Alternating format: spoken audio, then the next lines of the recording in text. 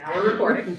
All right, so we were focused more on the community engagement side of things in the last two workshops. And this workshop is a little different in that it's much more focused on the technical side of things, on equity metrics and the quantitative side of the equity conversation as it relates to climate adaptation. So we're going to go ahead and get started here. I have a few slides here just to welcome everyone. Next slide, please.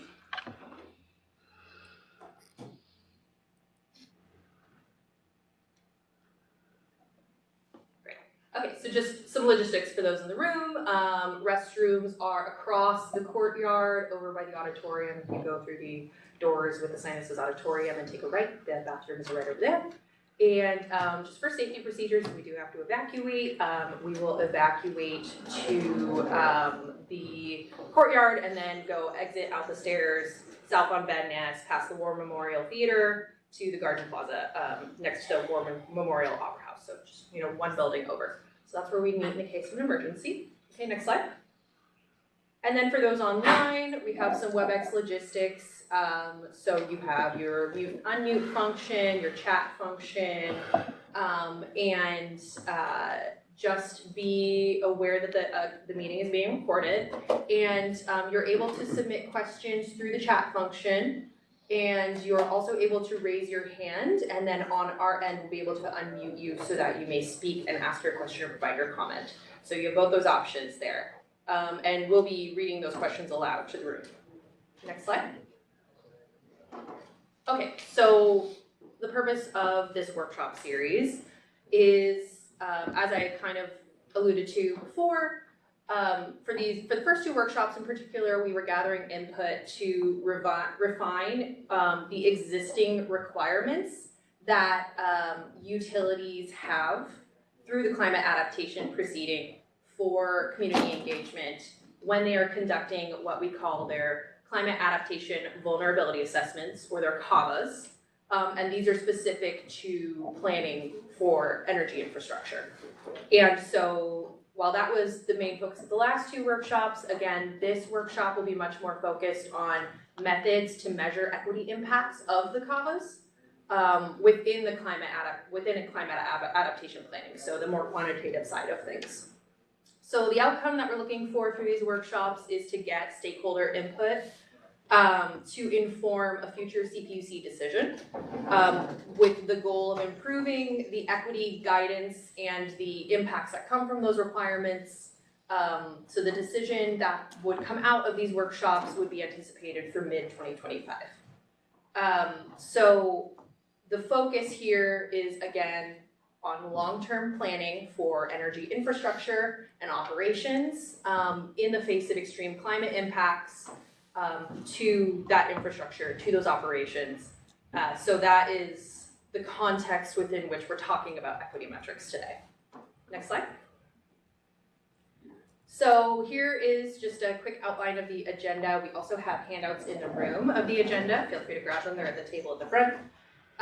So I'm going through the welcome here, and we're going to have some opening remarks from our commissioner and do a little overview and background before we get into our first segment of the morning, which will be largely focused on the utilities and their past experience.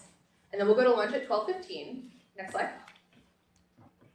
And then after lunch, we've got a couple more segments here where we have some great presentations from researchers and experts on the kind of emerging world of equity metrics as they relate to resilience and climate adaptation in the energy space. So we'll have two segments with a couple short breaks, and we'll be done here by 5 p.m. today. Next slide. Okay, so before we really get into it, this is just kind of a general community agreement. The workshop is structured to stimulate a lot of dialogue. This is a very conversational format for this workshop, so there'll be a lot of facilitated discussion. And it's important to keep our comments friendly and respectful and be present and, not speak over each other, all the usual stuff. And we welcome half thoughts. So, even if you're still kind of figuring out your comment, feel free to just throw it into the conversation and allow people to jump in and join as we kind of problem solve together. And then the other thing for those online, The chat feature is just for Q&A or any technical issues you're having. Okay, next slide. All right, and with that, I'm going to hand it over to Commissioner Houck to provide some opening remarks. So you should just Okay, can you hear me okay?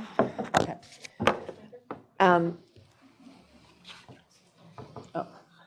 Just to be sure. Oh, okay.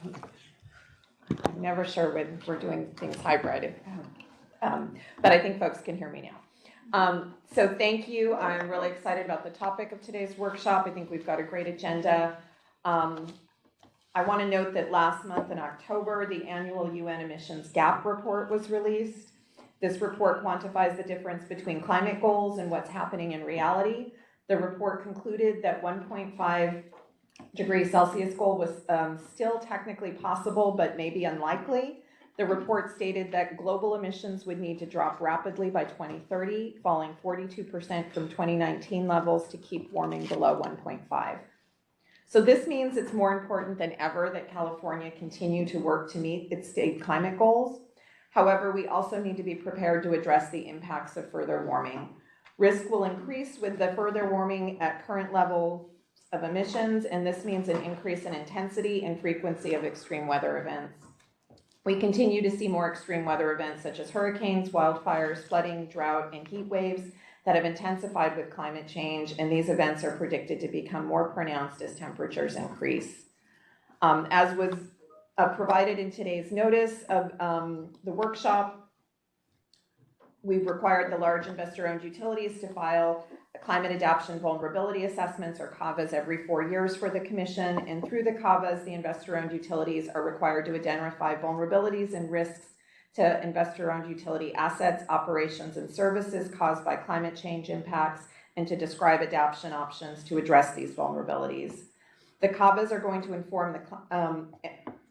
will inform climate adaptation investment proposals through the investor-owned utilities ramp proceedings and their general rate case proceedings, as well as any other proceedings where we're looking at these impacts to investment. So it's critically important that the investor-owned utilities provide meaningful opportunities for engagement, which Megan outlined as part of this phase of the proceeding, as well as looking at equity metrics and the impacts to disadvantaged and vulnerable communities of climate change. The work that we're doing here today and through other components of this phase of the proceeding is intended to ensure that the direction provided to the IOUs will ensure meaningful opportunities to participate in development of the CAVA through the community engagement opportunities presented by the IOUs, and this engagement is intended to be ongoing and iterative throughout the process from one CAVA to the next, and should be influenced by looking at how the equity metrics will play into development of those CAVAs and feedback from the communities. So Commission staff have prepared a packed agenda for today with a great lineup of presenters. I want to thank Megan Cook for all of her work in coordinating and facilitating today's workshop. I want to thank Zara Jamshed and Cheryl Cox and her team. I want to thank my advisor, Victor Smith, and my Deputy Chief of Staff, Amanda Singh Birmingham, both here today, for all of their contributions to the proceeding. I want to thank the presenters, the parties, and members of the community engagement panels and the investor-owned utilities for their work on this important matter and being here today to share lessons learned and recommendations on how to best utilize the equity metrics that we'll be discussing. So with that, I'm very pleased to be participating in the workshop. I do have a couple of conflicts where I may be in and out today. The workshop is being recorded. I do intend to watch the full recording and read any comments that come in. And again, my advisors will also be here to participate in today's event. And so with that, I want to get to the main highlights of today, and we'll hand it back to Megan. Thank you very much, Commissioner. All right, next slide, please. Okay, so many of you who've been participating in these workshops have seen a version of this presentation already, but just to make sure we're all on the same playing field of knowledge here, I'm going to go over some things about the climate adaptation proceeding and what it's about. So this proceeding has developed some key requirements for utilities that are already existing. So the proceeding requires, the commission requires the IOUs to assess forecasted extreme climate impacts on their infrastructure and on their operations for decades into the future so that they can identify options to mitigate potential threats, and those options are developed and submitted to the CPUC through the general rate case proceedings or through standalone applications. So the analysis that they're doing, the climate adaptation vulnerability assessments, the CAVAs, those are required to be submitted to the CPUC every 4 years and 1 year before their general rate case. And the utilities are also required to submit what is called their community engagement plan 1 year before their CAVA is due. And there are some specific equity targets that are required in that the community engagement plan is focused on disadvantaged and vulnerable communities, or DVCs, which within the proceeding are defined as tribes, the 25% highest Cal EnviroScreen scored communities within the state, and communities with a median income of less than 60% of the state median income. And so that's defined within the proceeding. And the other thing to know about the CAVAs is that they are informational documents. So they do not include any sort of funding decisions. That is done later within the GRCs or within standalone applications. They are just an informational document that is intended to inform things like the RAMP, which is a risk mitigation plan. They're intended to inform the general rate cases, the GRCs, and they can also be used in other long-term planning proceedings. So like the integrated resource plans or in gas planning, that kind of thing. So next slide. So that was probably a little confusing, so here's a bit of a visual to give you an idea of what the flow of the different requirements are. So first, the community engagement plan comes in, and then a year later, the CAVA is due. A year later, the RAMP is due, which we're not really talking about today, but just for your awareness. And then the general rate case occurs. So that's the general flow of the planning process. And if all of these acronyms are overwhelming, no problem. We have a handout in the room at the entrance table with all the definitions of these acronyms if needed. All right, next slide. Okay, so some recent events within this proceeding. The commission adopted a decision on August 1st of this year, which updates the climate science and analysis requirements within the CAVAs to require that utilities use the best available science as outlined by the California Climate Assessments through CalAdapt and by the Intergovernmental Panel on Climate Change, the IPCC. So specifically what that means is that the decision adopts a new baseline climate scenario, the SSP 3-7. Basically, it's a socioeconomic pathway. It's just scenarios of potential actions that humans may take in the future to mitigate climate change or to not. So basically, it's different scenarios of what emissions might look like going into the future and utilizing those scenarios for planning. The other thing that this decision adopts is what's called the global warming level approach for climate modeling. So what this is just instead of saying at what year will we hit 2 degrees, you would say, what will the world look like at 2 degrees? So that's the global warming level approach, is focusing on what the world will look like at certain levels of warming. The decision also requires the utilities to specifically examine the scenarios of 1.5 degrees Celsius and 2 degrees Celsius of global warming, and orders the IOUs to update requirements as the California climate assessments update their best practices so that this is iterative over time as climate science is improving.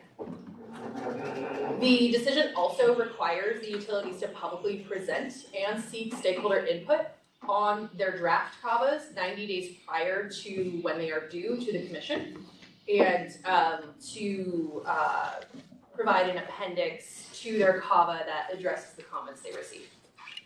And it also requires that the utilities, when submitting any sort of application through the GRCs or through a standalone application for any sort of investment proposal or any other proposals, that they demonstrate incrementality, prioritization, cost effectiveness, and justification of that proposal. And just to define incrementality, that basically just means that the proposal would not have occurred without considering climate change. So that's just to give a little definition to that. Next slide. Okay, so today's goals, today's focus, within the climate adaptation proceeding scope, there are specific questions that we are looking at within these workshops that we're going over, and this is also on the handout with the definitions, if you have it, so you can reference this. But so the proceeding at this point, we are looking at things like refining, so specific questions around how we should refine the community engagement process. So ways to reduce consultation fatigue, modifications to the definition of BBC, guidance regarding consultation and collaboration with local governments, guidance for tribal consultation processes. So this is a lot of what we've been talking about in the last couple workshops. Today we're, again, really focusing on what's highlighted here, the idea of additional guidance regarding methods and scope for the determination of community adaptive capacity in CAVA analyses. So, you know, getting more to that technical side again. Next slide. Okay, so this just kind of reiterates what I just said, but so today's purpose is we're identifying and examining and discussing the merits of different methodologies and metrics that can quantify impacts and benefits of CAVA planning in these ESJ communities. So this is going to be a technical deep dive, a little less qualitative than the last couple workshops. And some of the questions that I'm going to be drilling into in the facilitation, and my colleagues are as well, who will be helping me facilitate, really going to be looking at the pros, the cons, the use cases of the different methodologies and tools that are out there, opportunities for how approaches can complement each other, gaps and opportunities for further research and development in this space, and bringing it all home to how this can fit into the existing CAVA process, because that's definitely something I want you to keep in mind today as we're discussing, is that this whatever we're talking about would need to fit within the CAVA process, and where is it appropriate within the CAVA process for it to fit? Those are the kinds of questions we'll be talking about today. Next slide. So I'm going to get a little bit into, just give a bit of a high level description of equity metrics. I know I keep saying metrics and you're probably asking, okay, well, metrics can mean a lot of things. So I'm just going to give it a very high level overview and then let the experts speak because they know a lot more about it than me. So the existing process for incorporating equity into the CAVA process is very qualitative. We have these community engagement plans, and they essentially outline how utilities are going to engage with DBCs both before, during, and after the CAVA process.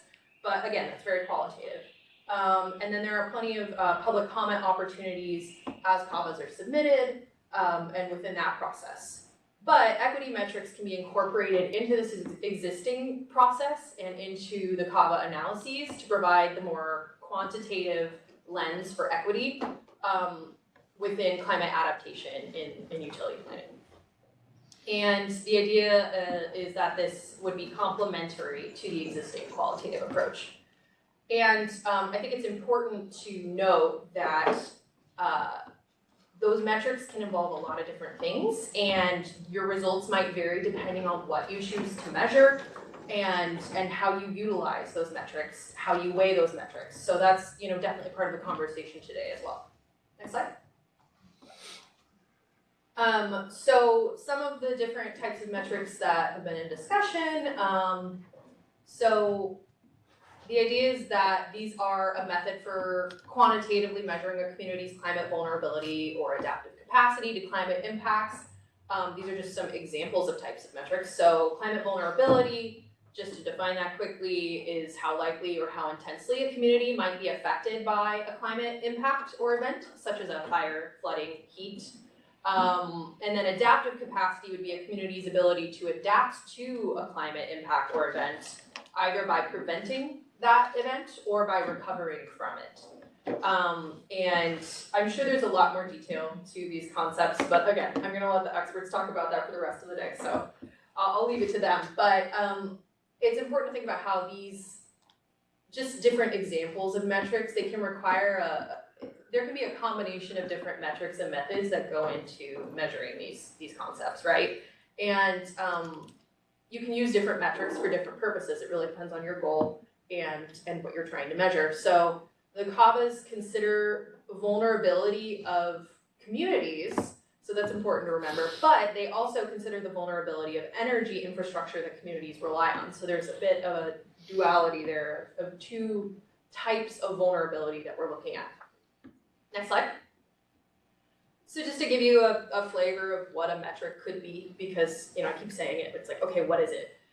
It could be a lot of things. It could be a census tract median income or a household's income. It could be the proximity to different resources like hospitals, grocery stores, that kind of thing. It could be access to transportation. It could be the pollution burden of a community. It could be the race or ethnicity or the age or the gender layout of a community. It could be physical ability or health.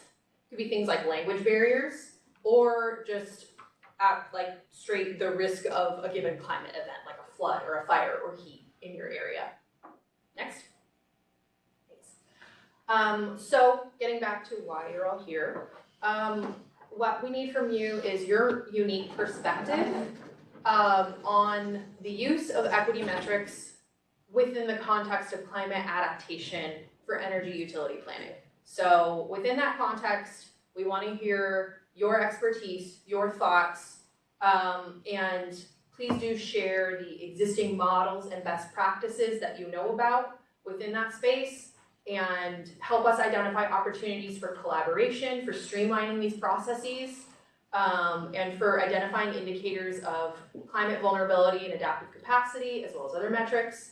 And also help us identify opportunities for further research and development of equity metrics for this purpose, for climate adaptation, for energy resilience. We really look to all of you to help guide us as we work on these topics. Next slide. Any questions? I know that was a lot. Any questions online? Sounds good. Okay. In that case, my presentation is over, and I think, next slide, we can go ahead and hand it over to our utility presentations. I believe first up is Nathan Bankston with PG&E. Yes, I am. Should I use this? Just in case. Okay, cool. Good morning, everybody. This is Nathan Bankston. I lead PG&E's Climate Resilience Program. Pleasure to be here today to share our experience. I think that the community engagement plan work that was supported by some of the others in the room, Michael McCormick, where are you? There you are, hi, thanks, is some of the work I am proudest of having been involved in for some of the ways that it pushed our company to meet community where they're at, to respect their time. I think from a process perspective, it was a real victory. And also, I think some of the questions that I'm here to talk about today are trying to both talk about the technical scope of what Megan just laid out, but also step back and ask the question, what outcome are we trying to cause? Because I think the tool that we use for measurement needs to really be aligned to that end. And I want to make sure we don't lose sight of that broader context as we talk about the details and pros and cons of each of the tools that we might use to measure community adaptive capacity. I'll also just say that that I personally am quite committed to equity. This is something that's a personal passion, something we've advocated for in our group within the company. And I say that because I think that one way to interpret what we're saying today is, oh, you don't support what we're trying to do here. And that's not the case at all. I think what we are trying to do is make sure that we're respecting everybody's time, and also that the time we are devoting to this, both on the side of our community partners and ourselves, leads to a better and different outcome. That's what we want to make sure happens. And I think some of our experience from the first round of community engagement showed us that there are some gaps we still need to overcome on that front. So the guiding questions that are on the screen really speak to that. How does assessing adaptive capacity support the outcome we're trying to cause? There are lots of methods to this, so which is best suited to the outcome we're trying to cause, and are we looking for a technical solution, a policy solution, or both? Today we're talking about different technical solutions to measuring something, but again, I think that needs to be selected, or whatever tool we choose within the policy, so the policy problem that we're trying to solve, which is equity in terms of planning for the future to make sure that energy infrastructure can serve people in an equitable way into the climate altered future. So with that, next slide, please.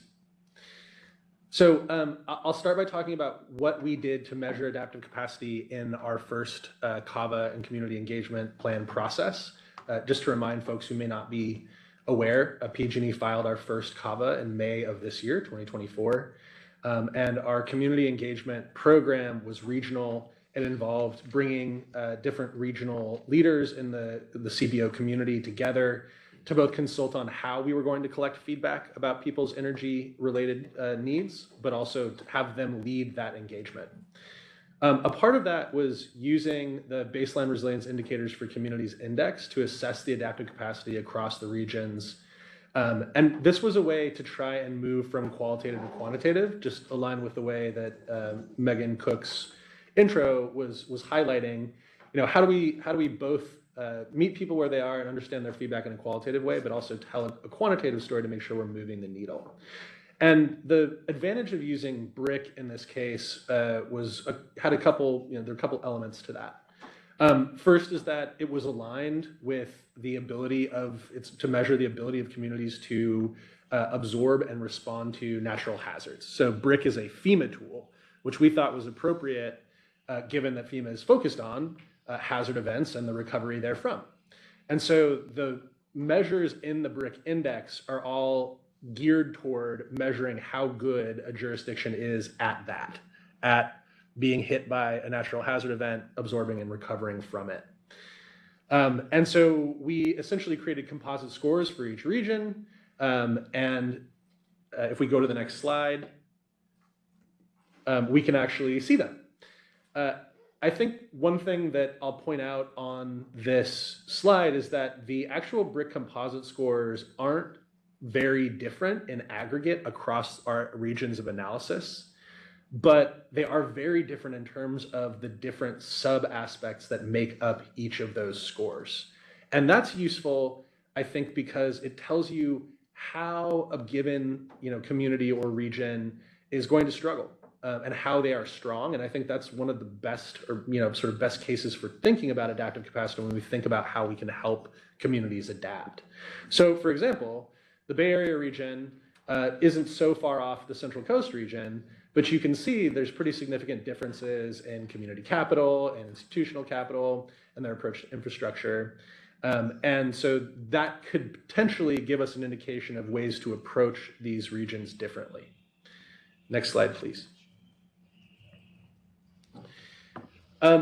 So now that I've very quickly gone over what the BRIC tool is and what it's composed of, and then very briefly talked about the results, we can go back to talk about them more if there are questions. I want to zoom back out for a moment and just reiterate where adaptive capacity is fitting into this process. So it did help us understand the specific challenges of each region, and it provided a data-driven counterpart to the RTAG feedback we got from on the ground. But there's more work to be done to accommodate this info and the broader investment planning process. So something that we've talked about in the past is that CAVA is a very long-term planning document. It's also one of many elements of a utilities planning process. So PG&E not only plans for climate resilience broadly, but also new business that's coming online. Obviously, wildfire is a climate-driven hazard that is already a very large investment priority. And then there's also considerations like just general reliability and asset health. And all those things combine together to, over time, create an investment plan on a multi-year cycle. I think that's really what I want to point out. We've talked in the last workshop that the time from input on a CAVA to something actually happening on the ground is half a decade. And that made us feel a little bit hamstrung in the community engagement plan process where actually delivering on the feedback that we've been given is so critical to maintaining trust and maintaining a partnership with the community members we served. We managed to navigate that by being very, very explicit and upfront about that circumstance. And also, I think that it would be better if we could move to a kind of format that allows us to push real resilience in the communities that we serve. And we can talk more about that in a minute. Next slide, please. So there are lots of data sets and metrics around that help us think about how both the utility grid is performing and how it's performing relative to various social characteristics of the communities we serve. We're going to hear in detail about some of these tools today. I won't read them off for you, but they all have different pros and cons in terms of what they're telling us about what to do. And again, the answer to which one to select depends on what we're targeting for. Are we attempting to target our community engagement related to the CAVA in a hyper-focused way? Are we attempting to actually target investment? Is it both?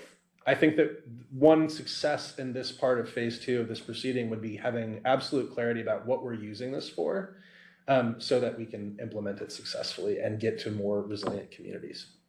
Next slide, please.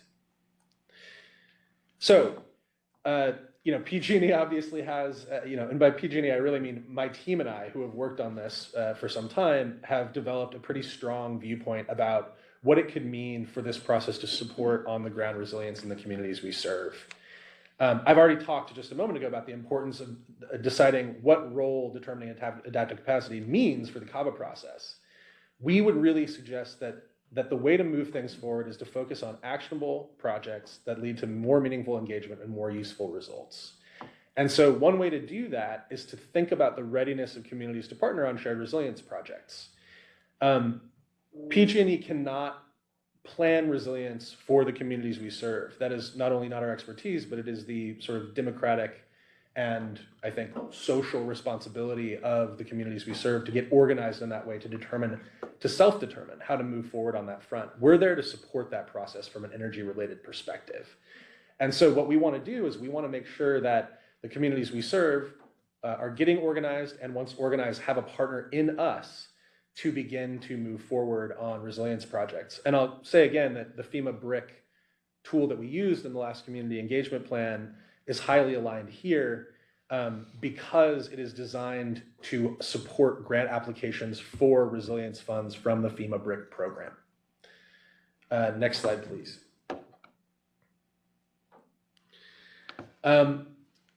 So we really need to, something that is true of the previous ruling, I'm sorry, I'm quite ill. I apologize if I'm a little bit clouded here. Is that local government was explicitly called out in a way that implied that it's a sort of impediment to moving forward on resilience. And there was direction in the previous ruling to when local government isn't responsive to community needs to sort of go around them.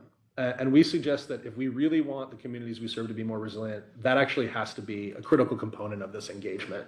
Local governments are responsible for for engaging with the communities they serve and developing local climate resilience plans. And our job is easier when we can meet with communities that have gotten organized in that way, and then begin having that conversation about what to do next.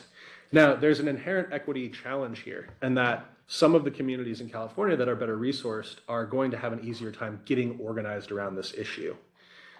So we have to be careful about how we target who is ready to engage with us. Maybe it's a funnel of, okay, we're talking about the universe of DVC communities, and across that set of communities, we have different levels of readiness. And it's not just that we want to cherry pick the ones who are most ready, but that the way we engage makes sense for where they are in their process. And I'll go back to the experience we had in our RTAG process, Resilient Together Advisory Group process, where many of the CBOs we were talking to were from communities where resilience planning wasn't happening yet. Many of the CBOs didn't have resilience in their name or mission. They're focused on direct service provision and housing and healthcare and nutrition. And one of the benefits of our engagement was that they learned about how to think about this issue and how it relates to what they're already doing. But the point is that you can only get so far in pushing for community resilience when the community itself is not that mature in thinking through how that's going to go. And so it's going to be really important to target our engagement, target the form of our engagement based on how ready somewhere is. So what I mean by that is one community may be ready to partner on an actual grant. That would be fantastic. Another community may need some financial assistance to even get some local resilience planning going. And we need to make sure we recognize across the spectrum that engagement should probably be tailored differently based on where they're at to have a meaningful outcome. Next slide, please.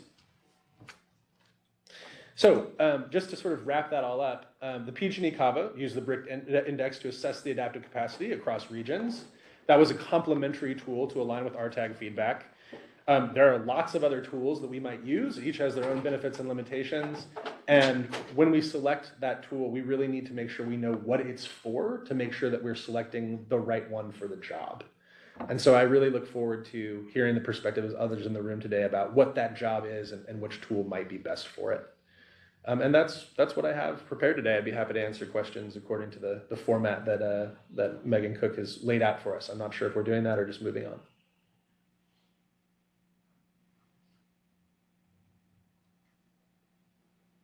Megan, shall I pass it to the next utility, or are we doing questions? Let's go ahead and pass it to the next utility. Great.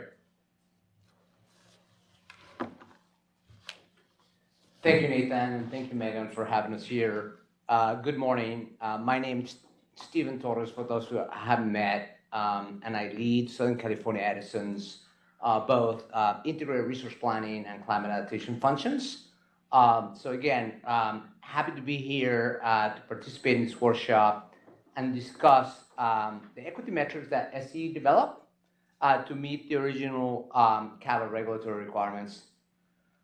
I wanted to sort of perhaps preface my comments by sharing that SCE is not necessarily advocating for the adoption of these metrics, but rather advocating for a quantitative adaptive capacity metric at the census tract level that allows to differentiate relative adaptive capacity strength among DVCs. So I just kind of want to make sure that that's clear. Next slide, please.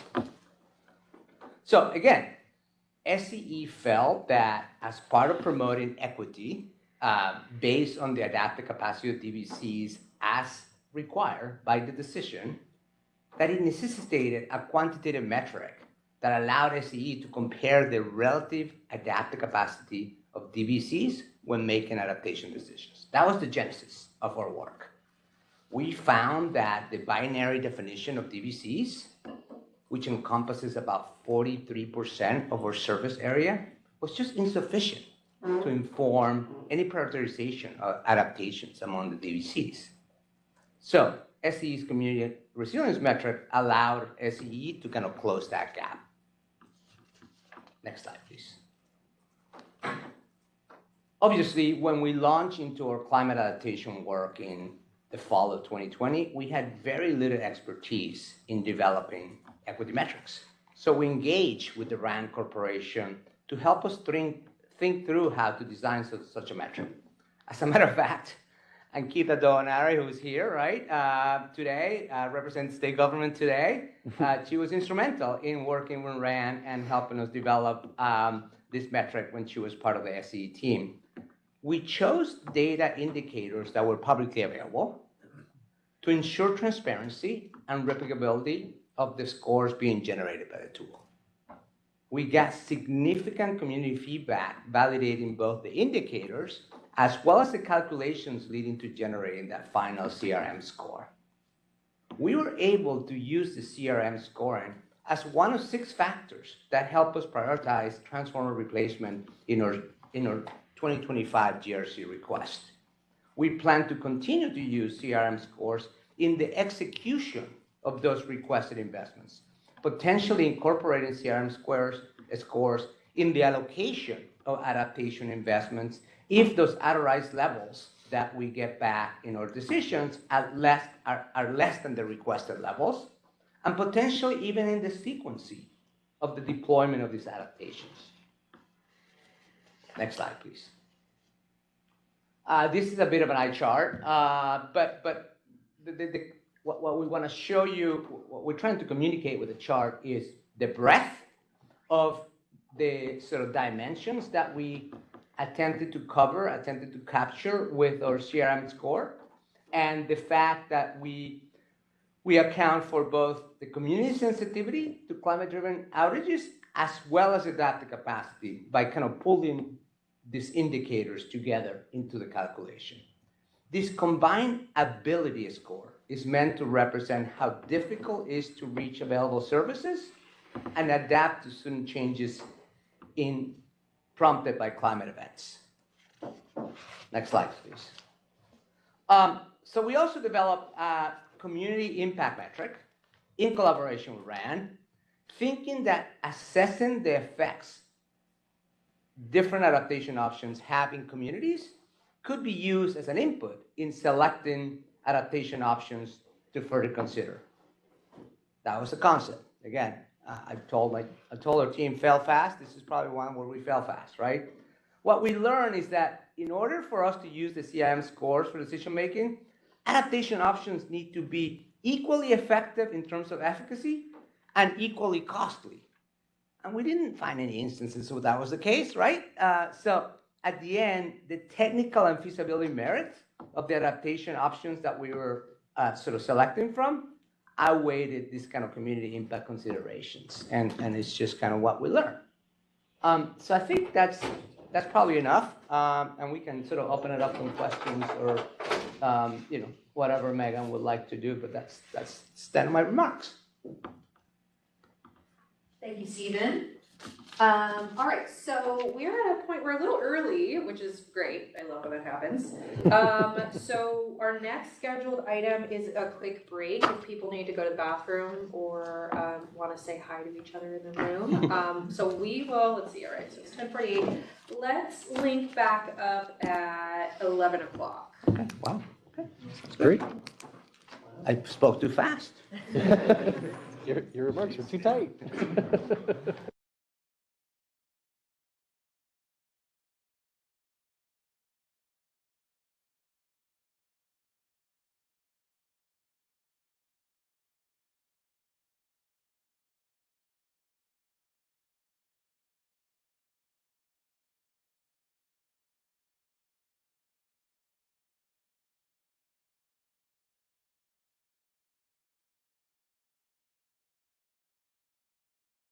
Hello, I just want to test my audio.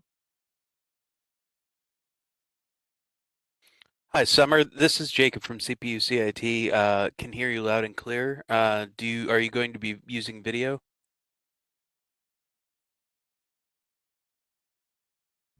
Yeah, I will. Okay, great. Thank you. All right, thanks.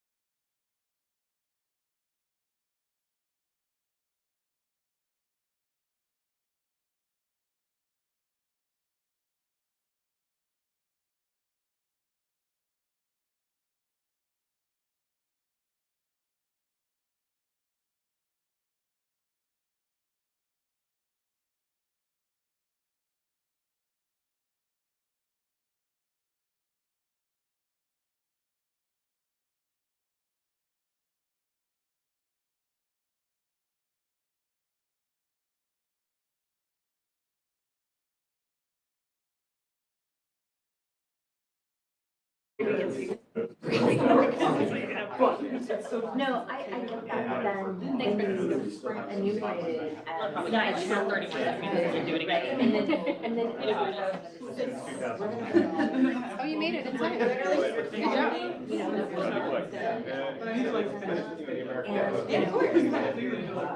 How is it out there? Is it, oh yeah, it's pretty gnarly. Yeah, just in time. I know, I'm like, this be the day where we're all mowing our grass. right, they've got maybe. Well, at the very least, it's easy without the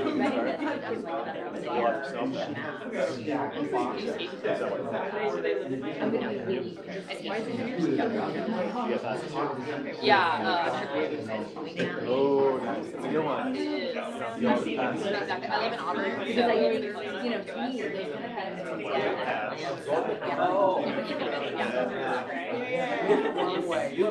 very intentional. My partner is like a lifelong skier. I have been Or someone you're gonna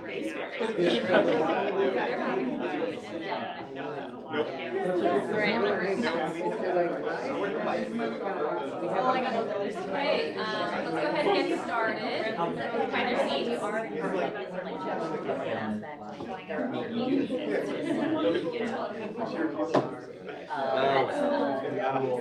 You know, we've been working on that, if we maybe have an ethical remedy, you guys, you know. All right, so our next presenter is Summer Ferreira Rhodes with Sandia National Lab, and they are online, so I will go ahead and hand it to them, and Francisco, if you can bring them to the stage then. Thank you so much. Thank you so much. So I'm going to be talking to you today about how we've done integration of equitable resilience metrics into utility planning. This was a project we did in collaboration with Southern California Edison and the Public Utility Commission over the past couple of years, and we have just released a report as a basis of our one-year study, and I'll be going over that today with some follow-up remarks from SCE at the end. Again, my name is Summer Ferreira. I'm the manager of a department called Renewable and Distributed Systems Integration. That's part of our electric grid security program at Sandia National Laboratories.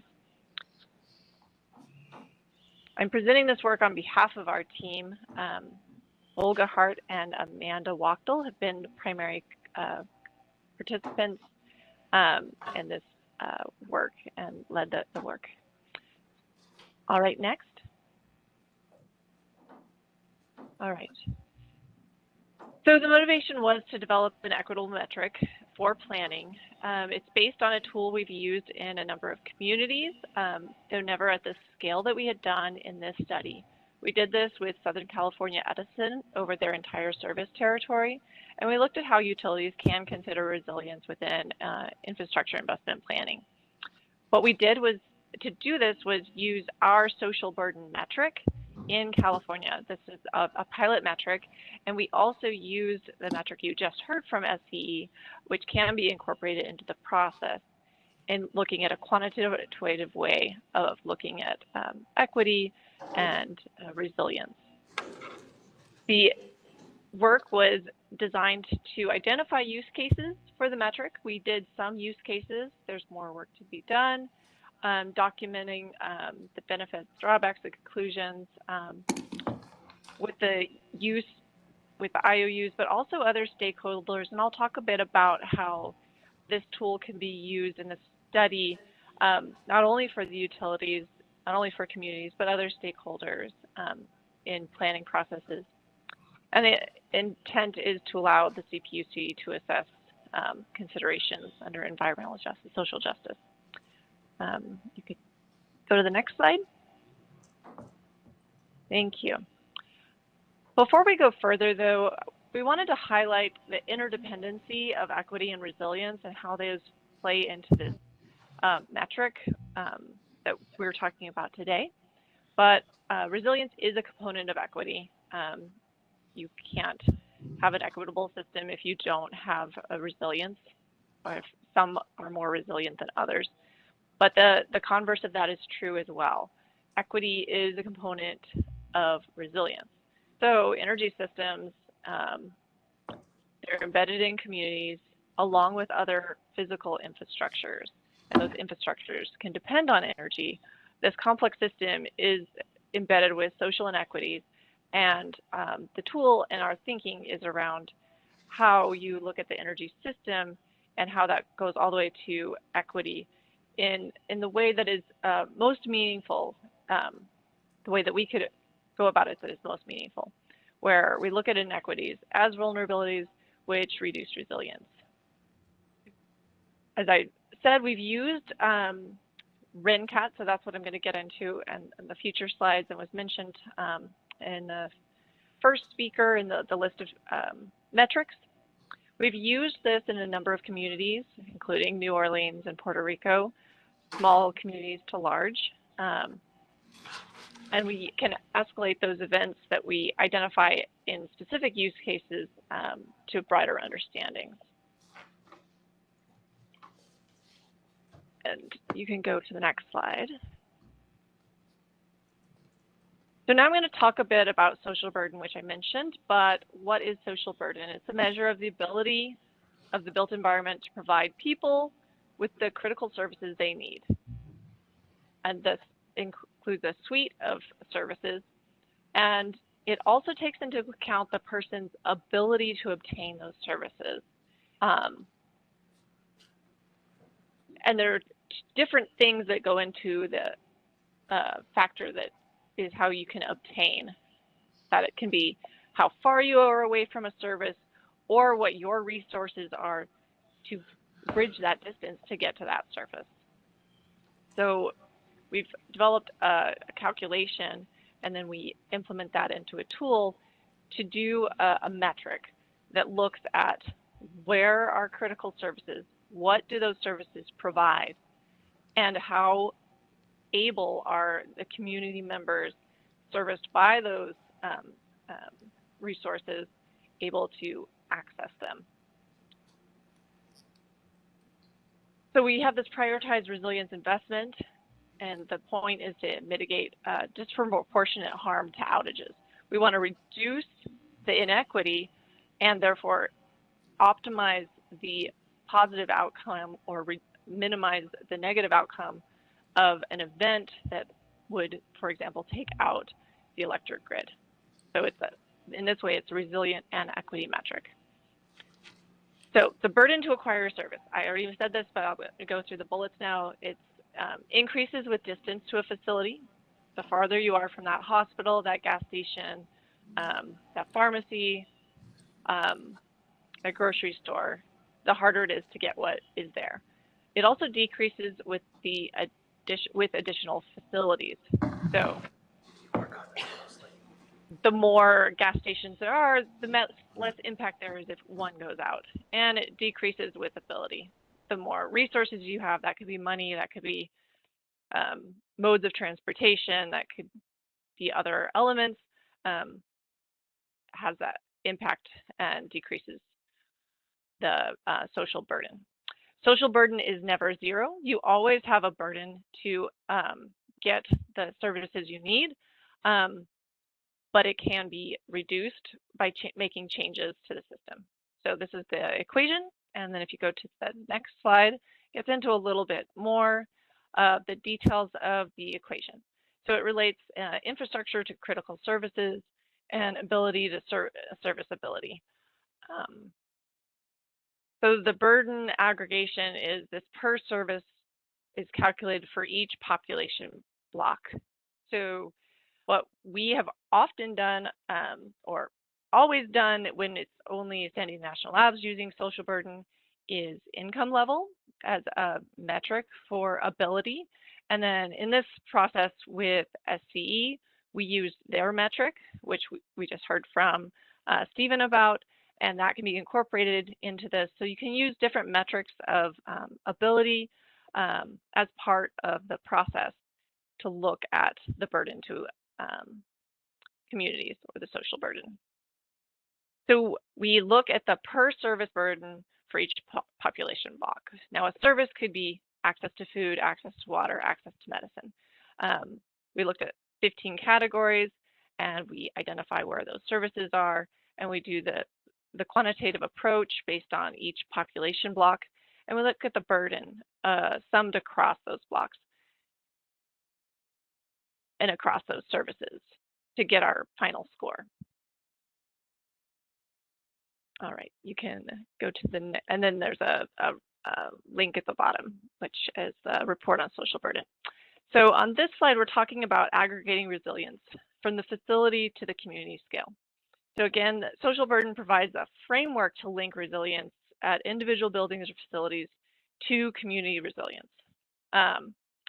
What's unique here is we're looking at the impacts of the power outage, but not in a traditional sense that we use safety or safety, but we want to know how are people affected by a power outage? What are they not able to get, or what is their increased burden to get what they need to get?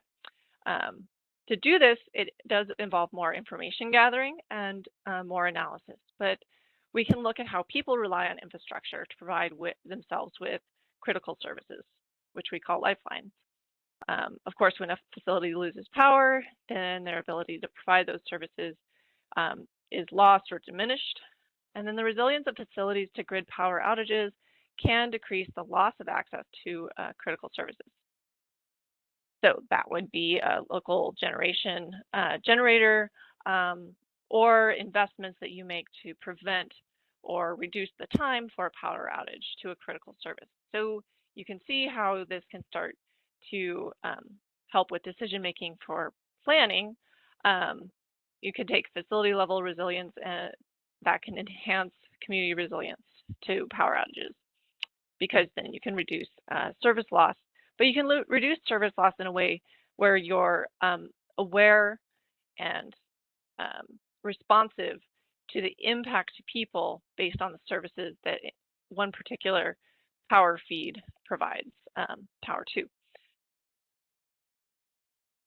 This process is used in a black sky scenario. I've referenced a few times now how are people impacted when the power goes out in a resilient scenario. But this tool can also be used in a blue sky scenario, which we use that term to mean when the grid is powered. All available facilities are online. As we're all aware, there are equity or access issues that exist in the world. We're all familiar with food deserts, for example. If you keep the power up and you add resilience so that it would never go out, the utility company cannot be responsible. It's not their purview to make sure that there is not a food desert. So you can provide all the power you want. If there are a lower number of services or services are farther away or of lower quality, then the social burden is higher in a blue sky scenario. And this is something we have to consider and is something we can use and develop metrics around.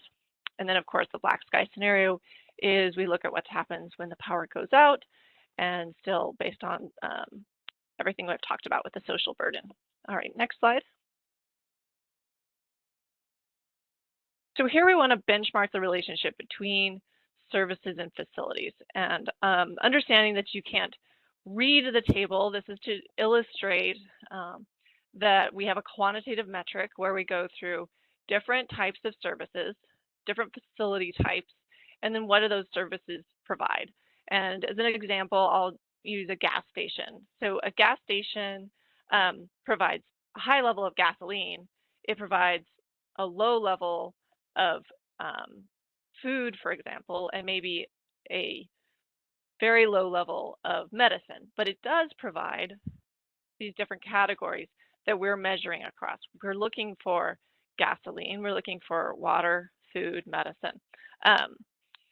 So it's granular in the sense that we can take one facility, one infrastructure, one actual building, and parse it into different critical services, and then give it a score of what level of service that provides. Then we look at how far that is from a certain census block, how difficult it is for people in that census block to achieve services. And again, those are the types of things that go into this social burden metric. So we look at the relationship between those facilities and service. And again, it says many to many. A single facility can provide multiple services. The same critical service can be provided by multiple types of facilities. And by doing this scored approach, then when we do our math for the social burden, it can be sensitive to the impact to humans of what they need to get. So we take the GIS database that was created for the SCE territory to represent the relationship between these facilities and services. We used 54 types of facilities, 15 different types of critical services. This all summed together to over 33,000 individual facility locations, which you can see in the map here. And then next slide. So once we put all the data in so that we could develop the social burden metric, then we want to see the impact in the event of some kind of extreme weather. So to do this, we evaluated community resilience to climate scenarios. Again, the black sky scenario can represent a partial or total outage of the grid. What we did here were partial outages. These were based on 8 scenarios that are listed out on the left and shown on the map on the right. These came not from our own analysis, but these came from CAVA analysis by SCE, where they identified 4 potential, these were not actual, so these did not happen, but these are polygons that represent where the grid could potentially go out as a result of either a flood shown in blue or a fire shown in red. We ran the analysis based on each of these outages and then looked at the impact on the social burden to do some case studies and understand the difference in the numerical values for the communities in and out of the service area. So again, it was a hypothetical based on SCE's prior analysis from their 2022 CAVA. All right, go on to the next slide. From there, we want to help quantify impacts and explore root causes. So if we start on the left, how do outage impacts propagate and how sensitive are people within particular hypothetical outages, outage extents? So we can see relatively the social burden can be higher in some areas than others. We see higher levels of burden in general in areas that are more remote, which is a logical outcome because a more remote area will have fewer services. So if those services are taken out, you can have a bigger impact on social burden. If the one gas station in your area goes out and the next one's 20 miles away, that's different than a more densely populated area that have more resilience built in, for perhaps based on close redundant services. So how sensitive are people within particular hypothetical outage extents? We can see how the levels of impact vary across the different regions. So which parts of the service area start off more burdened before any outage, and then how much additional burden is there? So in the next slide, we'll see this represented as well. And I've alluded to it earlier. It matters what your baseline is, where you're starting with, what services are available to begin with, because the electrical service, the presence of electricity or absence of electricity can't impact, again, whether a grocery store is there and whether there's a food desert. So where would community resilience be enhanced by additional investment?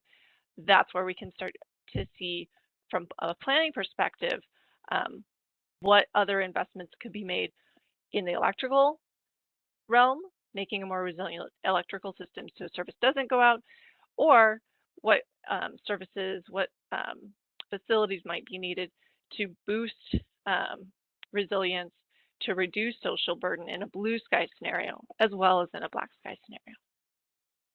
So those are some examples of the outcomes in the SCE territory, which again this is the, well, not again, but this is the largest area we've done this analysis for with the RenCat tool.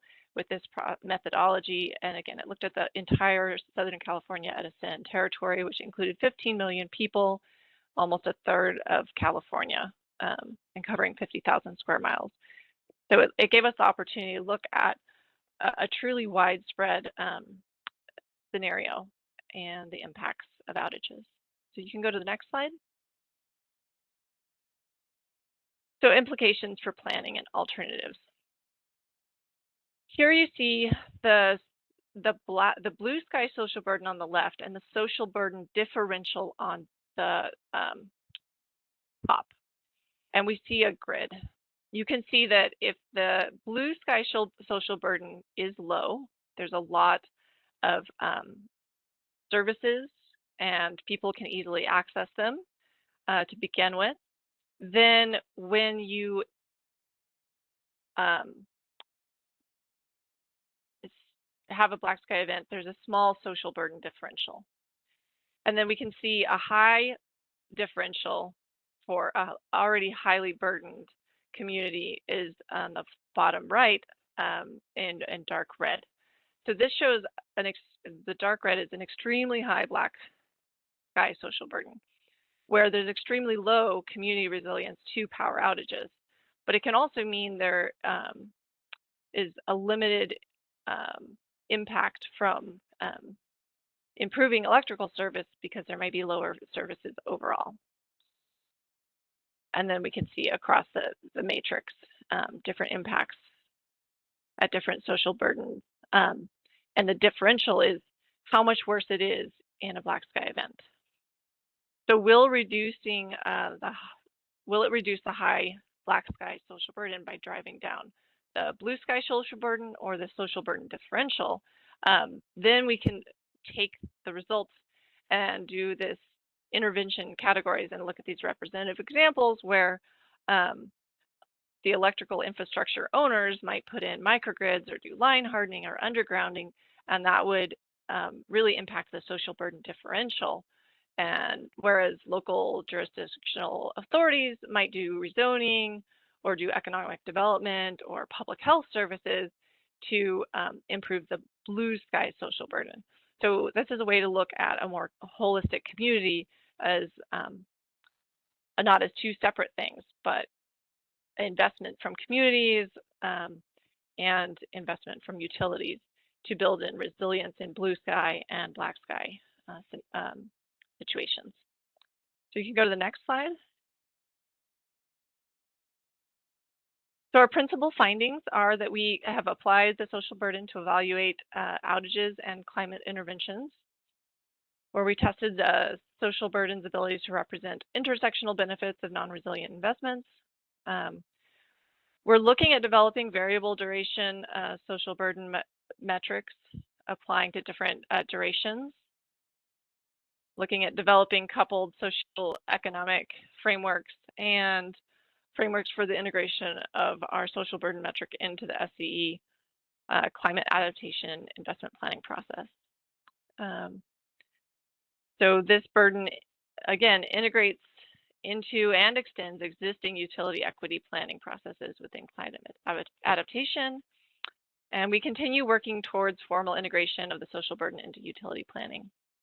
Some things we're doing is community engagement. That's a part that was not in our initial study, but is an integral part of this process and something we've done in other communities. And it provides ground truth, and it's a tool that can be used for community engagement. We do analytical support for outage extent predictions. That's something that we've been asked to do and would be interested in extending this work into. And we've also been asked to do more user-friendly GUIs for utility adoption, and we're certainly working towards this. If you can go to the next slide. One example is in the time since we started this process with SCE, we've added to the RenCat ecosystem. We've added 2 new tools, the QGIS social burden plugin and the GeoCricket tool. These are both lightweight, open source tools that can be used more by the layperson or the community stakeholder or a utility to start running their own scenarios outside of a formal project with the national lab. The tool can be, the whole ecosystem, all the tools can be downloaded, and we have guides, white papers, and then again the report we just put out from SCE, so that these can be used with ourselves. We can extend it here with SCE, but also more and more they can be used independently in a more democratic process. And it really is a tool for a participatory process with communities in looking at equity in a way that is it's a communication tool to share across stakeholders and to learn from. All right, so if you can go to the next slide. That's the end. I'm sharing here some of our additional resources. I've mentioned a few times, but we have the new report out based on this work with Southern California Edison. We participated in 3 public webinars with the CPUC that you can access. There's further reading, and again, the tools are available for download and for use. With that, I have finished. I don't know if we're taking questions, but thank you. And thank you for having me. I'm sorry that I couldn't be there in person.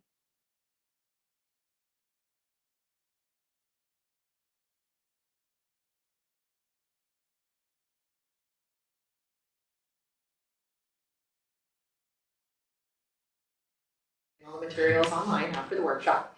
So all this will be available for reference. And I am going to hand this over to Stephen Torres at SCE for some additional remarks. Yeah, thanks, Summer, for kind of walking us through this, and Megan for the opportunity to comment. So obviously, we were involved in this initial phase of this work. And we felt initially that the distance to critical services dimension that's incorporated in the RENCAD tool, it's definitely an improvement over our CRM tool, and that's one of the reasons we engage. Furthermore, social burden differential reduction in DVCs from specific adoption investments could be used as a metric of equity achievement from climate investments. So there's potential here. However, the initial phase of the collaboration has helped also to shed light on some research gap that we need to address before the tool can be used to guide our use climate adaptation planning and investment processes. So let me highlight 4 of them. The first one being the geographic granularity of impacts. In our original collaboration, RENCAD calculated social burden impacts for customers throughout the full extent of the service territory from a given outage, hypothetical outage. For example, a hypothetical outage in Long Beach could produce an estimate of reduced social burden in Bishop, which is approximately 300 miles away.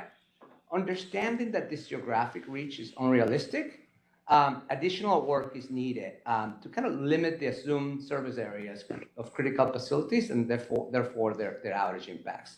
So to address these needs, we think that more research is needed to better understand the appropriate geographic scope in which outages, power outages, and the loss of digital services may affect customers. For example, realistic service area radiuses of different type of facilities, right? A cell tower versus a grocery store or a hospital. How do these service areas might differ from urban versus rural versus tribal?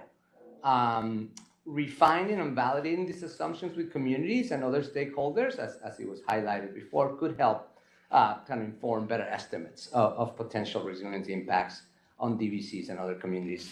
The second area of improvement we feel is around the geographic methodologies for rural areas. In our original, again, in phase 1, RENCAD calculated distance measurements from the centroids of census block groups to point locations of critical services to kind of estimate that effort needed to kind of reach the services. That works well when you effectively, this assumes that the CBG entire population is located right in the middle of the census block group, right? Again, that works well potentially in sort of in urban areas, but it may not work well in rural areas. So that I think there's some more work to be done around that piece of it to kind of better sort of depict, if you would, rural populations.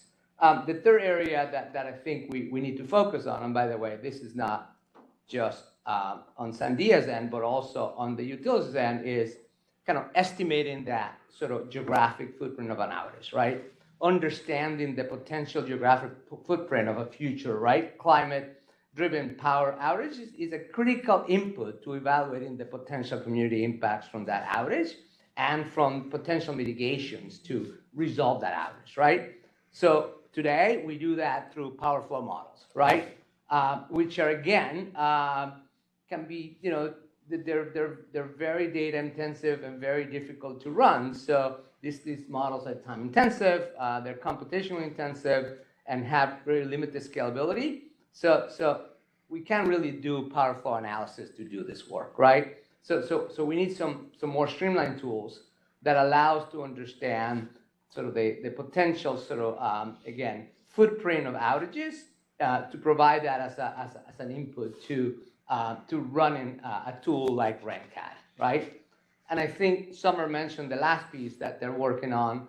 It's this tool needs to kind of be at the end of the day self-service, right? At the end of the day, it's probably unfeasible for us for utilities to send, you know, terabytes of data to a national labs to perform the analysis, especially when that analysis is likely to be iterative, right? So having a tool that is easy to use by both utilities and other stakeholders, as well as kind of computationally light, is something that we gotta get to for this tool to be kind of, if you would, adopted. But in general, the reason we engaged in the collaboration is because we saw potential, and we still see potential in this tool as being this, again, this potential measure of social burn reduction from adaptation investment. Thank you very much, Stephen. Okay, so those were our key presentations for this first segment of the day. A lot to take in, a lot of great information. So now we're going to go into a facilitative discussion section. So I'll be leading with a few questions, largely directed at the utilities to start, and at Sandia and at Rand Corporation. Teleclean, I believe, is online. Simply because they've been working with utilities, so we're gonna kind of focus on that for this first segment. So the first question that I want to start with is, so we've heard a lot about what's been done to date by the utilities, and I'd like to hear more on what PG&E and SCE and the researchers think were the greatest successes so far, things that should be replicated or that were the strengths of the work to date. Would love to hear a little bit more about just highlighting that. Would you like to go first? Sure, I can go first. Great. So, in our view, having this kind of relative DVC adaptive capacity lens that we got from the CRM was helpful, because we did use it for prioritizing our service transformer GRC request, and will be using for any allocation and any sequencing of actually implementing these adaptations across our service territory. So I think it's a good guidance. But again, it's not about the CRM being SEEs, but that relative measure is really what came out as being valuable. Yeah, I think for PG&E, the first CEP was successful from a process equity perspective. So, you know, it was one of the first times that we had a schedule of payment for the participants in the Resilient Together advisory groups, and that was across the board rated as something that they really appreciated. It felt like they were being respected as experts. You know, we took the time to make sure that their input was part of the design of actual outreach, and they executed it, so they felt empowered in that way. From an outcome perspective, I really think that the best thing that happened is that we were able to connect some of the CBOs that we engage with to existing resources. So on the one hand, very, very happy that, you know, we had, you know, some care signups as a result of this engagement. On the other hand, I don't think that that's the level of scale of impact that this is really trying to go for. So I'll say that too. Great, thank you. Summer or Kelly online, any thoughts on what the strengths were in utility work thus far?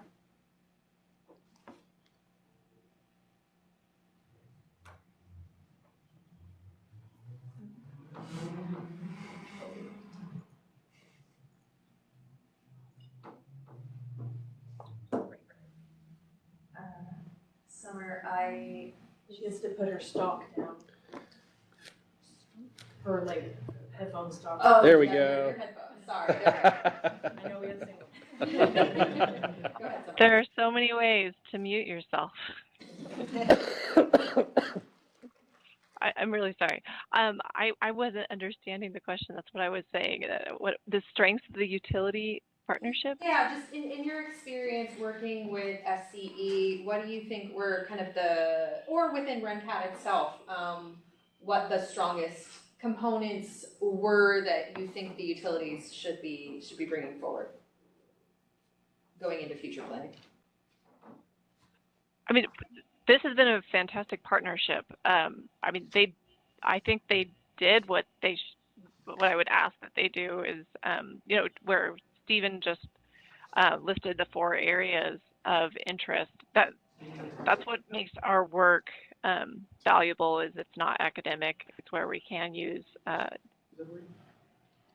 community process to understand how to improve the tool, improve our tools, but in this case, the tool, RenCat, it's strengthened our research, it's strengthened our science. We have great next steps. It's strengthened our tools by putting out new tools that are more usable. So going forward, that's what's so valuable, is making sure it's applicable. Thanks, Summer. Looks like Kelly might be having some technical difficulties, so we'll circle back. So on that same note, I do want to ask PG&E and SCE about, we're talking about strengths, but where do you think the space for improvement is, or what are you hoping to do next to kind of fill some of those gaps and weaknesses? Yeah, so as I just stated, CRM is helpful in prioritizing things that we're going to do.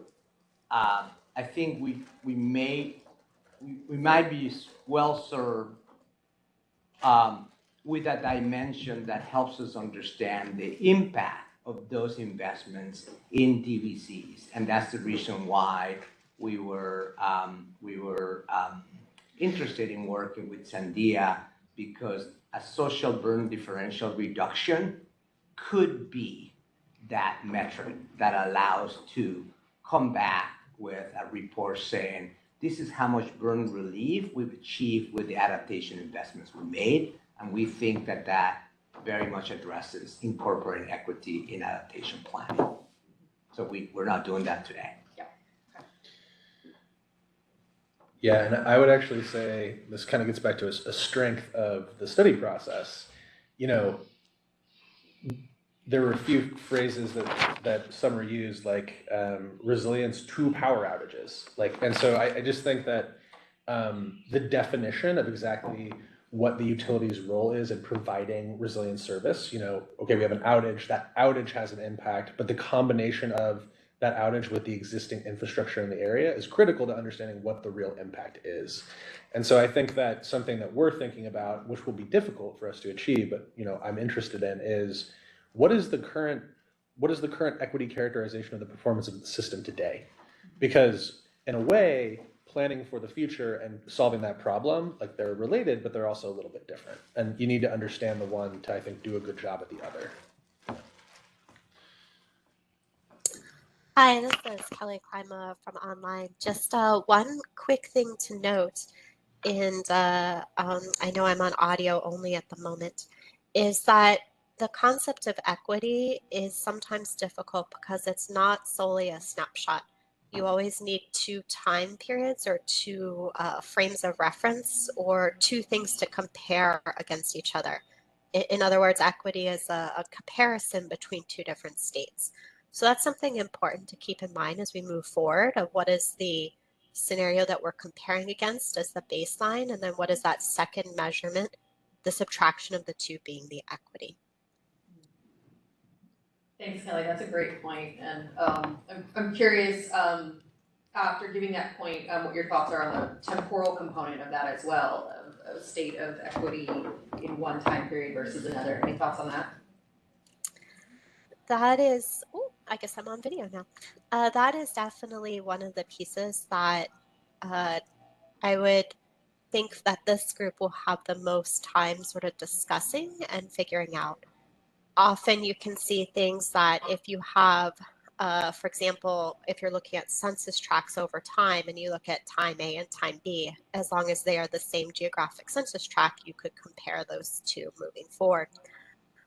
But with other pieces, it's not necessarily as easy. So the important piece is a clean, and in my mind, extremely clear to the public who will be using this definition of what you would like as those comparisons.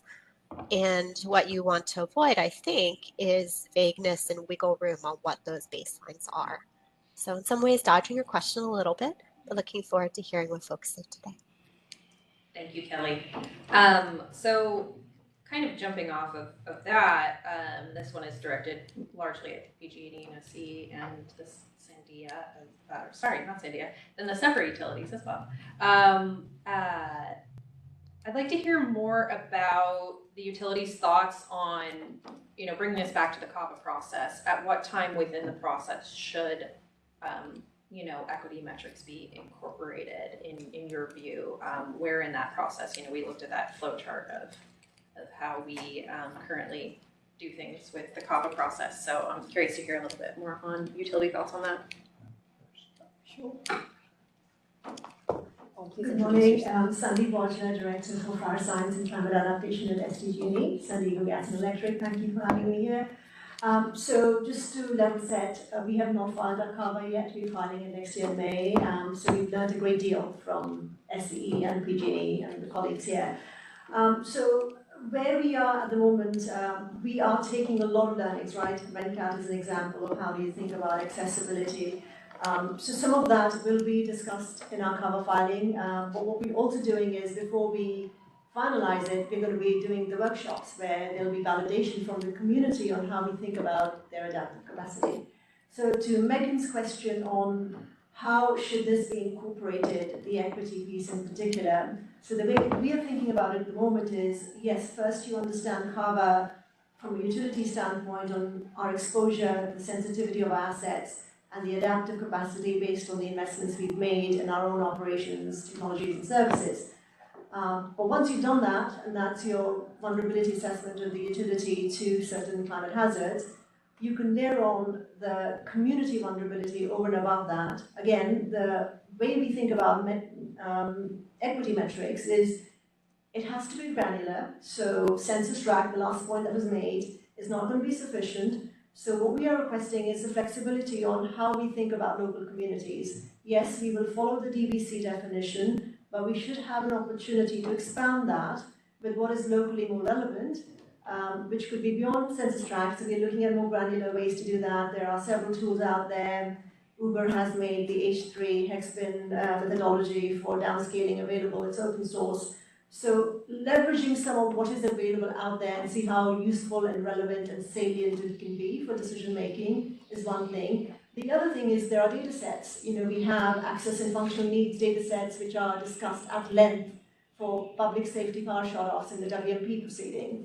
Can we take some of that data and expand it beyond the high fire threat district across the service territory to understand access and functional needs? That's one area we want to bring in. The other bit that was just discussed on critical facilities, right? Accessibility, the availability of these facilities, and the proximity of these services to these communities, access and functional needs and others. Those are all data sets which we are really trying to explore in the context of Community Vulnerability Index. And once you have that, and then you intersect that with what you've understood your climate adaptation vulnerability assessment for the utility to be, you can get into the prioritization of what is the solution fit for purpose, where the two are intersecting, and how do we think about investment guidance. So that's where we are, and pass it on to Stephen. Sure. Thank you. Two metrics that were discussed today and our perspective on where they fit in the CAVA process. I'll start with the readiness metric that the PG&E team has brought forward. I think the readiness metric really opens up an opportunity for us to potentially tailor our community engagement based on the readiness and ability of communities. And I think if we're going to do that, we probably need to do that very early on in the CABA process. We probably need to do that as part of the CEP, probably, right? So I think that's where I feel that the readiness metric kind of comes to play and could be helpful. I think, as you mentioned, in terms of the sort of the adaptive capacity and any adaptive capacity or social burden measuring, it really comes to play once we've defined at-risk and adaptation options in terms of prioritizing those, in terms of in terms of potentially allocating those, in terms of sequencing those. So it's really kind of a post-CABA metric that is used. And that's kind of the way I think about the two metrics and how they could be used. Yeah, I'm a little apprehensive to answer this one because I think it's actually quite a big and important question. So I think that the work that SC did with Sandia is really an important starting place in terms of understanding what the utility's role in providing resilience service is. So it's not just what is an outage, but what does an outage mean for this given geography? From there, you can then begin to contemplate how you would invest differently, perhaps. And I think that readiness has to be a consideration on both ends. So in our work on our upcoming community engagement plan to support the 2027 CABA filing, which we're already getting organized around, one of our priorities is to take the results of the last CABA and go to both local government and community and say, here where we see problems with our infrastructure, does that overlap with your problems? And that's how you get to partnerships and other actual projects that build resilience on the ground. And so yes, it's readiness on the front end to be like, what are the kinds of communities that we have, where are they at in the process, and what tools do we have to meet them where they are differently? But it's also, once the CABA is done, to go back and say, who's ready to partner in what way? So I think it's both. Thank you very much. So we're talking a lot about this concept of a readiness metric. And I'd like to hear a little bit more with the use of something like that. How do we ensure equity in that process of identifying who's ready and how utilities can partner with and support different communities, different local governments, as if we were utilizing something like that? Yeah, thank you. So I have a couple thoughts here. So the first is that, I think this analysis is really a stack, right? The stack is utility infrastructure, the performance of that infrastructure, then layering on the sort of what does an outage mean in a given specific area, and then what are the characteristics of that community. And you really have to consider all of those if you want to start meaningfully investing in a way that changes outcomes for equity. I think that there are lots of ways that we could decide to slice and dice and target that conversation. I also think that resilience is a shared goal, and one of the huge benefits, or the biggest benefit potentially, of the last CEP process we engaged in was connecting local government with information and resources, communities, CBOs, with information and resources that they didn't have before. So something that always comes up in the context of the ILC ICART, that's the old OPR, hello? They're constantly trying to get money in the hands of community, right? And so we were that's something that we want to be armed with when we go talk to local government and community next time. Like, hey, we can't support you in this way, but we know someone who can. And so I think that gets back to the scaffolded approach. I've heard Stephen talk about ready and willing, not ready and willing, and sort of all the variations therefrom. And we need to tailor our approach to sort of meet them where they are. So we're not going to come and propose a FEMA brick grant to a place that's willing but unready. But we might come and say, by the way, are you aware of all these SGC planning grants that you should get involved in? And if there's an energy element, maybe we'll partner on that. Yeah, I kind of echoing what Nathan said, this idea that it allows, potentially the readiness metric allows to tailor our community engagement to those 4 buckets. So not exclude, but tailor the community engagement to the needs of the 4 buckets. So we may have to spend more resources in willing and unable, and then we really need to think about how we tackle unwilling and unable, right? So again, more work to be done, but again, probably a different approach for each of the 4 buckets. The only thing I'd like to add is, it's not just the readiness and the willingness, right? It's also communities and cities and local governments may have ideas on how to think about resilience measures. We covered that as part of Red Cap, right? Blue sky only gets you so far in adaptive capacity. And communities may have invested themselves in hardening measures. So understanding that through community engagement is what we want to use to inform our CAVA. Right, not arbitrarily coming up with all the indices and the measures and metrics and then going to the community, but really sitting down with them, sharing what we are seeing for exposure, what we are seeing for the likelihood for the outage, where we are seeing it, and then say, well, we want to invest in these areas. Will that help in this time frame, right? So that kind of transparent, accountable discussion is what CAVA enables. But we've got to do that at the terms of the community, not just the compliance obligation, right? We've got to do that every opportunity we get through the CBOs, and we discuss tribal engagement, which is very different from non-tribal engagement. So the language we use, the words we use, how we do this is equally important as what we do. Can I?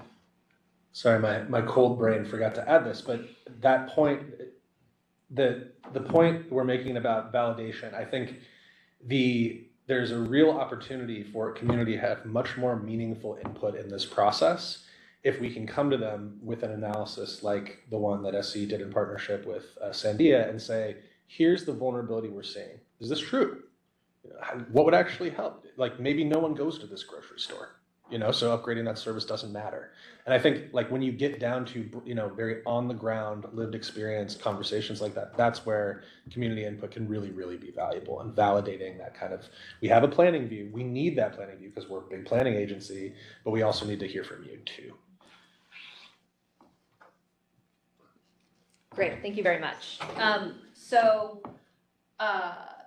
The next thing I'd like to get at in this discussion is affordability. And so I know I explained earlier that the CAVAs are informational documents. They do not include investment decisions of any kind, but they are intended to inform future applications, whether in a general rate case or a standalone application to the CPUC.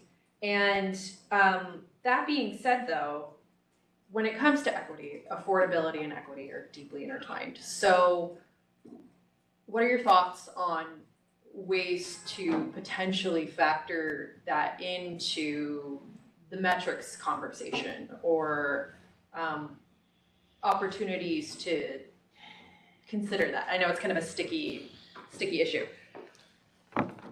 Yeah, I think this gets back to the situation of this proceeding in the CAVA within the bigger planning context, right? Because we're not just solving for equity, we're not just solving for climate resilience, we're also doing all of the other things that the grid needs to work, right? And so when I think about, PG&E is very cost constrained right now because of burgeoning affordability challenges, and we've made a commitment to containing those costs over time because we know that the share of wallet is rough. And so we have a very constrained lane of the money that we can spend in capital over the next couple of years. What that means is it becomes very important for the CPUC and IOU investment planning processes to value long-term investment in climate resilience that will pay off in the long run, but crowd out other investments in the near term. There's a definite envelope of money that we can spend to improve the system. And if we're spending in the near term for long-term benefit, that means maybe service connections take a little longer or some other trade-off. And so we need to be really careful about how we value resilience investments in this process to make sure that they're visible in the context of all of the investments that are being made, and they're not just sort of left aside as out of the money because they don't make sense on a 3-year basis. Yeah, difficult question. Same pressures that PG&E has, we are facing at Southern California Edison. And again, the premise is that we need to deliver affordable rates in order to facilitate the needed electrification for the state to meet its GHG goals. That's what we're driving for, that's what we're solving for. So where SCE sees the most opportunity to align affordability and climate adaptation is by incorporating temperature projections in our planning processes. Because this way, we solve for all the things that Nathan mentioned, low growth, reliability, all of it at the same time, and also solve for the increased temperatures that this equipment is going to see in the future. So to me, incorporating temperature projection into planning processes is job one, and that way we have one solution that addresses many needs, and we don't have to go back again and ask for money 10 years from now because we forgot one dimension that undersized that equipment. So that's what we're solving for at SCE. Yeah, and just to add to that, the way we are thinking about this at SDG&E is it's not a trade-off, affordability and resilience, it's not either one or the other, but to make sure that every investment decision we make in any filing is climate informed. So we want to operationalize CABA, right? So Nathan talked about outcomes focused. So the focused outcome for us is if we understand exposure and the sensitivity of our assets and our own operational maturity or adaptive capacity, how are we going to make sure that every dollar we are investing is informed by that, right? So whether that's a new microgrid, it's a new storage battery farm, or it's a 12 kV or 4 kV replacement. Is it climate informed? Does it have the design standards that will allow it to withstand the climate risk in 2030, 50, and 70, the center years we're required to study? And we're developing tools for that, right? So we want to make sure this policy is actionable. And that's where we make sure it's not pitted against affordability, because our customers require us to have that disclosure of why is this dollar or this billion-dollar investment fit for purpose. And I think this process allows us to do that. So great question, but I don't think it's affordability or resilience. I think it's resilience that allows us to make it affordable in the long run. Thank you very much. I want to turn to Kelly and Summer online and give them the opportunity to speak on any of the things we've just discussed or any other further thoughts.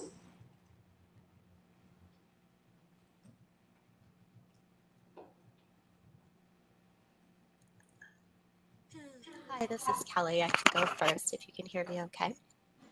This is a really great discussion. I'm very excited to hear this and continue to see this moving forward. I put one thing in the chat box for those who might not be able to visualize it while we're going on. So let me just read that. From a paper about 2 years ago, by myself and my colleague Nidhi Kalra and some others here at RAND. And this was done with funding from Southern California Edison. We note that there is a Macaulay et al. 2013 and Jenkins et al. 2016, aka a decade-long paper, described 3 tenets of energy justice: distributional justice, where energy injustices are located geographically; procedural justice, ways in which decision makers engage with different communities; and recognition justice, which sections of society have been misrepresented or ignored. I really love the CABA process, and what I'm hearing from folks here today, it sounds like, if I'm understanding correctly, that understanding some of the climate vulnerabilities will allow the utilities to get to that distributional justice. Where are the different infrastructure not currently working, and how can we ensure that those distributional energy injustices located geographically are addressed? I've also heard a little bit about some of the procedural justice. Would love to hear a little bit more, but I had heard some folks call out some of the tribal entities, for example, and how we would need to interact with different communities at their different level. I think I heard a couple of different folks mention that as well. The recognition justice is a little bit harder, so I would invite any thoughts or comments on that. And that is really looking at some of the historic injustices, groups that have been misrepresented or ignored, and how we address some of those contextual inequities moving forward. That one is by far the most difficult. I don't have an answer for you, but would just challenge the group to think about that one a little bit more. And again, really great work on especially the distributional injustices and inequities, as well as the procedural injustices and inequities. Thanks, Kelly. Any thoughts, Summer? So I just had a couple comments based on things said earlier, a little further back. One was the discussion, I think part of it was from Kelly, about how equity is relative, and I didn't specifically talk about it, but while our process is quantitative and numerical, there's a numerical score. This score is not normalized. We often get the question, what's a good score, what's a bad score? And we don't have a definitive answer on that. Like, this is a good score, that's a bad score, and it is relative to the conditions and the locations and all kinds of things like that. But things are relative, so you can compare the score in one neighborhood to another neighborhood. You can compare the score at one point of time to another. You can compare it in the blue sky and the black sky when there's a disruption or not. And then one element I pointed to of something we need to develop is temporal, like how long is an outage has an impact, and that's future work we have. And then I think it was a question from Megan of, and a lot of this discussion about affordability. I didn't talk about it because it wasn't part of state phase one. The work we did in phase one was doing the baseline assessment, the numerical social burden as it is now, and as it would occur if there was an outage. But I didn't talk about the next step of our tool that we're capable of doing and done in other places, and that is optimized investment. So for a given dollar amount, what is the optimized investment location? Where would you put investments to have the biggest impact on that differential in driving down the inequity or driving down the social burden or driving down the impact in an outage, for example. So those were a couple of comments. Great, thank you, Summer. So I think where I'd like to go next with this conversation is just real quick, another question for the utilities. I'd like to hear just some final thoughts on specifically what you all think we should be measuring, that, you can highlight stuff that you're already measuring that you think is the most critical, or things that we're not yet measuring that you think are really key going forward. I'm reminiscent to sound like a broken record, but I do think that continuing to have this sort of community adaptive capacity relative measurement is a helpful input into our investment planning processes. Having said that, if we were to get to a social burden differential sort of measurement reduction on DVCs from specific investments, even better, because we finally can get to that potential sort of, what is the best dollar spent from a sort of equity perspective that we could potentially get out of such a tool, and that's a place that we need to potentially go in the future. Totally agree with what Stephen recommended. I think what we are observing, again, our cover is due next year, and I think what we've learned along the way is it needs to be simple. So let's not overcomplicate through this what we want the metrics to be. It needs to be flexible, because we may come up with a definition today, but there could be a better definition. ESG 2.0 definition, very expensive, does a great job. So let's not limit ourselves, but allow ourselves the opportunity to say, well, at the bare minimum, understand median income levels, understand tribes, understand pollution burdens, but not just use Cal and Myra Screen, use other tools. And we get that often, right? We've had DCAG, CBO working groups, and that very point on metrics is there is not a short list, there's a long list, and then figure out what is fit for purpose for your community and your service territory. So that's one. And then the third thing is we could do all of these things, but if it's not community informed, that needs to be in the process. Like a lot of this, where is that validation happening? And I love the fact that we have these workshops coming up before we file our cover. I think we've got to do more of that. Yeah, I'm very heartened, having been party to phase one way back in 2018 through 2020, how much progress I see in this space from my fellow IOUs, and also just the general understanding, the great work being done by the lab. So that's really exciting. I think that the thing that I would draw the most attention to today is the part that maybe has been missing, because we've all been focused on the very big challenging problem of climate adaptation. We need to stay focused on energy system performance, and then we need to solve for energy system performance in terms of future climate hazards and community need, which is what we're talking about. And so I think that it's going to be a little bit difficult. Stephen mentioned some of the challenges with power flow analysis and how intensive that can be. But really what we're talking about is climate-driven natural hazards, knocking stuff over and putting people out of power. And what does that mean for them?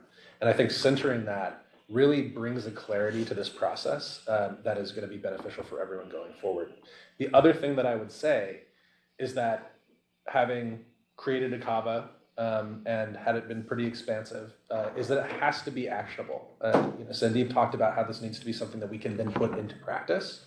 And I think that I would call our 2024 CAVA successful in many ways, and that translation is still hard. And so we need to make sure that the outputs are legible to the communities that we are talking to and getting input from and asking time from. But at the same time, we have a bunch of engineers who are hungry for this information to use in a pretty technical planning process. And so I just wanted to raise that as one piece too. Like for these to be actionable, we got to have a bunch of metric data outputs that are then going to be ingested by this giant machine and result in planning. The final thing I'll say is I think that climate resilience is tricky because it touches everything, right? Our environment is changing. And I think over and over again, we find ourselves sort of towing the line with the broader planning process. And I think it's probably important for us, as a community of practice to continue advancing the relationship between CAVA and the broader utility planning sort of process, I guess. But we're really talking about modifying that process by adding a significant new element. So wanted to highlight that. Thank you. And with that, because we've only got a little bit of time left, I want to open up the conversation in particular to audience members online and in the room, particularly community organizations, local government, and tribal representatives who may be online or in the room. And I think we will start with someone who's got their hand raised here in the back in a second. Thank you. My name is Chris Seelig.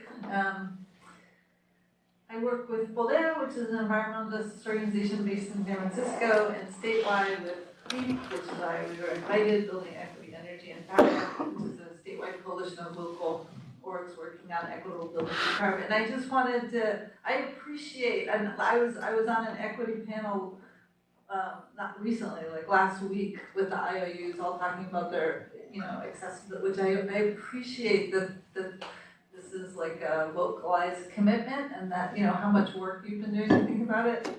I think one of the huge elephants in the room challenges is the way that IOUs are structured makes it difficult, and this is from the outside, so I don't know what your take is from the inside, but from the outside, it looks like it's very difficult for you to do solid equity approaches because it contradicts the structure of how you're set up as entities. So just one example is one huge piece that we're finding that we need to do for resiliency and affordability and equity is to do no-cost whole home retrofits that include energy production. So we need to put solar panels on roofs, and we have to have batteries. And we have to do that because otherwise people's utility bills shoot up when we retrofit a house, and so that's a displacement factor. And also it builds in resiliency when the grid goes down or when it's cut off, for things like fire.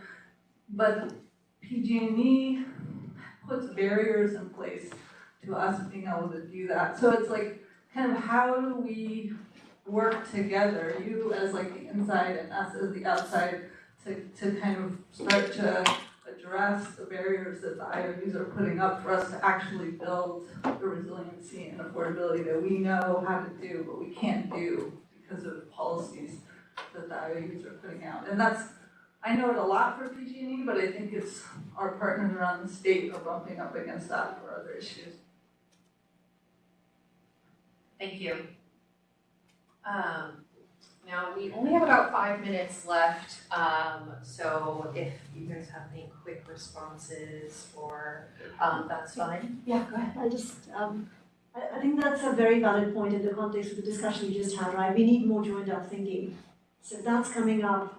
What OIR is that under? And if our policy findings here suggest that that's the right resilient solution, how do we combine that? And I think Edison did a really good job in the last workshop talking about a single roster model on, if these needs are emerging and we need to engage and solve the problem at a community level, let's find out what that best solution is that builds resilience and then ask for investments for that.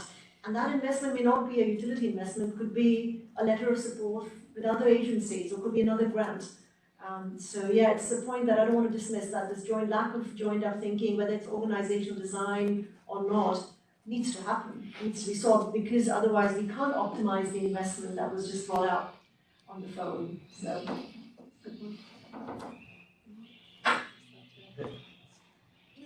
Sorry, no, you can. I'll just also quickly validate your point. I think that there are a lot of policies that have made sense or had a reason for being in the era of climate change and the need to adapt maybe need to be looked at again. I mean, I think like something for me that comes up is the like for like replacement.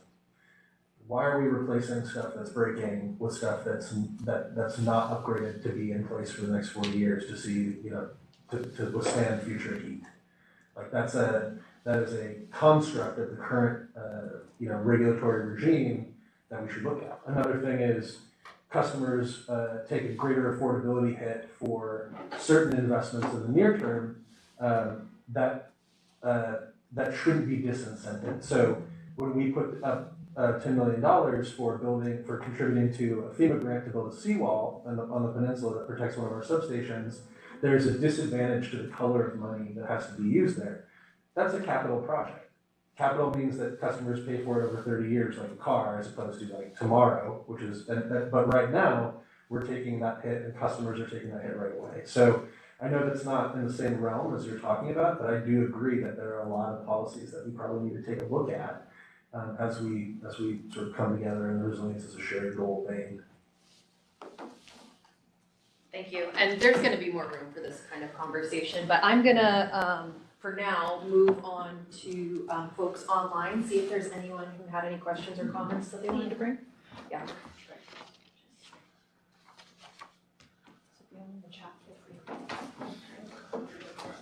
Well, we have a comment from Kelly.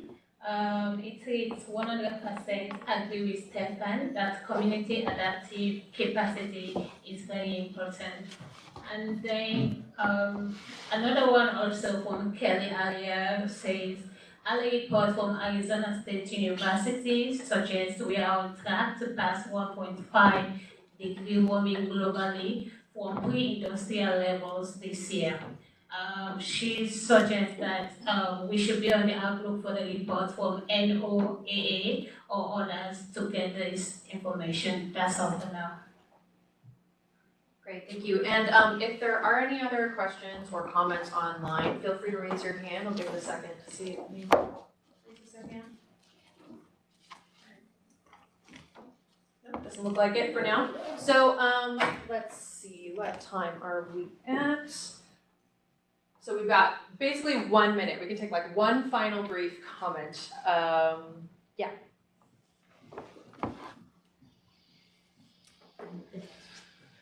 Michael McCormick. I'm wearing various hats today with Fairlawn Strategies and a couple of regional climate collaboratives we support, but we're not actually making these comments. It's more from my own personal perspective.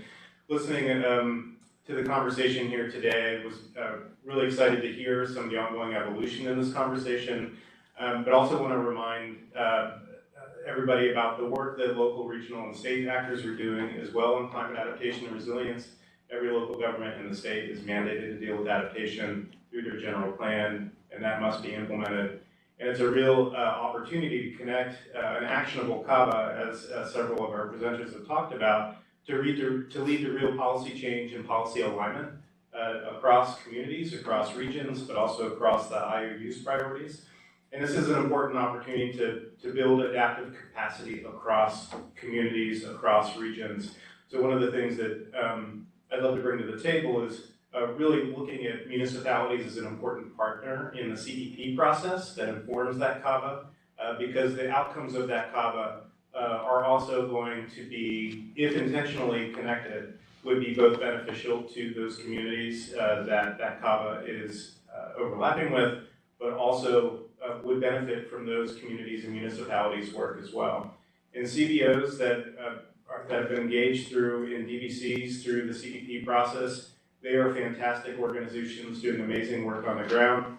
But municipalities are oftentimes the holders of the real work that needs to happen in those communities. So without coordination, close coordination with municipalities to drive the priorities of CBOs and connection to municipal actions or utility actions, some of that work is just not going to get done. So that encouragement around strong partnerships and really connecting on the policy alignment that is oftentimes maybe a little later in the process, but should be possibly brought much more forward in that process so that things can move forward with that alignment in mind. Thank you very much. With that, we are at time for this segment, but don't worry if you didn't get the chance to comment or you think of thoughts while you're at lunch. We will have several other discussion opportunities throughout the day. So with that, we are actually going to go to lunch. And we will be at lunch until we've got an hour and a half for lunch. So yeah, we will be back here at 1:45 p.m. So for those on the phone, we'll see you back here at that time. And for those in the room, try to stay dry out there, crisp and warm. And you'll find on your agenda handout on the back, there's a couple suggestions for lunch that are nearby, but feel free to include. Presentation. Find your seats.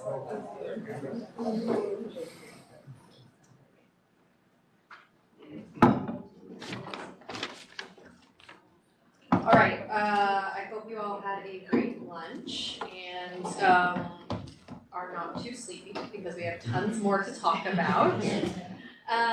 So I would like to invite up to the podium to speak Rebecca Tapia from the Pacific Northwest National Lab, PNNL, to give a presentation. And just FYI to our upcoming presenters, Zara in the back will be giving you 5-minute mark when you have 5 minutes left. But yeah, want to stay on time so that we have plenty of room for discussion. A little bit here. Can you hear me okay? Okay, great. Kind of a tough angle with the slides, so let me just make sure. Because I think we tried to. Oh, there you go. Yeah, is that good enough? Yes. I know what slides I have. Second? Oh, I'm right in the back. Oh, in the back, yeah. That's so much on easier. Great. Well, I'm Rebecca Tapia. Thank you for having me, and I'm representing some of the work at Pacific Northwest National Lab. So I'm going to talk to you today about some equity metrics and outcomes for resilience, and I know that we've gotten into some more specifics with the utilities today and some other tools that we've seen, but I think it started to come up at the end of that discussion, some more general points on energy equity. Is that better? Great, thank you. Some more general points on what does energy equity mean, what are the tenets of equity, so I'm really looking forward to getting to that, so we can go to the next slide. Perfect, so just as a level setting point here, so this is the definition of energy equity that PNNL has developed, because I know that this is sort of a nascent topic and a lot of different entities have been creating this for themselves. And I won't read this to you here also because it's literally too far away for me to see to read, but it's basically looking at who has been impacted by the energy system and how, and where are those points inequitable for different people. So we've got the 4 tenets here that was from a piece by Jim Merlo at PNNL in the table that was developed for a journal article.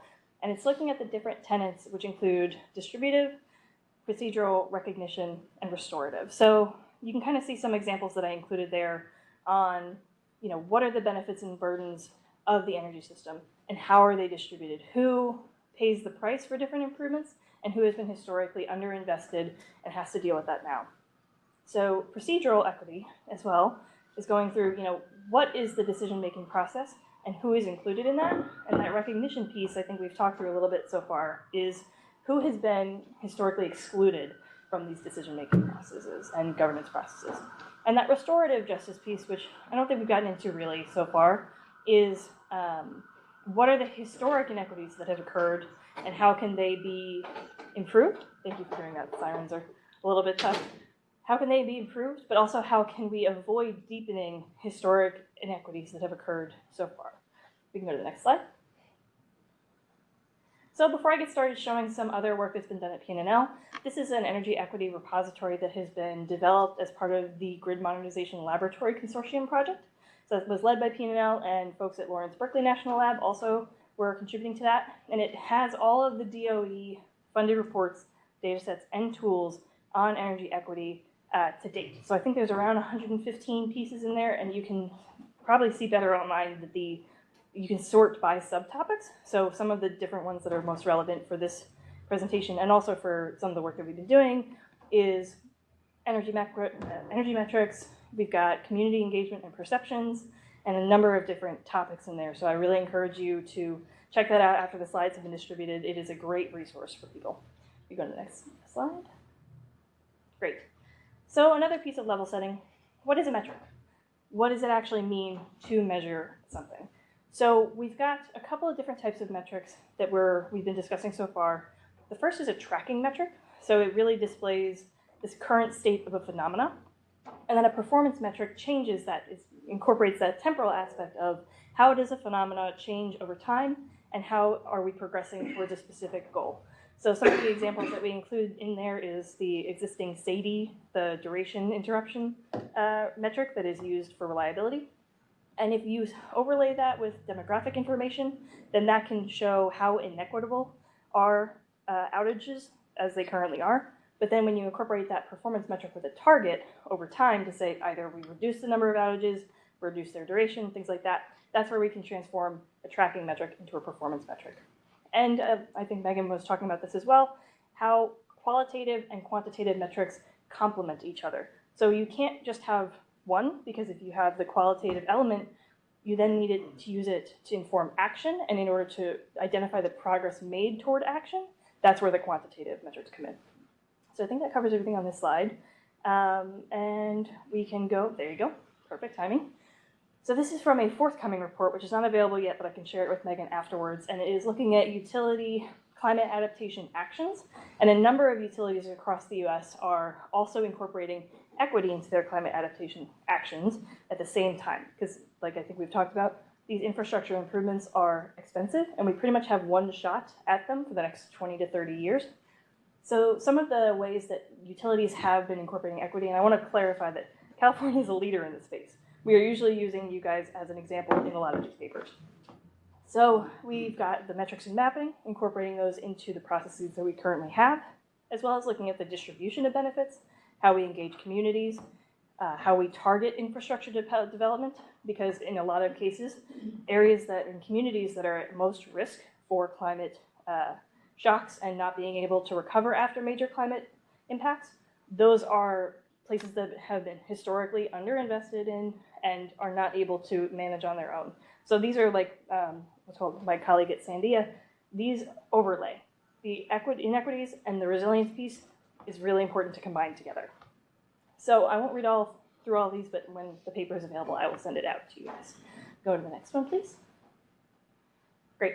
So this really, I want to hammer this home that you can do engagement and participation, and it's important to use metrics at that stage of the process. So we've been talking through the different stages of not just the CAVA process, but any infrastructure equity improvement processes. There are metrics that you can use at every single step along the way there. So when you're looking at engagement and participation, you can measure how representative it is, how well it meets people where they are, how people feel about it, whether they feel like they're understanding what's going on or what they feel represented. And then you can take that engagement and you can inform not only organizational structures and programs, but processes taken by utilities and regulators. And then you can use quantitative metrics to measure the outcomes of those actions. So it's not just measuring what kind of engagement you can do, but also taking that and using it to inform other conditions to really track the progress of those goals. But one important thing is that equity outcomes are impacted by other confounding variables. So we are looking at it from the energy system structure and sector, but these other things are also impacted by things like transportation, housing, everything like that. So when you're looking at the affordability of rates, you can't help necessarily people make more money to be able to afford rates, but you can only cap rates at a certain point so that across the board when you're measuring it, you can try to keep that burden low. So I just wanted to point that out when we're looking at the outcomes that we're choosing to measure, keeping it or ensuring that the ones we're using are tailored for the outcomes that we want and that we can impact, that's the key. And then the goals and outcomes of the community and state and utility stakeholders may not be the same. So you folks have been doing a ton of engagement work and hearing from people on what their goals may be and how ready they are to achieve those goals. But keeping that in mind and how to square that is a really important point. We can go to the next slide. So this is a recently released journal article that I and some colleagues have worked on, and I think it's a really useful framing for some of what we're talking about today. So that table on the right, we're talking about how to make increasing equity through engagement a continuous process in the energy system. And that table on the right shows how things can be impacted by an increase in engagement and voice and choice. So you're really looking at changing the cost of energy, people's access to energy that's consistent, the consistency and quality of that energy, as well as the externality impact that they incur as a result of the generation, transmission, and distribution of that energy. So you can scan, there's a QR code there, but then this will be sent out afterwards too. It actually was great timing because it came out 2 weeks ago after 2 years of work. So really looking forward to it. And we can go to the next slide where we've got this nice graphic kind of talking through what this continuous process is. So in the circle on the left side, you see this circle of participation between the regulator, the utility, and the community, which is ongoing and continuous. But then it feeds into this measurement of participation. So you're saying, okay, while we're getting this engagement with the community, we're making sure it's representative. We're making sure that the people who need to be heard are heard, using that engagement to inform the structure of our organization and programs that we create and interventions that we do. Hopefully that improves user outcome in these different ways. But then you measure the outcome as a result and use that to inform and iterate the rest of the process. And I think the CAVA process is a great example of this, and incorporating these quantitative metrics can really improve and make a long-term impact of this. Because the temporal aspect of you have a baseline of equity conditions, and then you try to do things, you measure how well they work, and you increase that efficiency over time. That's the goal. And this list is, I'm not going to read through this. It's truly so small from this far away, I couldn't even begin to read it. But what these are different ways that you can measure the amount and representativeness of this engagement, including whether people have access to information in a way that they understand. Who is accessing this information? Are you doing it at times of day that people are able to do? And I know that a couple of the utilities have talked about intervenor funding. That's a huge piece of this. So this is the measurement for that first part as well, because it's very new to have these programs in the first place, and measuring the outcomes of that over time is a long-term process. It really hasn't been done that we could find to any scale. So that was part of that journal article here, and I think we can go to the next slide, actually. Yes, so now I'm going to, 5 minutes, thank you. So I'm going to present a few pieces of work that were done by PNNL and some in the spirit of sharing concepts that I think, that we think are very relevant to add. So for some Oregon Public Utility Commission work in 2022, we looked at considerations for resilience for their clean energy plans. And they had a very community-centered lens. One of the things that really appealed to them was this concept of the zone of tolerance that came out from that academic article. And I won't read the whole graphic on the right there, but it's basically saying, where we've been looking in this discussion at community readiness, this is looking at how can people tolerate a big impact with an extreme event, and what are the conditions of their life that allow them to do so. So it goes into the social connections, their expectations for the services. Has this happened to them before? Are they used to getting outages, things like that? And they really propose a household service gap model to characterize these societal risks. And I'm going to go to the next slide now, please. And then this is some other work at PNNL that looks at how to develop metrics. And they specifically looked at it for power sector business strategy. So they took the tenets of equity on the far left of that graphic, and then they said, okay, what are the conditions that can impact? So, you've got due process, affordability, things like that. And then they use that process to develop specific metrics and examples to impact these power sector business strategies. So this is I think a really important way to illustrate how not just what metrics exist, but how you can take them and develop them and use them for your purposes specifically, especially when you're going through different pieces of a process of, measuring climate vulnerability and then improving outcomes over the time. You're not just looking at the community at the very beginning of the process, you're doing it over time as well. So you can go to the next slide. I think this is like the second to last slide, so it should be right at the So some other pieces that we've worked on here at PNNL are tailored to different parts of the energy system. So the first is looking at transmission and improving equity there. The second one is looking at grid planning, as well as the third we've got in the distribution system planning process, because especially for vertically integrated utilities, they are responsible for a lot of different parts of the process. So you want to be looking at metrics that can work not just across a broad swath necessarily, but you want to be tailoring it for the purpose and the outcomes that you want. I think we can do the last one here. One more slide. Great. So this is my last slide. These are the resources that I mentioned today, and these are hyperlinks, so when you get the slides, you can click through them. I highly recommend you check out the repository that I mentioned at the beginning, because that includes not just work at PNNL, but across the entire DOE and lab space, because there's a ton of equity work out there, and I encourage you all to check it out. And I think the last slide is just a thank you. And my email, so if you have any questions, please let me know.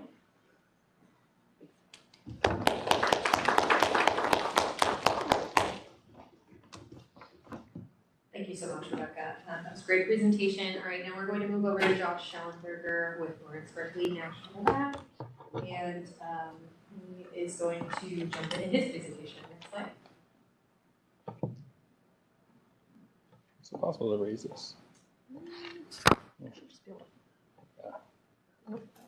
You can pull it out. Yeah. It comes out of the stand. Oh, okay.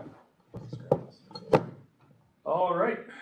Thanks for having me, everyone. It's great to be here in person, but welcome to everyone virtually as well. I'm going to be talking about the national landscape of emerging equity metrics for resilience specifically. Next slide, please. To start off, though, I'm going to talk just about resilience plans more broadly, including climate vulnerability assessments, and then go into performance metrics for resilience. But then the main focus of my presentation is going to be the planning analyses, which is another report I'm working on with Lisa Schwartz at Berkeley Lab right now.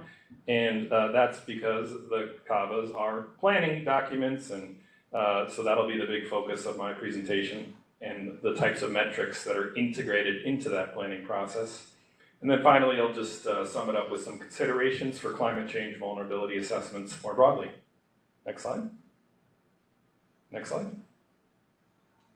So here's a look at a paper, a summary of a paper that I just published with Lisa at Berkeley Lab. And it basically just looks at the impacts of extreme weather, in particular the increasing severity and frequency of extreme weather events, and how states are responding with resilience planning requirements for regulated utilities. And so this has been a huge push throughout the country, including at the 4 largest states, California, Texas, Florida, and New York. Those states have adopted resilience plan requirements, including climate vulnerability assessments, as well as 9 other states as indicated in this map. And so these requirements and associated utility plans point toward emerging best practices, including metrics for planning and performance reporting. And so this is a study we recently finished. There's a slide at the end of this presentation in the references section where you can get more detail on that study. Next slide. So at least 30 regulated utilities have filed plans under the state requirements that I just referenced in that map, just in this roughly 2-year period preceding the publication of our report in July. And so these plans apply to over 47 million utility customers with the aim to improve grid resilience for roughly 130 million people. And so just these plans apply to 39% of the US population, we estimate. So there's definitely been this big push for resilience planning, but the metrics side of it and equity considerations are definitely emerging. And as Rebecca mentioned, California leads in many ways. So even though I'm going to be talking about a national landscape today, there's a lot of great work in California that can be leveraged, including a lot of the metrics and granular analysis that's been done as part of the wildfire mitigation plans as well, which were included in this study. But these slides, you can click on each state or the actual utility plans for more information if you'd like. But at this point, I'm going to skip forward to slide 8, which jumps into resilience metrics from a performance perspective. And so, next slide. And so, as many of you may know, there are widely used reliability metrics, including, as you see here, the System Average Interruption Frequency Index, or SAFE, as well as SAIDI, which focuses on duration, and KD, which focuses on the average outage duration. And then there's a major focus on major event days, which apply to resilience. And so across the country, we see that these widely used reliability metrics are being adapted for resilience and could include a focus on populations of interest. So next slide, it dives into how some of these metrics have been adapted for resilience. Next slide, please. Oh, sorry, never mind. Back one. I was looking at my computer and I'm like, why didn't it change? But I'm changing this one, so sorry about that. So major storms only, safety and SAIDI metrics are really important for analyzing resilience performance. And then also there's emerging metrics like customers experiencing long interruption durations. And so many of these metrics, including time to restore 50, 90, 100% of customers, it's really starting to get underneath those averages and understanding, okay, are there certain customers that are experiencing extremely long durations, or are there certain customers that took a really long time to get restored? And so these types of metrics are emerging and really trying to get underneath those averages, because as we all know, an average doesn't really tell you much about equity. Like, you know, average income could go up, but that doesn't necessarily mean that it's equitably distributed, right? And so a lot of these resilience metrics are trying to dive more deeply into major storm impacts, as well as understanding the distributional effects. And so these metrics can also focus on particular populations of interest as well, like life support customers or other vulnerable customers and communities. So you can look at safety or SAIDI specific to certain types of vulnerable customers or communities. And utilities can also report resilience metrics for storm events, and also on an annual basis by storm category level. So these are the types of metrics that we're seeing emerge around the country. And then in the next slide, it talks about accounting for critical facilities and specific groups of interest. And there's some references there, and including at the end of the presentation, which provide some examples of resilience plans that have accounted for critical facilities, disadvantaged communities. And this is an ongoing report that I'm working on at Berkeley Lab that should be finished up in the next couple of months. Next slide. So this gets into an example from the US Department of Energy, and they actually provided some good metrics guidance for all the states that have participated in the grid resilience formula grants. And so in California, this is an actual fund that's being managed by the California Energy Commission. And I'm not going to go into detail here, but basically what they're trying to do is capture a lot of these metrics that I just described, and including the ability to dive into specific groups that may benefit from an investment.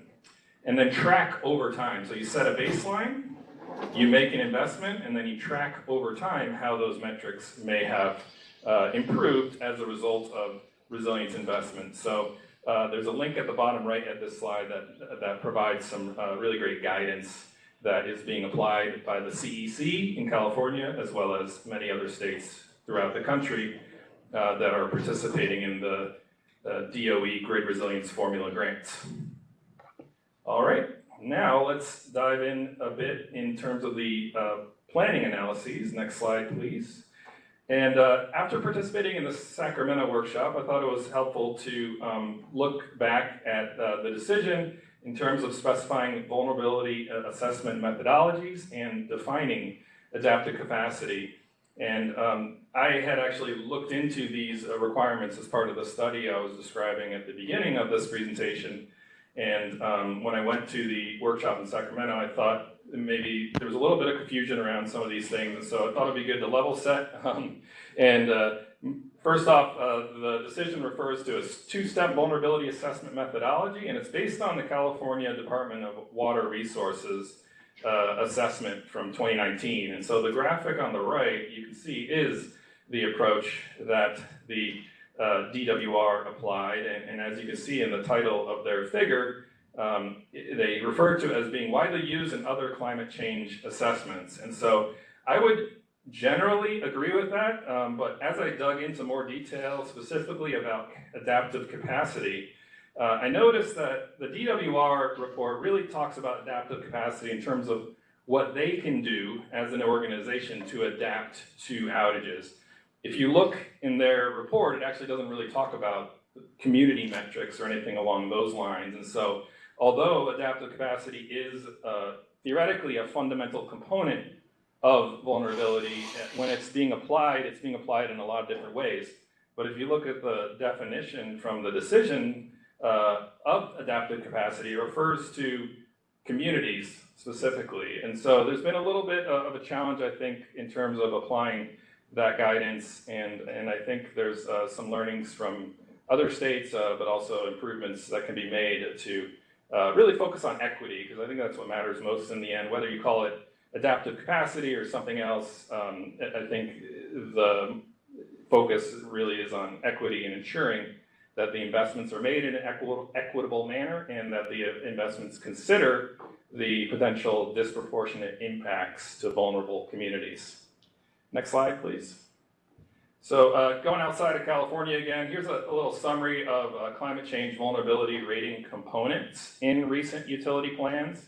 And so exposure and sensitivity are very commonly applied across all of these utility plans around the country.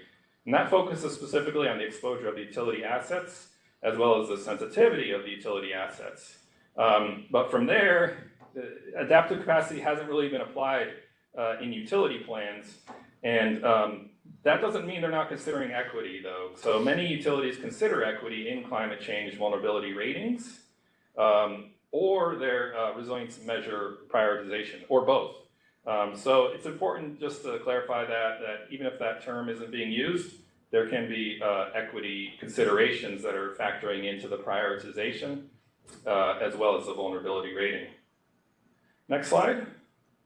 So this looks at some prioritization analysis categories in resilience plans and lays out different types of approaches for prioritizing resilience investments, as well as key planning indicators, methods, and tools, and then utility plan examples. And so utility plans may consider equity and vulnerability ratings and or prioritization by ensuring equitable investment, equitable distribution of resilience benefits, including equity considerations in prioritization, as I was mentioning, but also understanding the economic impacts for vulnerable populations, particularly for long duration power outages. So I think that's something that's really important to focus on when we're talking about utilities and what they can do. They can improve reliability, resilience, reduce outages through these investments that are meant to mitigate climate vulnerabilities. Next slide.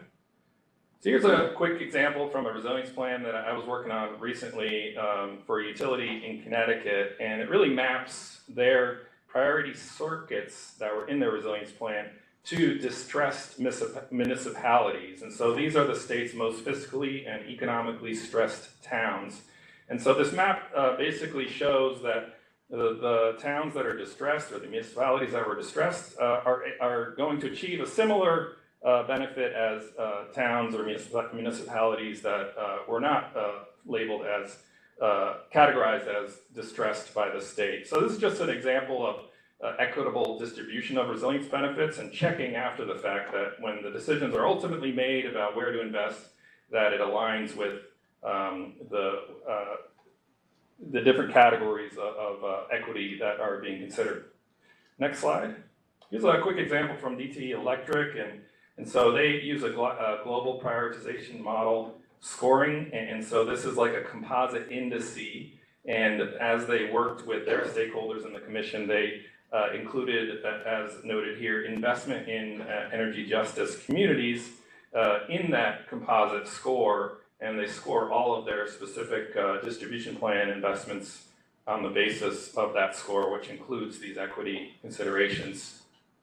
And the final example here is from a tool, next slide, called the Power Outage Economics tool that Berkeley Lab developed for ComEd.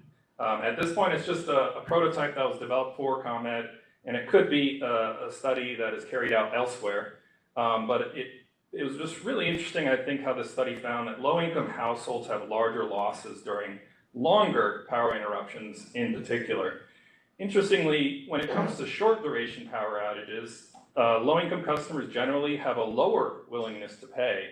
And this is based on research that I've done for 15 years surveying utility customers on outage costs. Basically, that means that they're willing to maybe pay less on their electricity bill in order to maybe have a few more outages because it doesn't really bother them that much with respect to short duration outages. But this was the first study that found and quantitatively found, based on survey data, that low-income customers do start to experience these outsized impacts when you have these longer duration outages. And so this is a great example, and it really aligns with some of the analysis that was discussed earlier.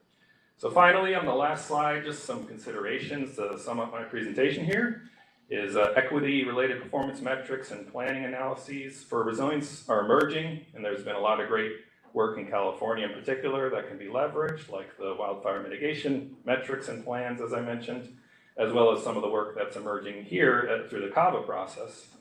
And although resilience plans may not specifically refer to adaptive capacity, many utilities consider equity in the ratings and the prioritization. And so utilities can ensure equitable distribution of resilience benefits, like the Connecticut example I showed.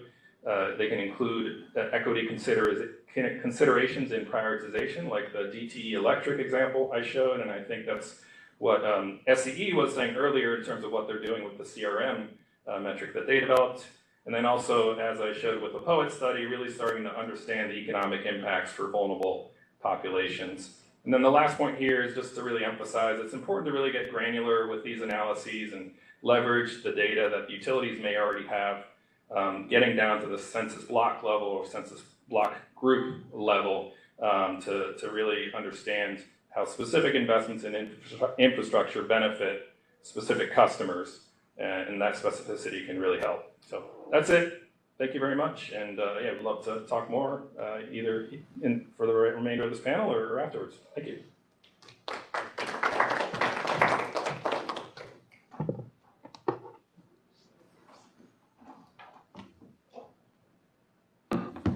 Well done, Josh. Thank you for that. And our next presenter is Ankita Dodonari with the California Office of Land Use and Climate Innovation.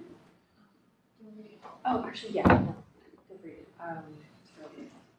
Yeah, so I'm going to hand it over to Ankita, who will also be doing a demo on the Vulnerable Communities platform in addition to presenting some slides.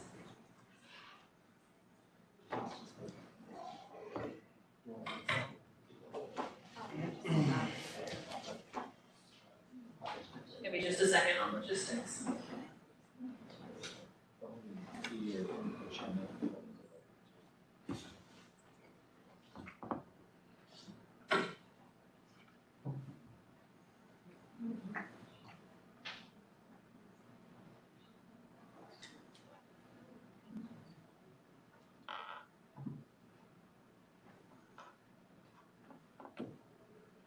All right, hello everyone. My name is Ankita, and I'm a staff analyst for the Climate Services team in the Governor's Office of Land Use and Climate Innovation, formerly the Office of Planning and Research.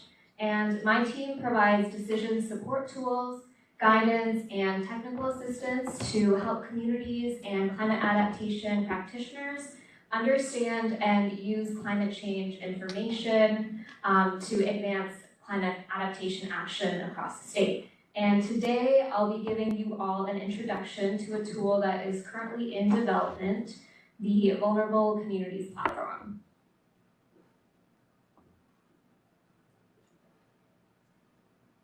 So the Vulnerable Communities Platform, or VCP, is a web hub with data and guidance to help identify populations across the state that are most vulnerable to the impacts of climate change. And there are 4 main functions of the tool that I'll be walking you all through in our draft website in the next few minutes. But first, I'll just give you all a quick overview of our intentions. So the first big application that we have allows you to map current and projected climate hazard data for extreme heat, sea level rise, flooding, wildfire, and drought, and the intersecting social, economic, health, and environmental factors that exacerbate each corresponding climate hazard. I'll walk through this a little bit more in our example, but this is just a quick overview. The second application is a comparison and guidance around existing climate vulnerability related tools. The third allows you to find resilience resources in a quick entry-level primer format of grant sources, policy requirement summaries, planning documents, climate collaboratives, etc.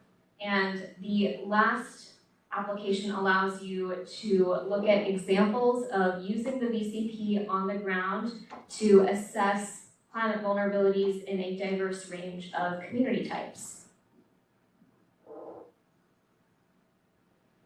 All right, so before we get into the purpose here, I'm gonna walk through what the map looks like.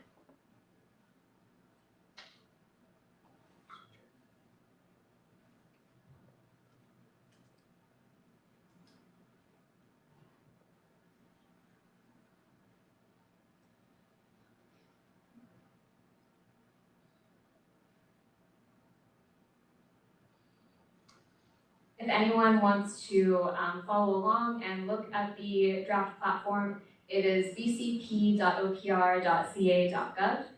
So you can all look at the demo on that website here. I'm going to be walking you all through the vulnerability map and the tool comparison. So the vulnerability map is kind of the main flagship visualization of the VCP. If I click on this here, it allows us to look at a view for the entire state or zoomed into a specific region. So for example, if I go here to the Bay Area, well, usually it shouldn't ask you to sign in. I'll try one of the other views. All right, so this is looking at the view just zoomed out to the entire state. You can see we have the 5 main climate hazards here: drought, extreme heat, flood, sea level rise, and wildfire. So if I choose extreme heat here, I can look at the visualization for extreme heat for the current time frame or our future time frame, which is 2050. And the way that we're visualizing this information is explained in this legend here, where social vulnerability is on one axis. We're going from low social vulnerability to high for extreme heat, to climate vulnerability, low to high, same thing for extreme heat. And what we're really looking at is places that are in this top quadrant right here that have both high social sensitivity and high climate hazard risk combined to give you a high vulnerability. Can you repeat the website again? Yes, it is vcp.opr.ca.gov. And I'll definitely have some links for you all later on, but there are a couple other features here that can all explore as well. This individual indicators view lets you look at each of the indicators that go into calculating that climate vulnerability index and visualize them all separately. And this compare tool allows you to see two versions of the map side by side. So for example, if you wanted to look at the present view and the 2050 view side by side, that's what that would be for. Now I'm going to navigate back to the platform.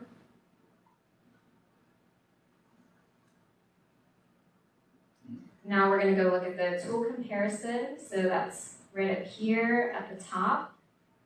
So like I mentioned, the tool comparison, how this is a kind of different from the vulnerability map is that this is all existing vulnerability related tools that capture different aspects of climate vulnerability, but most of them are not specifically designed for climate related purposes. So for example, here in this map, you can see we have the Healthy Places Index, we have CGEST, EJ Screen, CARB Priority Populations, California Hard to Count Index. So when you look at this app opened up, it allows you to actually overlay all of these different indexes on top of each other, and could be really helpful to see which indexes are highlighting different things in a community that you're interested in, or where some of the overlaps between these different indexes are. We're also providing some guidance on the different use cases for these different tools. So for each of the tools, we have a description, if they include any climate data, who's publishing them, and some of the key features about what types of information they offer. All right, and that's kind of the overview of the tool. I'm going to navigate back to the presentation here.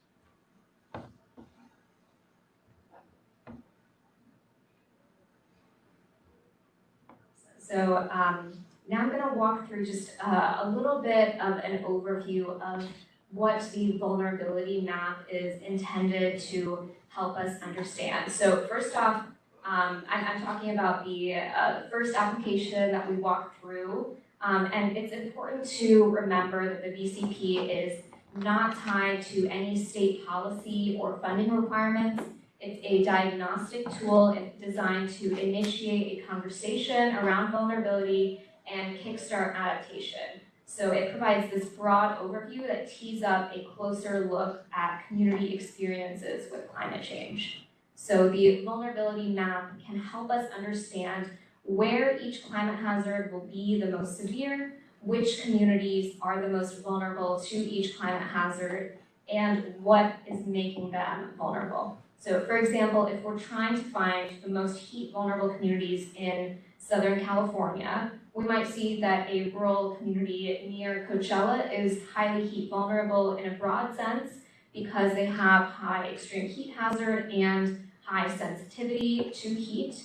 But in a more detailed sense, we can see that this is because they'll experience 4 times the number of heat waves by 2050, and they have a high number of people who are elderly or are living in mobile homes that makes them very sensitive to extreme heat.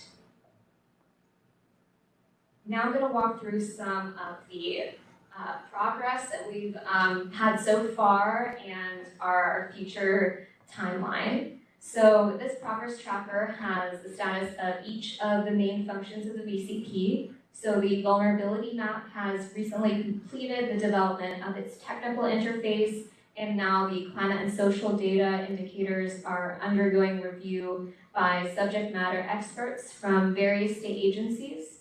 And the map is projected to be completed by early 2025. The tool comparison and resilience resources page are ready and available on the draft platform. We have ongoing updates, but these tools are both ready for people who want to be taking a look at them. And the community pilot case study examples will begin in early next year and will be completed over the next year and a half, so a bit of a longer time frame there. And I think we have a little bit more time, so I'm going to talk through what our community pilot will look like. So we are planning to pilot the VCP in communities across California to make it known and used, as well as to gather feedback for improvements. So we'll start by developing a training curriculum on how to conduct community assessments of climate vulnerability using the data on the platform, and we'll select a trainee cohort of CBO and local government representatives that cover a wide variety of regions and community types. And in the end, the cohort members will co-create assessments in partnership with their communities, and the process, results, and takeaways will be distilled into case studies and a user guide for future users of the VCP to reference. And just the last slide that I have for you here, definitely feel free to contact me if you have any questions about the VCP, and you can sign up for our listserv to receive updates when it is released.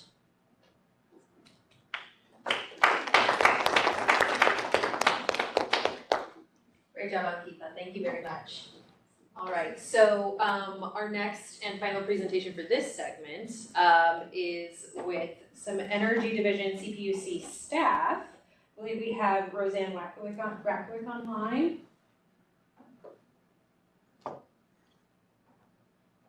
Are you presenting, Julie? Just Roseanne. Just Roseanne. Okay, great. And is Roseanne ready to go? Okay, great. Roseanne, just available. Hello. Great. All right, Roseanne, I will hand it over to you. Great. Thank you so much. My name is Roseanne McCavich. I'm a senior analyst on the Grid Resiliency and Microgrids team. I'm going to be talking about a project that we have developing an equitable resilience index. Next slide, please. So last year, Lumen Energy Strategy was awarded a contract to perform work to develop an equitable resilience index. As another tool for this proceeding to consider, we thought this would be a good opportunity to bring the development of this model into a space where stakeholders could have discussion and input to this kind of comprehensive modeling strategy. The Equitable Resilience Index is a tool intending to provide safeguards to target vulnerable communities that have been effectively ignored by other initiatives. Investments are assessed as a cost-efficient application of investments that reduce recovery costs to customers so that long-term efforts can get designed to protect ratepayers. So the goal of the model is to identify equitable resilience targets in response to all hazard analysis and identification of critical services, to develop a geospatial tool to examine the vulnerabilities of customers that are based on the metrics, and utilize the tool to optimize and evaluate grid infrastructure investments based on equity and ratepayer affordability considerations, as well as bulk grid planning considerations and data layers. Next slide, please. Oh, actually go back to that one, last one. The Equitable Resilience Index also provides a mechanism for prioritizing the severity of customer outages. So the drivers that drive the most concerning outages can be inspected more carefully. And in doing this, it incorporates the most recent CMIP6 climate forecasting data used in the IPCC reporting, not only just customer demographic information layers, but also output of other tools that, such as the RenCat tool or the ICE calculator or other tools and we take into consideration the data layers that factor into those tools, but also in the CPUC identified affordability metrics. And then incorporating also feedback, as I've heard before in this day today, really important to get feedback to ground truth this data and the results thereof with local governments and jurisdictions and tribes. Next slide, please. So overall, the Equitable Resilience Index helps the user to understand community and customer vulnerabilities and compare against weighted outage outcomes so that we can focus on those of most concern in resilience planning. And through these weightings, quantify and compare the ability of alternative resource solutions so that we can both compare the improvement in resiliency, but also the difference in affordability of those different solutions.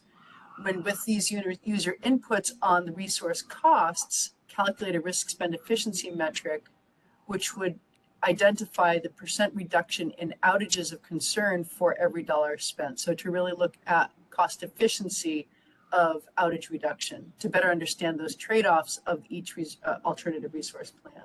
Next slide, please. So this is from Lumen's workshop. They recently held a workshop in September identifying some of the data layers that they are looking to bring into this model and bringing an introduction of how they're considering the flow of this model into the bulk grid planning process. So Lumen's analytic approach helps to fill the gaps in our understanding of the relationship among the stressors on grid infrastructure, the ability to serve customers, and ultimate impact on electricity customers and their communities. And then connect the insights and results from traditionally siloed grid planning processes into more of a whole grid view, especially connecting bulk grid planning with more local distributed planning. All of this with an aim to improve the cost effectiveness, affordability, and equity in grid investments. This is a flowchart of the analytical approach with key data sources in the dark purple and flowing into intermediate analyses. On the left, supply, demand, and delivery and their climate and weather-driven grid stressors flow into the core stochastic calculation, estimating kilowatt per hour outages at the customer level. From that core, in a loop you see to the right, outage results and equity metrics are used to identify outages of greatest concern and resilience planning priorities. So the Equitable Resilience Index at the top is fed by curated community indicators and user preferences, and it's critical to that. It's a critical tool for exploring and identifying the most concerning outage risks. So this approach is designed to support analysis in all stages of resilience analysis, from the initial baseline assessment to testing resource portfolios for resilience improvements. Next slide. This is a partial list of the data sources Lumen is looking at integrating into the geospatial layers for analysis. And as you can see, there are some of these tools that we've been talking about today.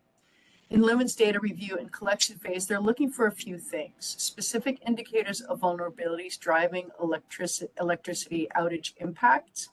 For example, unequal access to essential services enabled by electricity and to other resources, which makes outages more or less difficult to reduce, withstand, and recover from. And susceptibility to emergency situations that compounds with outages. In other words, heat events needing AC or fans, which increases demand, or hazards that directly impact communities and people.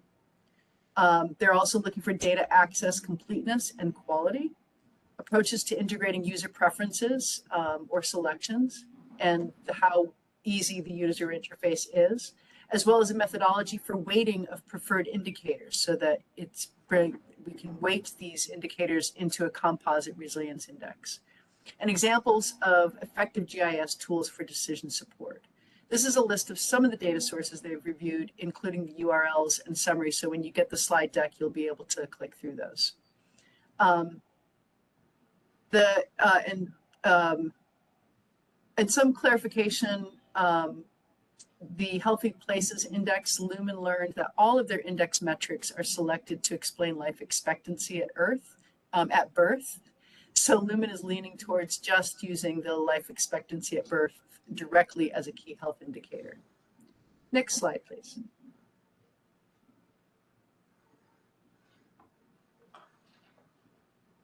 So the Lumen Resilience Valuation Model put together geospatial data layers that represent local jurisdictional input, community demographic vulnerabilities, and equity concerns, as well as local jurisdictional resilience priorities, climate hazard risks, and tribal data. It's flexible enough to incorporate stakeholder feedback on how this should be incorporated. So it supports the task 2 scoping memo goals of that suggest additional guidance regarding consultation and collaboration with local governments during risk and vulnerability assessment processes, refinement of the tribal consultation processes specific to climate adaptation matters, and additional guidance regarding methods and scope for the determination of community adaptive capacity in CAVA analyses.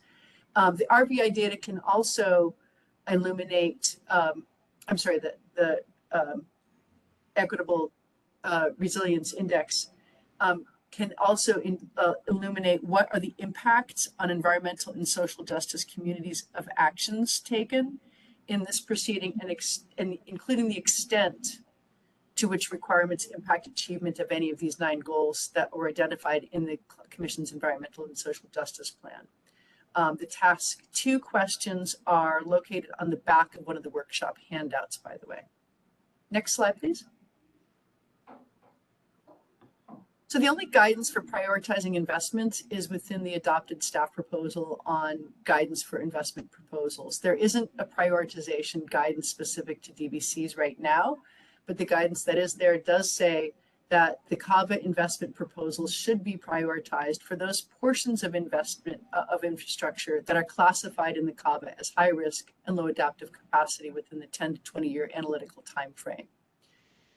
The decision of D20-08046 did not adopt any ranking or prioritization criteria for adoption proposals. So this project could potentially inform that thinking in terms of prioritization. Next slide, please. So Lumen's contract work would provide the geospatial-driven modeling tool that can improve understanding of the intersections of things like affordability, equity, customer climate risk vulnerabilities, as well as long-term utility infrastructure planning that takes into account the bulk grid planning data, which includes the grid needs assessment, the IRP portfolios, anonymized meter data, and grid performance metrics such as reliability. This work incorporates the results of or supports the recent Commission decision D24-08005 addressing task 1, 3, and 5, and would respond directly to several questions that are yet addressed, like we just discussed in task 2 in the scope of the climate adaptation proceeding. And that's all I have. This is my contact. Next slide. Thank you very much. Thank you very much, Roseanne. That was great. So those are the 4 presentations that we have for this segment. And we are going to move into another facilitated discussion. I have some more key questions for our presenters and so on. But before I get into that, I did want to invite the audience, both in person and online, if they have any initial clarifying questions for our presenters that they wanted to bring up. Now's a great time to do so. No one online? Okay. And for folks online, feel free to use the chat or raise your hand. Yeah, Nathan, I'll come to you.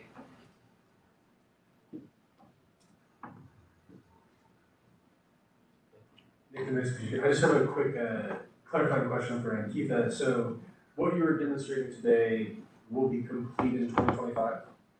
Yes. It looked like the data layers were already good to go. So there's more work to be done there though? Yes, all of the data that's currently on the platform is just demo data. So we're using the FEMA NRI kind of as a demo, but the finalized data will be hopefully by February 2025. Thank you for clarifying.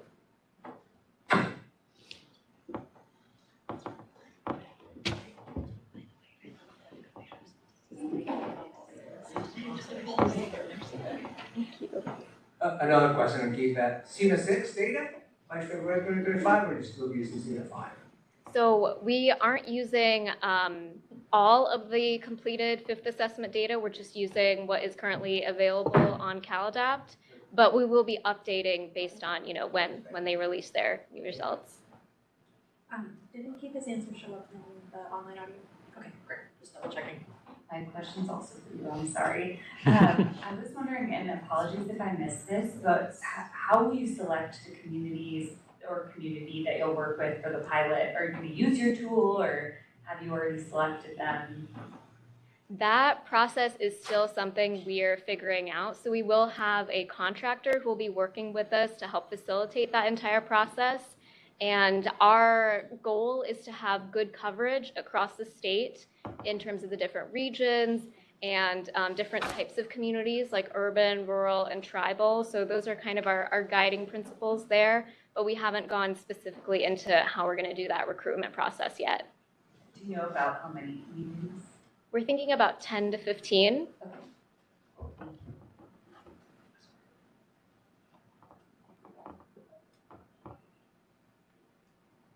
Would it make sense for us to share with you the contacts of people that we did a similar process with for the CAVA and the CUP?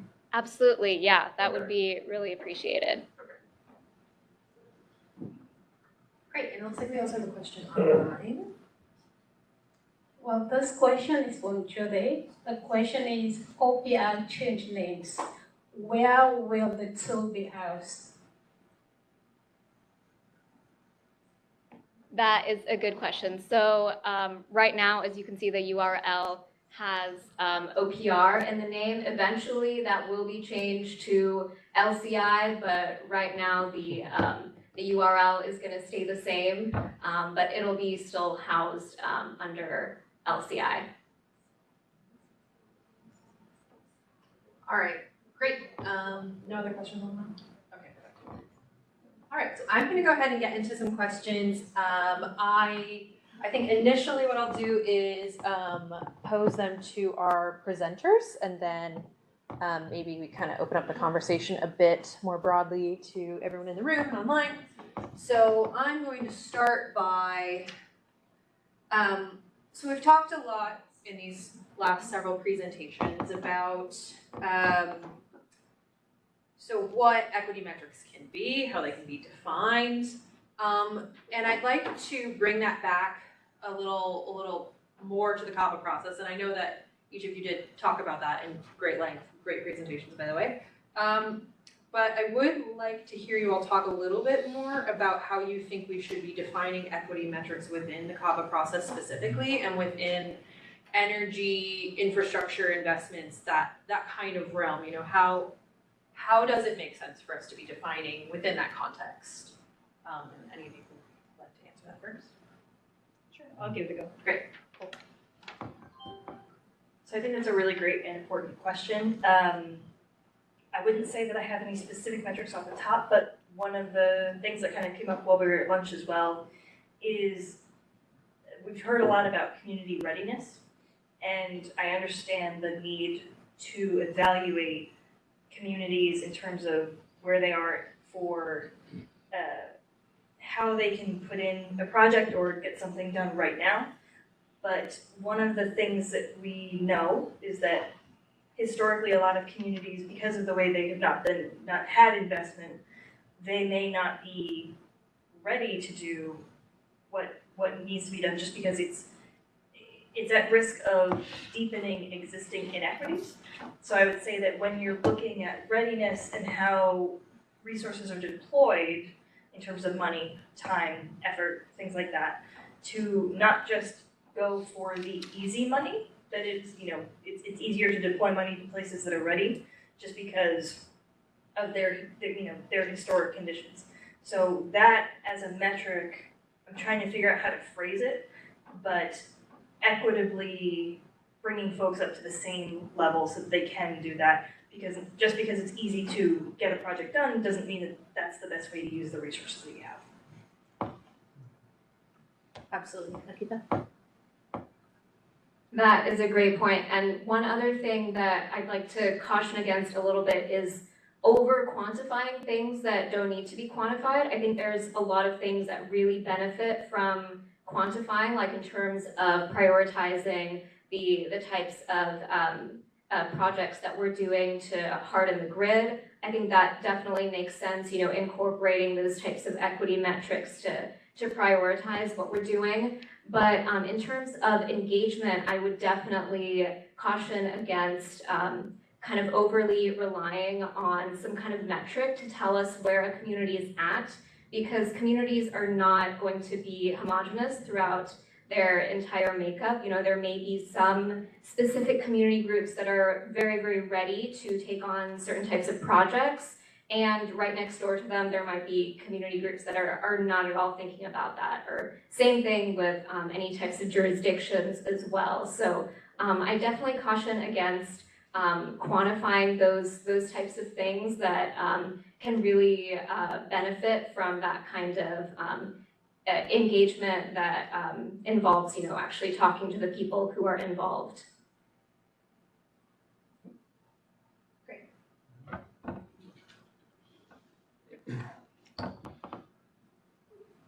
So I think it's probably helpful to differentiate between, in the report I'm working on with Berkeley Lab, we're differentiating between attribute metrics versus performance metrics. And so I think many of the metrics that were presented earlier that may be important to consider from an equity perspective, like, you know, income in a given area or the percent elderly in a given area, those are what we would describe in the upcoming report as attribute metrics, because it's not something that the utility has an effect on, right? It's something that these are attributes of those communities that are important to incorporate into the analysis and ensure that the benefits of the climate vulnerability investments are being distributed equitably. But ultimately differentiating that from like a performance metric, which is how a utility, like with SAIFI, SAIDI, you know, other reliability and resilience metrics of looking at outages and the impacts on those communities, that's more trying to measure the performance, right? And so I think differentiating between those two can help potentially clear up a little bit of confusion. But ultimately, I think the key is understanding what are the ultimate investments that are being made and are they equitable? And then after those investments are made, tracking the benefits in terms of reduced outages, long duration outages in particular. And that's something the Department of Energy is trying to do with all the grid resilience grant funding that's being distributed to all of the states. We'll see if they're successful with that, because it's really hard. And as many people have noted, the CAVA is very early on in the process, and then these investments happen later on. So really understanding, like, were they equitable? Did they consider these vulnerabilities for certain communities? That requires a lot of tracking. And then the ultimate, you know, performance of those investments once they're in the ground is a whole other question that would come into play many years later. Awesome. Yeah. And I also want to pose this question to the other experts in the room and online. I'll repeat it. How should we be defining the purpose of equity metrics within the context of the CAVA process and climate adaptation planning? Anyone else have thoughts on this? Anyone online? Oh, sorry, Roseanne, I didn't see you. You want to go ahead? Yeah, I think defining equity, as you know, it's been talked about a lot in terms of readiness. Is a community ready to invest in investments on their own to increase their own community resilience? Should money go to those folks that are ready versus those folks that need more lift in order to get to that point? But from a utility perspective, I think it's important to keep in mind that the utilities can only really assess the ability to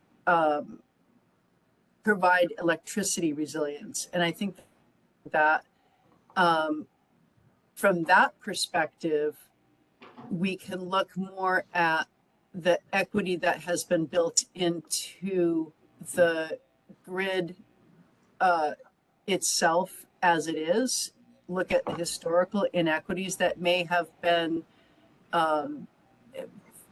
whether intended or not, have been built into our grid infrastructure system, and then take a look at how we can, when we're looking at investments, make sure that because there are so many problems to solve beyond our initial investment goals have to be safety and reliability as well. We need to make sure that we're making the most efficient use of that money that would impact and provide the resources that we need to those equitable communities. And by this I mean, if there's ways to increase resilience, but also increase, say, grid capacity in a certain area at the same time with the same dollars, that happens to be towards a community that has the attributes as we talked about before, of a community that may be identified as disadvantaged, then that might be considered a more equitable investment than communities that have not just the willingness to pay, but the ability to pay for resources that would provide them resilience, but they already have that level of grid capacity. Does that make sense?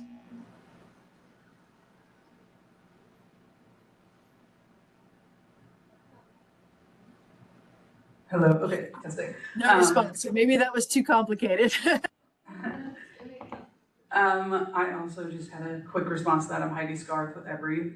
And this is something that is an answer and a non-answer, and I feel like I haven't heard enough of it today, which is that it depends. So from our end, from EBRI, kind of looking, and this applies to the CAVA process, but sort of in general too, like whether you're looking at a particular model or whether you're looking at a particular investment framework. It's my sense that the earlier that you can bring in your equity considerations, the more comprehensive they will be. But I do think that there are limitations in tools and data understanding, and that's really what we've been trying to get at today. So as early as you can, and that's not always going to be maybe the appropriate time, but it is something that I think the more that we do it, the more that we'll learn, the better we'll get at it. And so like as early as possible has been sort of our thought process there, I guess. I have one person over here. Hi, Chris. See you, Luke, again. I had a couple points. One is, I think I've seen a lot of readiness studies that I think are missing, like some of their methodologies are kind of off, particularly they could be quantitative or qualitative, but particularly the ones that have to do with the people that live in the communities, and when they ask questions that are like way out of context with what people are trying to speak to. So I'm happy to give more details. I've seen, because I've been listening to a lot of research results where people are like, well, people don't want these things, but it has to do with the study design more than the actual conditions. And then the other thing I wanted to say is around your question around equity. The way I think about equity is I think about the current situation, which is disparity, the equity that addressing disparity, which is the outcome you're trying to get, but the third way is procedural equity. And you really need to think about, the metrics should think about all of those things, and procedural equity is the one that I think often gets left out, and that's the thing that makes the most effective outcomes. Like, if you don't have procedural equity, there's too many unintended consequences, and there's too much of a disconnect between what the goal is of the policies or the metrics and what actually happens. So a big push for including procedural equity. Thank you. Okay, we've got someone over here in the room, and then I'm going to check online again. That's Patrick from PSC Healthy Energy. One of the challenges I think we face too is that equity and resilience, and we keep talking about it, cross energy boundaries and definitely cross utility boundaries. I mean, this is not solvable by an IOU in their district? Because I'll talk about it a little bit this afternoon. If houses are unaffordable, energy is unaffordable. But what can the CPUC and the IOU do about housing affordability? That doesn't mean we ignore it, but we have to take it as it is, and then also figure out where those gaps are in our ability to turn dials, and make sure that those are published and addressed, and not ignored just because we can't fix them in this room. Great, and just want to do a quick check. Anyone online? All right, Michael. Great, thank you. Michael McCormick. So the earlier comment that utilities support energy resilience, and disadvantaged communities that are being served by those utilities, per that last comment, have really complex needs beyond energy resilience. And when they talk about resilience, they may speak about very different things. And those needs can be served by a much broader group of stakeholders. And I'll reiterate again a comment from before lunch, which is the importance of engaging with municipalities through this process, because the disadvantaged communities that are engaged in the utility, CEP and CAVA process are also, in some cases, reliant upon a municipality's action to help support their own resilient community and equity in their community. And thinking about metrics related to how to track equity and how to support equity.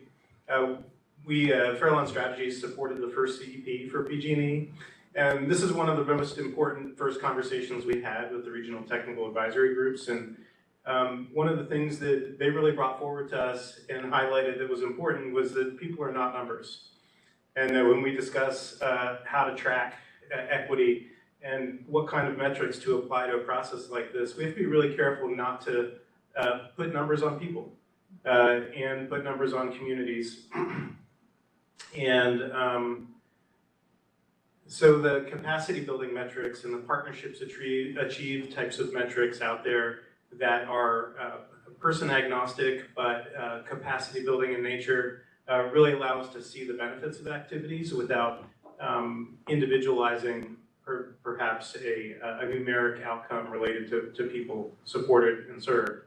And I'm not being real concise or clear about this statement, but just kind of wanting to reiterate my colleague from LCI's statement that we have to take a lot of care in how we track equity and not put numbers on people. Procedural equity, just to highlight and reinforce the comment that came from the other side of the room over here, and inclusiveness and engagement design is also really important. So making sure that you have built-in equity through the process so that the outcomes also can be interpreted as equitable as well. Thank you, and we're a bit tighter on time than I'd hoped, so I might have to breeze through a few of these questions here. But just wanted to ask next, and this is again to the broader room and online. So when it comes to the CAVA process, and I kind of asked this to the utilities earlier, but we've had a lot of discussion about different metrics and approaches and tools. So at what point in the CAVA process, as far as each of you is familiar with it, as I've described earlier, how the CAVA process works, at what point in the process should metrics be incorporated and utilized, whether that be right at the beginning or, as I've heard mention of, measuring progress after investments are made. So it seems like there's a couple different ways they can be used, and I'd like to hear a little bit more on where it feels most appropriate, given what you know about the CAVA process. Anyone in the room? I think every step of the process, kind of. I know this is like a hard answer, but at each phase of the CAVA process, it sounds like there's an opportunity for tracking, like you said, progress, but just ensuring that equity from the beginning in different ways. So you start with the engagement and being representative and complete, and then you go through to say, okay, have you done your due diligence in the community? And then you say, okay, where are we investing things before we do the investment? Is it reinforcing historic inequity, or is it supporting places that need it? And then you track the progress after that. So I think that each phase, there could be metrics that fit specifically for that. Like you don't need to be doing the same thing at every possible phase, but I think that that's worth exploring more is, you know, how can you tailor them for the entire CAVA process? Thank you. I think we have someone online. Michael Drache. Did you want to provide a comment?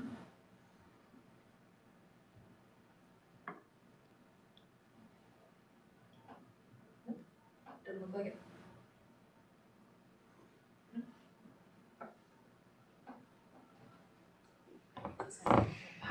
Here, just 1 second. Hello, am I on? Oh, yes, go ahead. Thank you. My name is Michael Drouch. I'm the Yurok Tribe's Director of Community Development. I want to just comment on the outcomes here. To me, it seems like, you know, we start from a pretty narrow lens.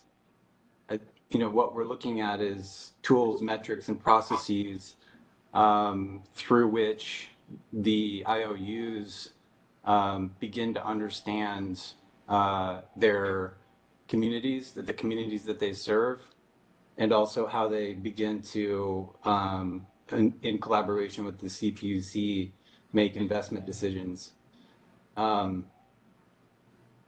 But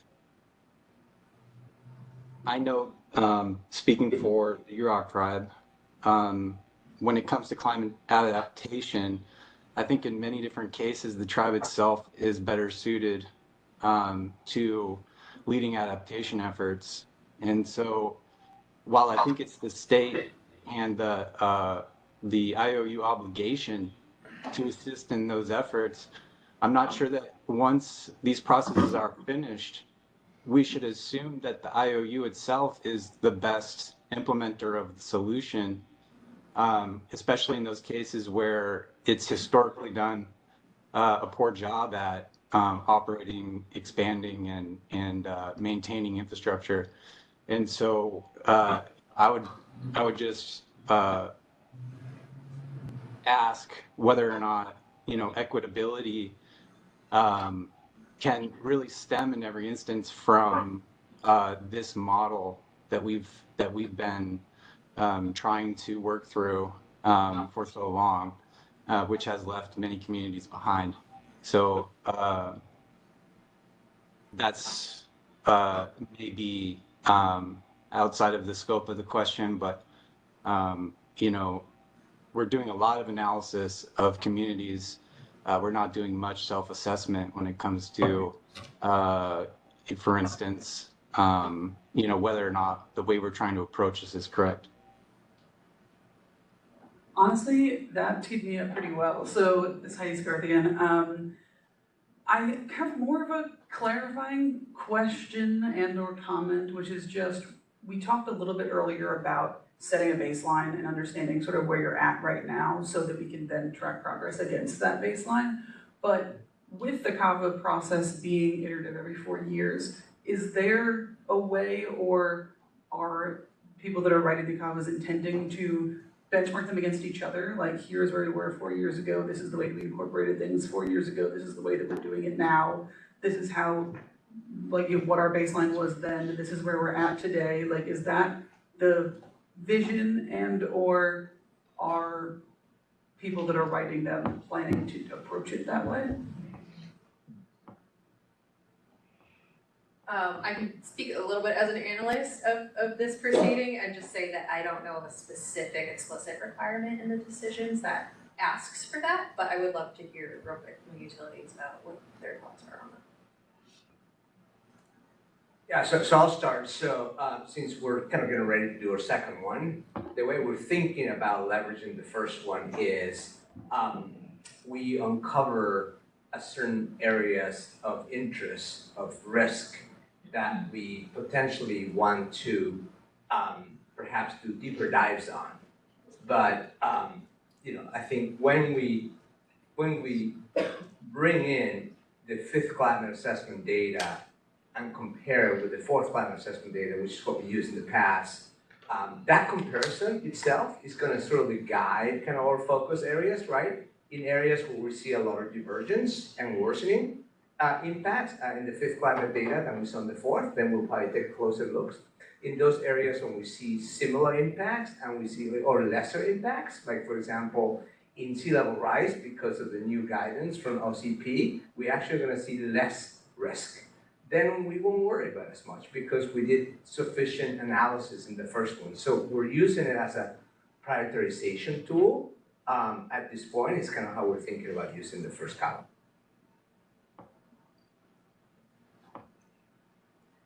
So San Diego Gas and Electric's a great point. So there is some baselining and observed values that are inherently built in, especially in the exposure analysis that Steve was referencing. And so climate data, it's going to be dynamic, there's uncertainty and more uncertainty, but that is implicit. But the community engagement planning process is annual. So the goal is absolutely to have this feedback loop inform how we think about mitigation solutions. The other point that I'm really excited about is what Ankita presented, right? So that platform was not available to us. Now, as we have those tools become available, I know CalAdapt is investing a lot in making the exposure data sets more clear and easy to translate. And you just heard from Ankita, we are absolutely going to have to incorporate that into our planning process. And that has got to be iterative, right? So baselining is one starting point, but learning, growing, improving our process by just understanding collectively is inherent in the carve-up process. SDG&E has learned a lot from PG&E and Edison. They're going to be doing their second, we're going to do our first. But I think it's really smart for us to do this with this continuous learning and improvement mindset. And also the community piece, right, that's being touched on, the metrics. Yeah, we're calling it metrics, but it's really, are we going to measure progress? Like that's the end of this. Is this outcome-based? Are we going to change our operations and our planning decisions? Are we going to think about load forecasting differently? Not just the historical 30-year averages, but what's projected? Are we going to be thinking about design standards differently? That's what this color process is going to inform. And yes, that I think is going to be the best outcome that we can collectively drive towards. Give it to Nathan.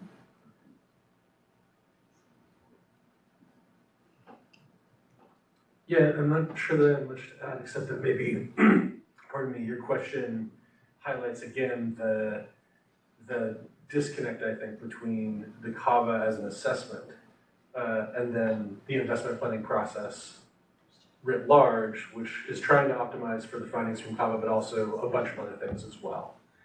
And so I think that's why I am particularly impressed by the Sandia approach from earlier, because like we should be talking about the performance of the system. That is the baseline, right? And I will also say that, you know, I think Sandy and Stephen both talked earlier about sort of updating standards so that when you're just doing business, you're building enough resilience as you go.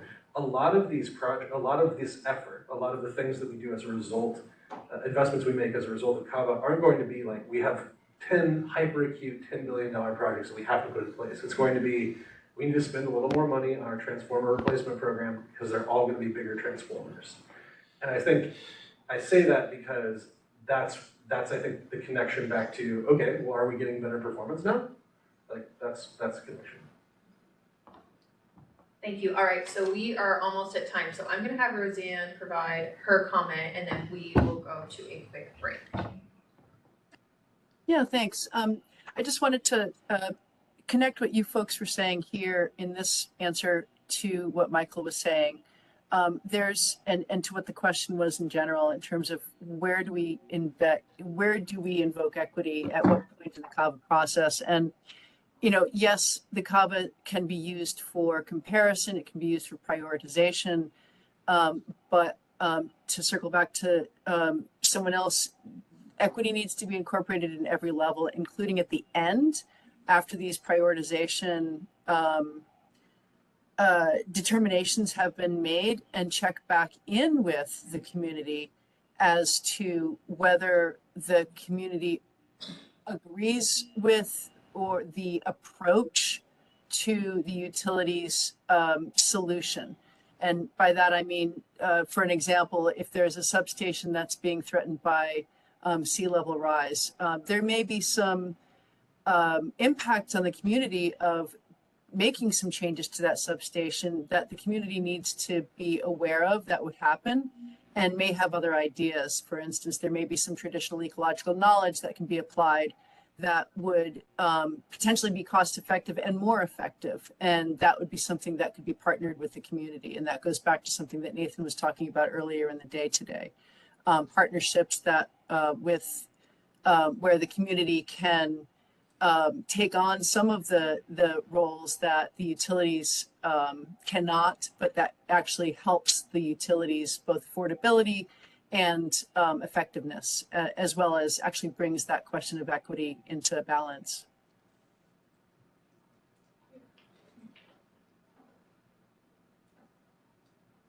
All right, sounds like Michael also has his hand raised online. We have room for just one quick comment there, and then we're going to go to break, and then we'll have more discussion as well.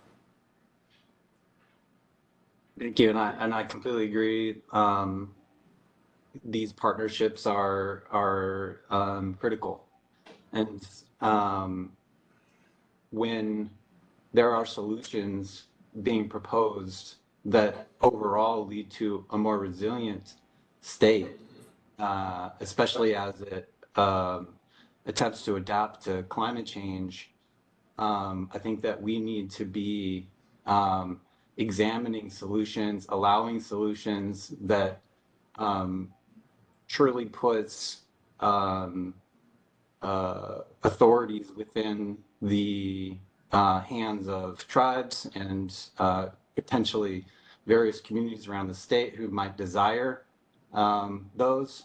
And if we're looking at something that's mutually beneficial, we need a way to potentially assess that to determine whether or not the CPUC and the IOUs should and could support that effort through partnership rather than, as we've seen in some cases in the past, penalize communities who have been taking matters into their own hands. And so, you know, again, how do we introduce metrics that assess the overall benefit of a project, a community-led project, for instance, to the state as a whole, and to a community's neighbors, and potentially to the IOU, et cetera, et cetera. So, you know, I just want to make sure that we're leaving room for community-led solutions rather than just exclusively, which I completely advocate for, an improved participatory process. Thanks. All right, thank you, Michael. Okay, with that, we are going to go to break. This will be a quick restroom and social break, and we will be back here at 3:30 for 2 more presentations and a little more discussion. I guess it makes you relax and learn from there. Okay. I know, because their problem was that they got rid of all their input. Okay, so we are going into our final segment for the day, and I appreciate you all sticking with us. I know it's a lot of information for one day, but we've got a couple more great presentations for this final segment. So we are starting out with Patrick Murphy at PSE Healthy Energy, and I am going to go ahead and hand it over to Patrick.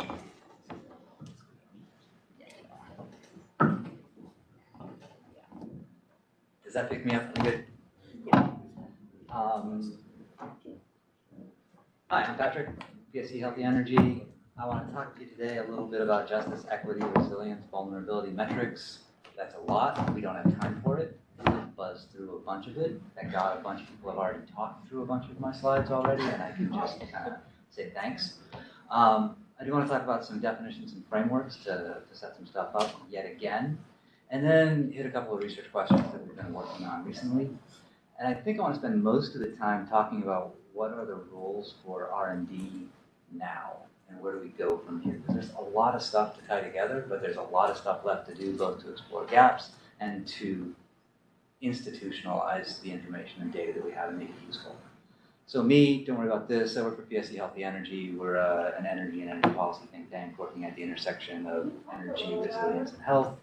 A little bit closer, okay. So I want to talk about some definitions and metrics. This slide is very similar to something Rebecca already showed, and I think it cites the same folks. One more. Here we go. Procedural, key. Meaningful participation in decision-making, not just block checking. If the engagement didn't change the design, wow, you're a genius. You did it right the first time, and I really doubt it. Distributive. In that process, recognitional, understanding the history and how we got there. And then the hardest one, restorative. How to fix the stuff, not just the stuff that is the responsibility of your current project and program, but the stuff that predates you. Some of the stuff that makes it hard to do community engagement because they're like, well, we don't trust you. The last person that came here left this legacy of bad stuff behind. And if you look at that, oh, I want to talk about definitions of reliability and resilience, because we use these words and I'm not sure we're using them with the same meaning. I'm going to break it down into one framework that is a difference between how the grid sees it and how the user sees it for both of these. And the one we talk about the most and has the most historical metrics behind it is grid reliability. SAIDI, safety, KD, got it. It's interesting to me that the user definition of reliability is really, we talked about this at lunch, flip a light switch, the light comes on. Does my heat work? Does my stuff work? A challenge in that is when you roll up my metrics and try to make system-wide decisions on it, they look like SAIDI, safety, KD, LOLE. So it's very hard to do individualized and equity-based metrics on reliability unless you figure out some creative ways. Resilience, I think, offers an interesting way to look at that, especially from the user perspective. Grid resilience is about turning the grid back on if those out-of-pocket things happen. But from the user perspective, I think one of the most important aspects of resilience is how did I ride through, how did my people ride through the inevitable grid outage? And this gets to a lot of the metrics that we've talked about before, about tolerance, about riding through with the minimum disruption. And we talked about some distance to essentials metrics, and one that I want to talk about in a little bit is the resilience affordability ratio. But I do also want to tie back to Bruno. He's the guy that first drew this resilience triangle or resilience,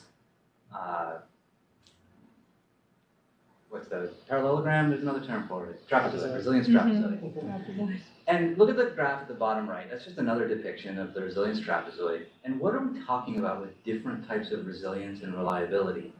And there's this pre-event, then there's something bad that happens, and then possibly systems fail. And if this is the grid, and there's no resilience, then you're following, and I know it's hard to see, but the blue line. Things fail after the event. Potentially some recovery could begin, but in a lack of resilience grid, there is no recovery. It broke and it becomes nearly impossible to fix. We don't have that. We have a relatively reliable and relatively resilient grid. But that is still basically the red line. Things fail for a while, energy services go away, and then they come back after there's time to go fix things. And sometimes that is days, sometimes that is weeks, and occasionally it's even months, and those are all terrible outcomes. There is some local resilience that we need to capture and measure and understand the impact of, and one of them is the yellow line. Some critical systems may survive, may be backed up, may have solar and battery, or diesel, or propane, or a natural gas generator, or an alternative where you can turn on a fuel heater instead of your electric heat pump. And sometimes there are systems that give you the green line where the outage barely matters. You have lots of backup. One of the things that equity needs to capture is that distance to those things should not be inequitably distributed. And if you look at the graph on the left, that's a paraphrase of some work by Logan and Geitman that basically measures the resilience impact as distance to an essential service. Very similar to what's coded into RenCat. And I really like it. And you can look at different resilience impacts across those three scenarios there. And one, in the blue line, there's a pre-event. That's what it looks like beforehand. There's the red line. After there's an event, some people have a farther distance. The grocery store is farther because their near one is out of power, or the police station is out, or you don't have air conditioning in your house and you have to go somewhere else to get that air conditioning. And then the yellow line might be a post-event. Some of it recovers, some of it doesn't. Sometimes it can recover better. But I just wanted, mostly that was just a level set. What are we talking about for resilience? And I'm going to focus on household level resilience. What does it mean to the end user? Grid resilience contributes to it. If the grid doesn't bounce back, long-term household resilience solutions are extremely unaffordable. That's basically standalone systems. And if that was a reasonable solution, everyone would be off-grid. And it doesn't, it's not really sustainable. So, a lot on that. Next slide, please. Equity. There are already existing impacts. These are two charts from different sources. One from my colleagues on the right talks about solar and what the penetration of solar is across California and various jurisdictions. On the left, also from some of my colleagues, is the penetration of PM 2.5 across various jurisdictions in California. And they're both against CalEnviro score on the bottom. PM 2.5 increases with higher CalEnviro score. That's pretty tautological. Basically, CalEnviro score, one of the things it does is measures PM 2.5 as one of the great inputs, one of the major inputs. And then on the other side, solar and battery from some other studies goes inversely with CalEnviro score, inversely with income. There's less solar, less battery, less adaptive capacity for energy resilience when you get higher into the CalEnviro score and lower into the income demographic. These are things that exist that we need to consider in our equity metrics. Cost shifts and equity. I mean, one of the big challenges we talk about in the solar and battery adoption is that difference in adoption, and then that pushes costs onto folks that can least afford to bear them. But there is also some controversy. There's a recent report from MQ that the cost shift may be overstated basically by $10 million, where it's a $2 million cost shift from solar adopters to non-adopters. Now, I don't know what the right answer is, but I think there is still some room to study about what is the elements of the cost shift and what goods, what services does distributed solar provide that aren't being captured. We've already talked a bunch about the different climate vulnerability metrics and CalEnviro screen. You can go to the next slide, please. I don't care which ones you use, but understand the impacts of using them. I really like Ankita's putting them all in one place so we can compare and use them. This is extremely powerful, especially because there are unintended consequences of not knowing the outcomes of the data you're using and being able to quickly explore, what if I change A to B, what if I change the weight of this one to that one, is extremely useful. One of the things that we found in our climate vulnerability index that I think is going to be part of the Vulnerable Communities platform is that if we add a few things like adaptive capacity and wildfire smoke and a few other things to CalEnviro screen, you get 365 additional census tracts considered disadvantaged. Should those become a priority? Should those be prioritized over the ones that are already in CalEnviro screen? Maybe, maybe not, but understanding that there are different vulnerabilities that your metrics focus on matters. Next slide, please. And then even inside, CalEnviro screen is at the census tract level, which is a pretty fine-grained analysis. But inside that census tract, there are demographics that aren't captured by that median income level. And it's not just the numbers, but things like children, older adults, people of low socioeconomic status, chronic conditions that are related to their CalEnviro screen exposures. And so they're not typically visible in these median level analyses, and they need to be captured in your countermeasures. Next slide, please. And a just and equitable energy transition, as described by Sokol and company here, has these 4 bullets that I really like. You have to increase affordability. You have to achieve equitable reliability and resilience. Reduce environmental burdens. Promote participation in the decision-making process. And I think you can map most of these to the same things that we've had on the other 4 breakdowns. One of the things I want to do a couple of minutes on, the CPUC's energy affordability ratio work is really, really cool and powerful. Energy affordability matters. And breaking it down into 2 demographic groups, but the median in each PUMA region, some aggregated census tract regions, is cool. And the fact that they do it with a net income is extremely important, especially in high cost of living areas. I'll run it through a quick thing on this graph on the left. Energy burdens, the gross energy burden is the bottom left curve. And that basically says that your energy cost divided by your gross income before taxes, before any other expenditures. If you're above 6%, you're considered highly energy burdened. And that really crosses that threshold line at about $10,000 a year. That's pretty low in California. What we see if you do something more like the CPUC's net income analysis, below about $10,000 a year, you actually have negative income after essential expenses. And you're highly energy burdened, the percentage needs to change up to about 8.5% based on some math we don't need to get into right now. But then you're talking about $50,000 to $60,000 a year, you're highly energy burdened by net income. And the graph on the right just takes the same thing and adds an estimate of outage costs based on DOE Eagle Eye data. It says if you wanted to count resilient energy cost burdens, unmitigated, just take the cost of an outage, you've moved about 700,000 more people into the highly energy burdened category, with about another $1 billion of high energy burden based on unmitigated outage costs. Next slide, please. Those map out across California like this, and this is just a map based on a CPUC affordability ratio plus. And you can see in the lowest income quintile on the far left, most people are red, highly burdened. Some are gray. Gray means they have negative income after essential expenses. That's really not resilient. When you're broke and you're negative, yeah, we'll wrap it up. And then as you move farther along the income quintiles to the different fifths of income, you can see that it gets better, but even the richest quintile in some census tracts that face a lot of burdens are highly energy burdened when you consider outages. And you can also see that by the DAC map there, that is not necessarily correlated with disadvantaged community status.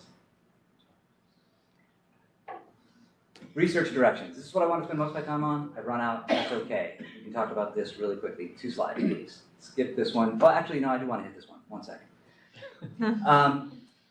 Doing this analysis, this group from LBL, Galen Barlos and Company, analyzed some renewable portfolio standards and found that by hitting CO2 metrics, health benefits of $5.2 billion were found. This was not part of the optimization. This was extra. If we tried to capture these and calculate them as part of the resilience metric, as part of the equity metric, would we have done more? Should we have done more? That's one of the things we need to capture. So skip this next one, that's fine. Lots of metrics on the next one, that's fine. We can talk about these, you can read these on your own later. How do we get to the next one that has some maps? How do we get to the interventions toward equity to fix some of these resilience inequities? And then how do we deal with the things that are outside of the energy systems challenge, like housing costs that put that the 2 lowest quintiles in negative income after essential expenses? That can't be solved. You can reduce their energy burden to 0, and they still have negative income after expenses. Next slide, please. Part of it is, let's get the results of these things into things like the VCP and track them over time. What is the proposed outcome of an intervention? How does it change VCP scores? And then track those over time to make sure that they're actually meeting those proposals. And I think the last thing I want to say, and we've talked about this about readiness on the last one, is readiness cannot be the driving metric. It has to be one of them to decide where you put some money, but just because the community isn't ready doesn't mean they're not necessary for investment. It just means the engagement needs to be different. It needs to be capacity building, and sometimes it needs to be infrastructure, even if they can't co-invest. And I think that's all I have.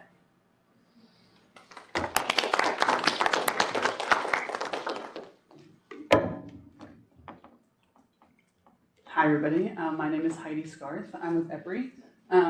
I forgot to change the event name on the bottom, so don't look at it. But I'm going to talk to you guys a little bit about, as a part of, so EPRI has an ongoing initiative called Climate Ready. It stands for Climate Resilience Adaptation Initiative. And part of that, there are 3 major work streams in Climate Ready.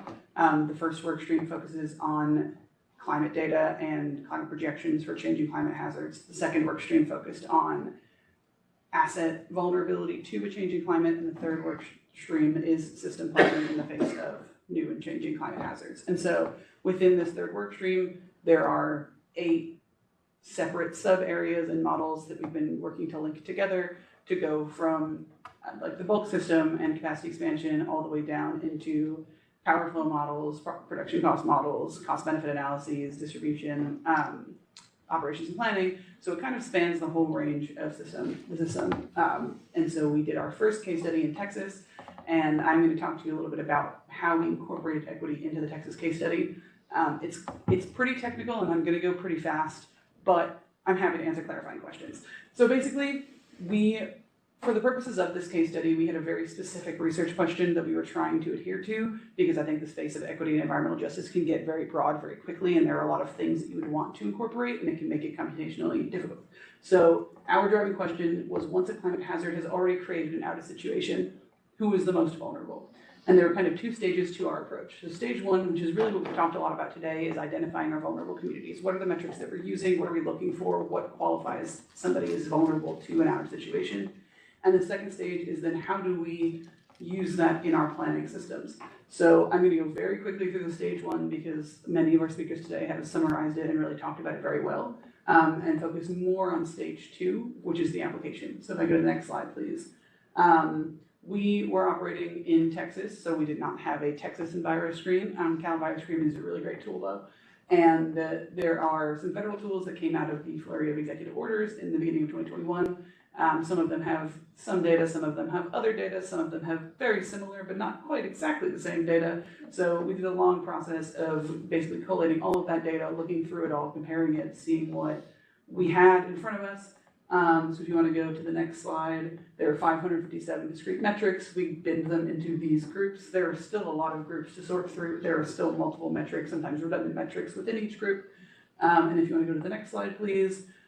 Here's kind of just an overview of very similar. It was like the poverty line. Some people looked at 100%, some people looked at 200%. There was 150, so those are functionally the same. Some data was really interesting, but didn't cover that many census tracts. So it was really just like looking at the data and seeing what existed. But we can go to the next slide, please.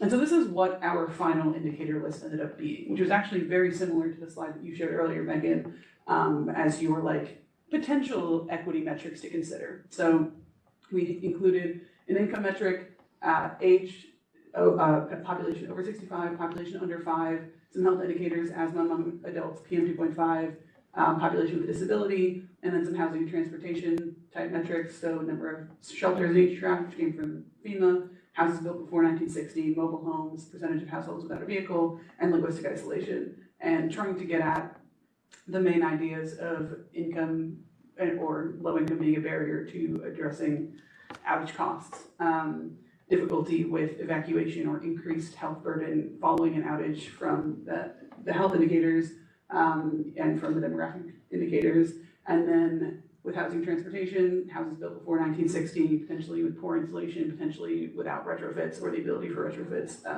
and backup, mobile homes, same thing.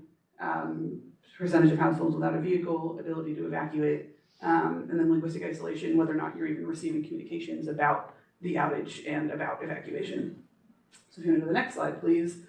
From that, of course, all of these data are then in different units and different like percentiles or percentages or whatever it might be. So when we originally looked at Texas using the federal percentiles coming out of the tools, it really wasn't very helpful because it was comparing the census tracts within Texas to the rest of the country. And in our first pass of the analysis, almost every census tract came up as disadvantaged. So what we did was we took the raw data and we created Texas-specific percentiles, which I think is sort of what CalEnviroScreen does.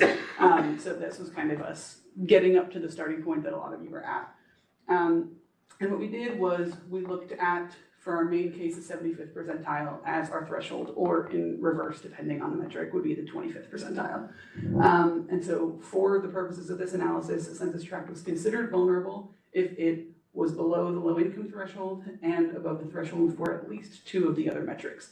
Not necessarily specific about which ones, but this is getting at the idea of cumulative impacts. These things don't happen in a vacuum. If somebody doesn't have a vehicle and is low income, there might be, 4 or 5 other indicators that they are also over the threshold for.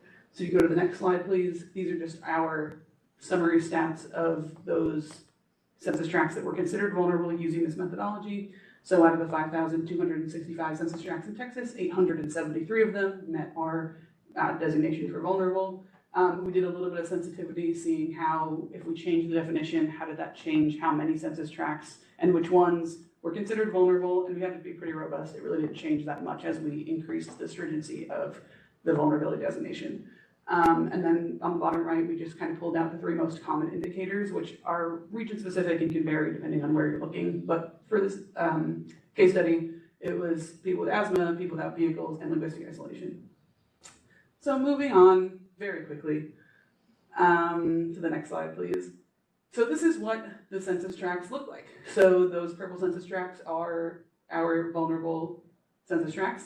And this is useful. This can give us some information, but so far none of this data is actually linked to the power system yet.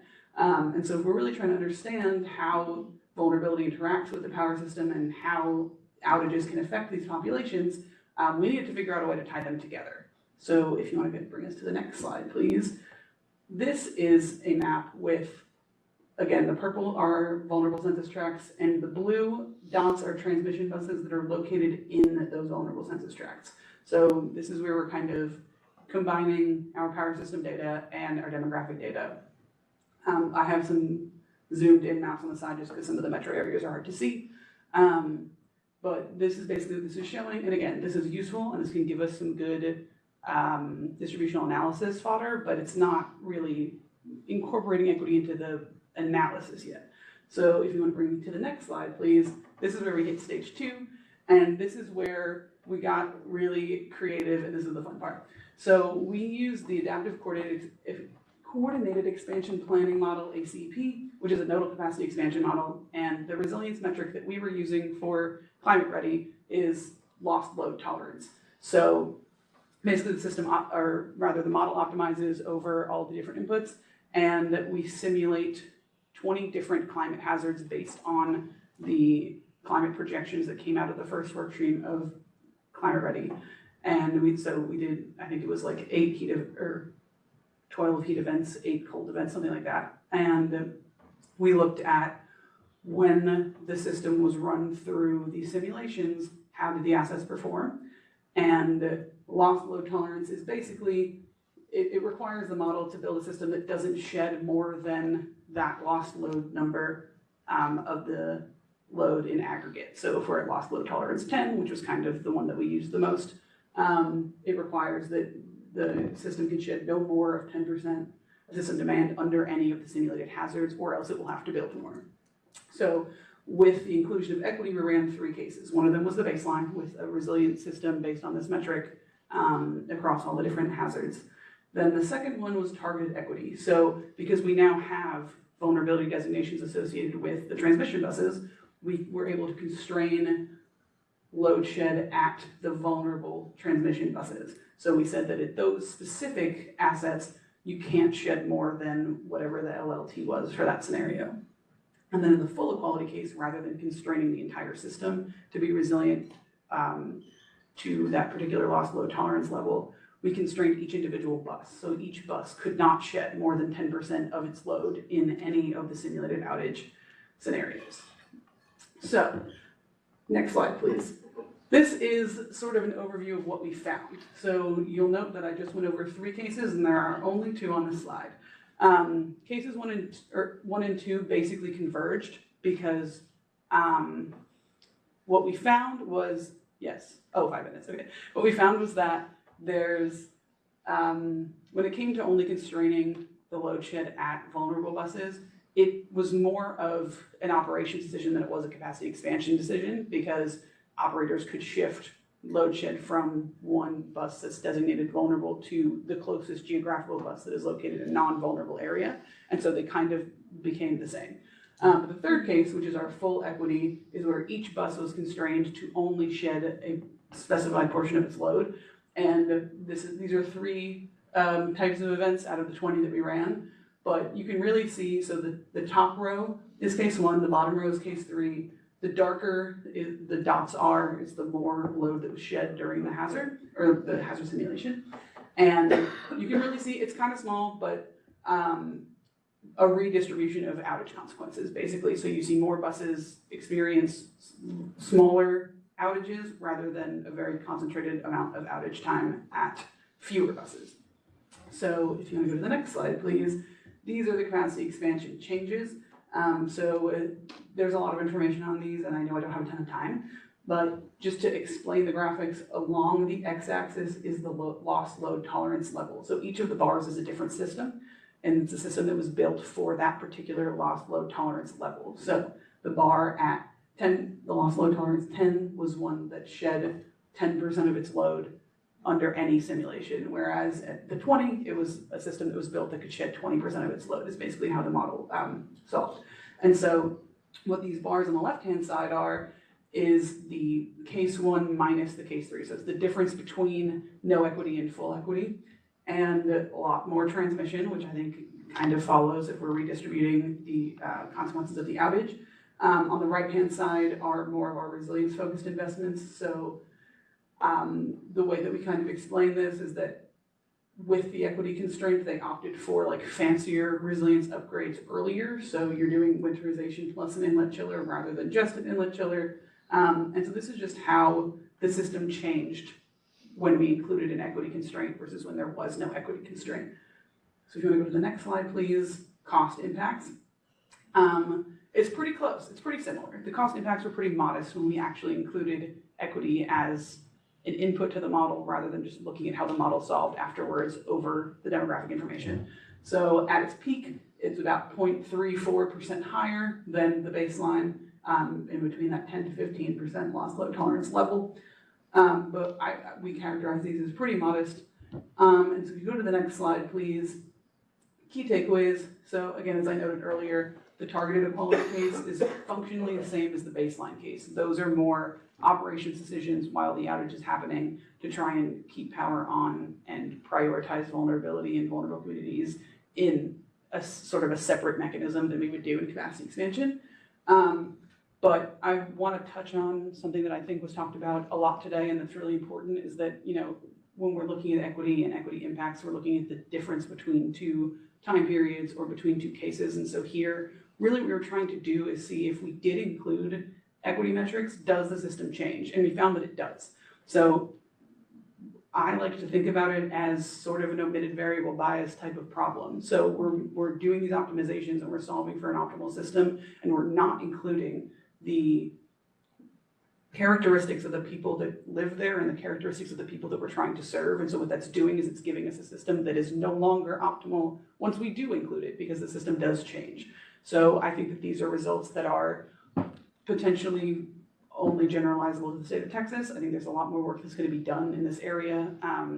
But in terms of taking equity and taking equity metrics and plugging them into tools that we already have to see how it changes our outcomes, this was our sort of first foray into this space. And I believe I might even be, oh, I'm right on time. So that's it for me.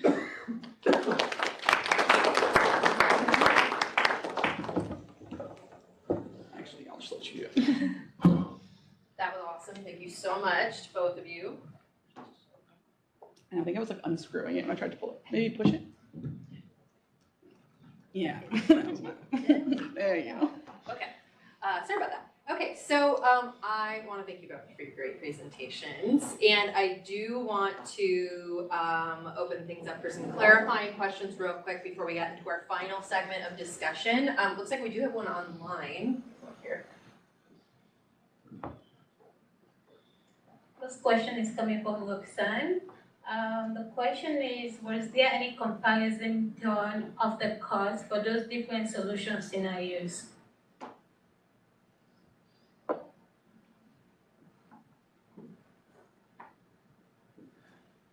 So those two graphs on my second to last slide, the costs, it was comparing the baseline to the full equality case. Again, the middle case sort of converged to the baseline. So those costs ended up being the same. But we did see a cost increase when we did have our equity constraint in there. But I believe that's just due to the sizable increase in transmission that we needed to redistribute those outage consequences.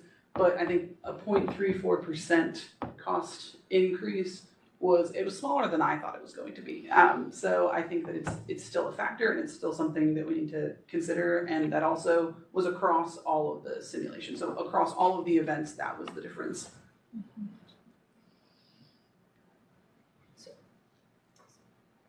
Yeah, Judith. I just had a quick thing for Patrick. You said million, it was billion on the solar cost differential. It's billions, not millions. For the Yes, NEM. No, there was, For the NEM. yes, billion, yes, It's correct. billions, not millions. Okay. Yes. That- Even more. Judith said was it's billions, not Yeah. millions for the next side. Right. Patrick's presentation. I did just want to invite Commissioner House advisors to see if they had any questions or comments that they wanted to provide while we're discussing. Thank you, Megan, and thank you both for your great presentations. I had a quick question for you, Heidi. Did you consider the market structure design of Texas's grid? So you know their own independent ERCOT, right? Independent market. Was that considered? And then also, did you guys consider the amount of transmission build out that they're planning? So this is a somewhat anomalous case study because when we were doing it, we didn't work directly with ERCOT or one of the, like any of the smaller utilities that operate within ERCOT. Rather, we were using synthetic system data. That's actually something that I should have called out. This is synthetic system data that I believe it was Texas A&M put together. It's a really useful resource for exercises like this. We are currently in the process of replicating this with a partner utility, and so in a different state. And so with that, there will be a better incorporation of some of the idiosyncrasies of the particular utility and the particular utility markets because we're actually working with the utility company. A lot of this was proof of concept and demonstration. Yeah, thank you. Victor, do you have any questions? I just wanted to thank Patrick and Pixie for their analysis on housing. I think it's a key issue. You know, housing is getting a lot of airtime in California, and obviously, if everyone's income is eaten up by housing, what we do elsewhere doesn't matter so much. But we need to get that one right. Thank you. Yeah, this ecosystem can just keep going. It's hard to set parameters for what you really want to talk about because everything touches everything. So with that, I am going to get into a few last key questions that I have for all the experts that we've gathered here today. And then we can open it up for final comments and questions from everyone in person and online. So one of the big questions, and we've kind of touched on it, is, at least for me and the work I'm doing within this proceeding as the analyst, so we have all these great tools, resources, approaches, and I know that a lot of them are pretty nascent, and this is an edge in research. We're going to come out with more work and products and approaches as time goes on, but with what we've talked about today, I'd like to hear a little bit more about what the pros, cons, and use cases are for the different options, particularly in the context of climate adaptation planning for energy infrastructure. So I'm curious if anyone has any additional thoughts or hot takes on that. I have a spiel that I give a lot, so I'll jump in since I have the mic. I think that it's really easy to criticize the metrics and data that we currently have because they're not perfect and census data is not perfect and the spatial resolution at which we're looking at these things and at the census tract, not ideal. But I think that in doing that, we're cutting out so much work that we can do to progress in the meantime while we develop better downscaling methodologies and better metrics and better understanding of these things. So I think that waiting for the silver bullet is not our best path forward. I think that what we were trying to do with this case study and the climate ready methodology is to do the best that we could with what we have. And in the process of doing that, I mean, we learned a ton with the first case study that we're applying to the second one. And I think really it was just about putting equity into capacity expansion in a way that it really hasn't been and just seeing what happened. And I think there's going to be probably a lot of that is, well, if we incorporate it, what happens? How do our outcomes change if we do include this thing that we've historically excluded? And I think there's a lot of learning in that, even if it's not perfect or it's not exactly right at this stage. Yes. Yeah. I think the simple thing I would add to that is, when are we done? So we're not. So waiting for there's no silver bullet, there's no done, there's no perfect. There's let's do the best we can and not do wrong, kind of a little from the medical mantra, do no harm. First do no harm. but let's do something, because we can at least, I think, agree that if Callan virus screen and other indices indicate that this census tract and this subpopulation in this census tract is the most vulnerable, well then that's a substation you shouldn't shut off unless you absolutely have to. That should be a priority, either for operational decisions or for investment decisions before the operational decision. At least that's not wrong. Now, can we get better to, if we're running out of our last dollar, how do you decide on where to spend the last dollar? That's a slightly different problem, but where to spend the next dollar, at least don't be wrong. Stephen? Yeah, I wanted to build on Heidi's comment, and I think that thinking the same way, back to what Sandeep said earlier, simple, flexible, but also ready today, right? And fit for purpose is something that we should kind of think about. I think the BCP provides perhaps a lowest common denominator for a lot of folks to get started with, right? It's better than none, right? It's moving very much in the right direction. And then having the flexibility to explore new tools as they come is probably kind of where we need to go, but we do need to do the work. So I think having a simple, flexible, and ready framework is hopefully where we end up. Yeah, and just a second, but I do kind of want to maybe morph my question a little bit in that it is the pros and cons of what we have, but also it doesn't have to be a specific tool that is the tool, right? So what are the properties, the qualities that we should be looking for? So just to add to my question. Thanks, Megan. Yeah, back to the simple, flexible. I think not letting perfect be the enemy of the good is something we've embraced in our carve-out process, and the fact that it is continuous and the feedback loops will make us better, but just this continuous learning, right? Today's workshop is a good testament to that. But also understanding that limitation in Callan viral, right? So that when we go in, we don't think that's the definitive answer. So when we go to our communities and they tell us, look, you've missed this, and you use these framing, let's have the humility to go and fix that to the extent we can, right? So what we're doing is making sure we are acknowledging that, and we're going to file that next year, is that limitation of how old is the data, right? Is there a recency in this? Is there a refinement that's needed from a geospatial scaler? So we're just requesting flexibility, because when we understand that, we don't want to limit our understanding to conform to the lowest common denominator, which might be the Callan viral or the DBC definition. Anyone else on that question? Yeah, Josh.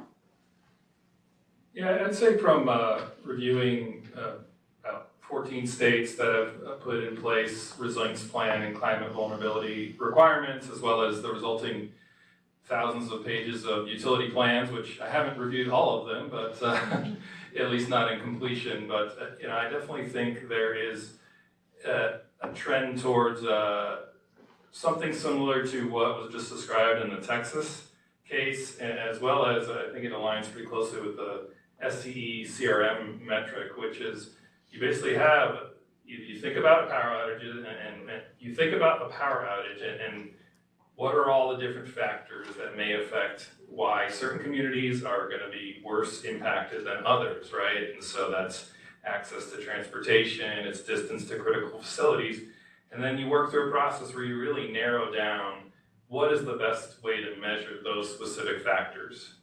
And I think that can be informed by conversations with stakeholders where they work with you to understand, help explain why it's important to consider certain factors. And then again, you find the best quality data there is, ideally as granular as possible. And I'd say that's something that isn't as common in utility plans for resilience, which tend to focus more on utility asset exposure as well as sensitivity for utility assets. But when it comes to other climate vulnerability plans that I've reviewed, like the City of Seattle, City of San Diego, LA County, they have a very similar approach to what Edison did with the CRM metric, to what was just described for Texas. And I think really just laying out that process of here is why we consider all these factors. It's based on this input from stakeholders, but ultimately you need to quantify it and put a number on communities. I know it sounds bad when you say like, oh, you're going to put a number on a customer, a number on a person, but ultimately you need some sort of quantitative metric that you can overlay with the utility asset exposures and vulnerability to adjust your decision-making after considering those equity metrics. Something else that I'll add too, because I got the mic, is the way that I like to phrase it. I have a lot of these shticks that I've worked out over time, and one of them is not only flexibility and building on the point that you guys are just making, but creativity. Like, we are operating in a system that has produced inequitable outcomes for the duration of its existence, and so to try and break out of that and work towards a more equitable future, there's going to have to be thinking outside the box. There's going to have to be new approaches to things that have been done the same way for decades. And that was like really what we were trying to do with this case study was, okay, we have this model and we have the way that capacity expansion planning is done, but how do we adjust that for the new needs of the current and future energy system? And I think that that type of thing and that type of open, creative, abstract sort of idea can be applied to different stages and different types of modeling. And we worked with our transmission team and the transmission operations and the planning and distribution operations and planning to see where within the current framework that people already operate, where are appropriate places to start plugging this in. And then over time, once we at least have it plugged in somewhere so that it's not nowhere, then we figure out what's the best way to consider this and what is, you know, maybe a reordering of priorities or whatever it might be to get towards the more optimal and more equitable future. But yeah, I think creativity can't be understated here. Yeah, we have a quick comment online. This one is coming from Marco. In response to these and last couple of questions posed, wanted to share a few factors Lumni has identified as important in defining equity metrics. Metrics tied to or inclusive of some measure of electricity service to customers. Importantly, not just at the transition node. The second one is saying consideration of accessibility to essential services like food, communication, transportation, enabled by electricity both under normal and extreme conditions. What is fair or equal? In a context that is very diverse in so many dimensions as to be determined by dialogue and not solely by model outputs. Model outputs help support that dialogue, don't replace it. The final one says, in coordination with prioritizing utility investment, need to improve accessibility and affordability of community and customer-driven solutions.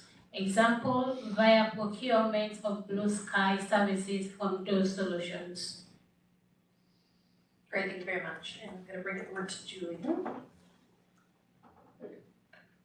Julian Ennis, some of the CPUC's grid resiliency and microgrids team here in Energy Division. I did also want to sort of piggyback on what Heidi was saying, is I think there is an opportunity, you know, I think a lot of what we do is very top-down in terms of grid planning, and I want to, you know, re-elevate the comment that Michael Gerace made earlier about, you know, we need to make sure we're also meeting the communities where they are and consulting them about their needs. I think it's a complicating factor, but one of the things we found about this kind of resilience planning is that resilience means different things to different people.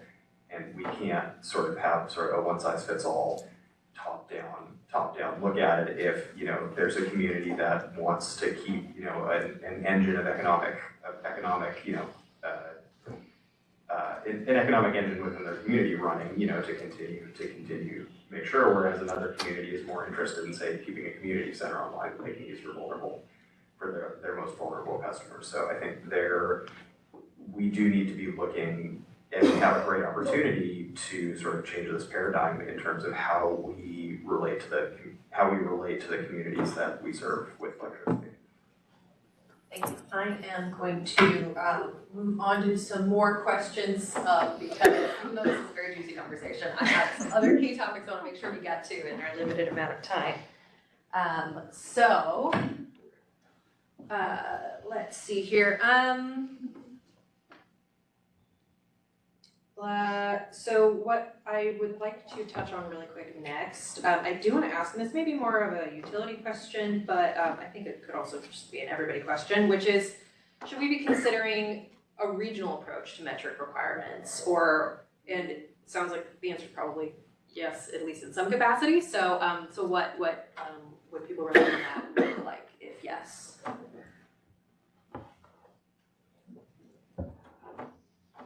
I really like the idea of starting with a general kind of baseline framework of maybe data or principles that everyone can agree on, and customizing that for the region that you're looking at, because there's going to be a lot of regional differences, and people really need that flexibility to be able to say, this is how it can be applied for the area that I'm most concerned about.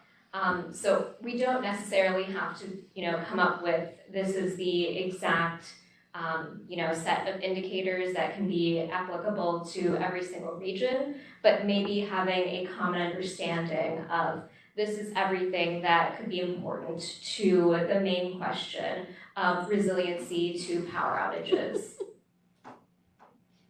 Sorry. One more question that I did want to ask in case anyone has heard of an answer to this is, I've seen a lot of attributes that we're looking for in terms of assessing a community's adaptive capacity in terms of their transportation, their access to services, but I was wondering if there is something that looks at their existing backup power resources. There's some kind of data set for that maybe utilities have. I think that would be really important to consider, in terms of where we're trying to protect the grid, maybe places where there's already a good amount of home solar and storage. It may not be as important, but that might be a bit of a hot take. Thank you. Sorry for the chuckle. It had nothing to do with you. It just, I turned around and the camera was looking at my face. Okay, that is really helpful. Any other comments on regional? Okay, Heidi, go I ahead. have a quick response to that. So the method that I just talked about was basically designed to be tweakable depending on the question that we're asking, depending on the area that we're looking at. So our next case study is going to be in the Wisconsin area, and there's a big Amish and Mennonite population there, and so we added those in. We added running water and access to hot and cold running water and full plumbing, because they said that they have a lot of people that have electric heat pumps and so, or electric water infrastructure, and so the ability to develop tools that can have things swapped out and be tailored to a particular question and population, I think is really important. Equity, our phrase at EPRI is that equity is place-based. It really is, will differ, and the metrics that you're looking at will differ, and it's going to differ based on the question. This is a resilience question, and this is a resilience conversation, but we're also thinking about this in terms of just long-term decarbonization. Those questions and the metrics that we're looking at for decarbonization and equity are going to be different. Some of them will overlap, but some of them won't. And so I think that making sure that as we're developing tools and processes and frameworks, we're able to swap things in and out is going to be really important. Yeah, this is Michael McCormick, and I think actually just to kind of use a case study that highlights those comments just now was in the first CDP for the PG&E process a couple of years ago, the 5 regions that PG&E serves as operational regions had very different needs, whether they were more rural or urban, the density of the disadvantaged communities, the framing of those DVCs, which were very different depending on community characteristics. And we did find, as Nathan presented a little bit earlier, that there were differences in where people needed attention, where people really wanted to focus their discussions, and what the outcomes that were preferred were. Maybe smaller IOUs may not have the need to break it down by smaller regions, but at least in the PG&E territory, it was really helpful to see those different results. Just quickly to answer a question about backup generation data, I believe the California Air Resources Board requires all prime mover engines that believe above 50 horsepower to be registered. So I think they may have some data on backup power penetration, but it gets a lot fuzzier obviously as you go down in size, especially with like diesel backup in more rural areas. So just want to throw that out there. Thanks, Julian. Looks like we have someone online who's raising their hand. Karina, you should be unmuted. Hi, this is Karina from SoCal Gas. Can you hear me? Yes. Yeah, I'd just like to make a quick comment to keep if we can keep things flexible enough to incorporate gas, because vulnerability goes beyond outages. And I know a lot of the examples given were good examples, but they all focused on the electric system. Yeah. Thanks. Agreed, and it's one of the things that I've tried to focus on some resilience analysis too, is especially as we focus on decarbonization and who decarbonizes first, what does that leave for equity issues in last gas line, who's paying for the infrastructure, all of those challenges. There's also the flip side challenge that let's go to the Pacific Northwest in PG&E territory, Humboldt County, and now you've decarbonized and everyone's on a heat pump and now you have a long-term outage. Now you have a heating challenge. You've lost some of the multi-fuel resilience. I'm not saying don't decarb. I'm from PSC Healthy Energy. We're about decarb. But you have to do it wisely and you have to do it equitably and you have to make sure that you're not creating a problem in your solution.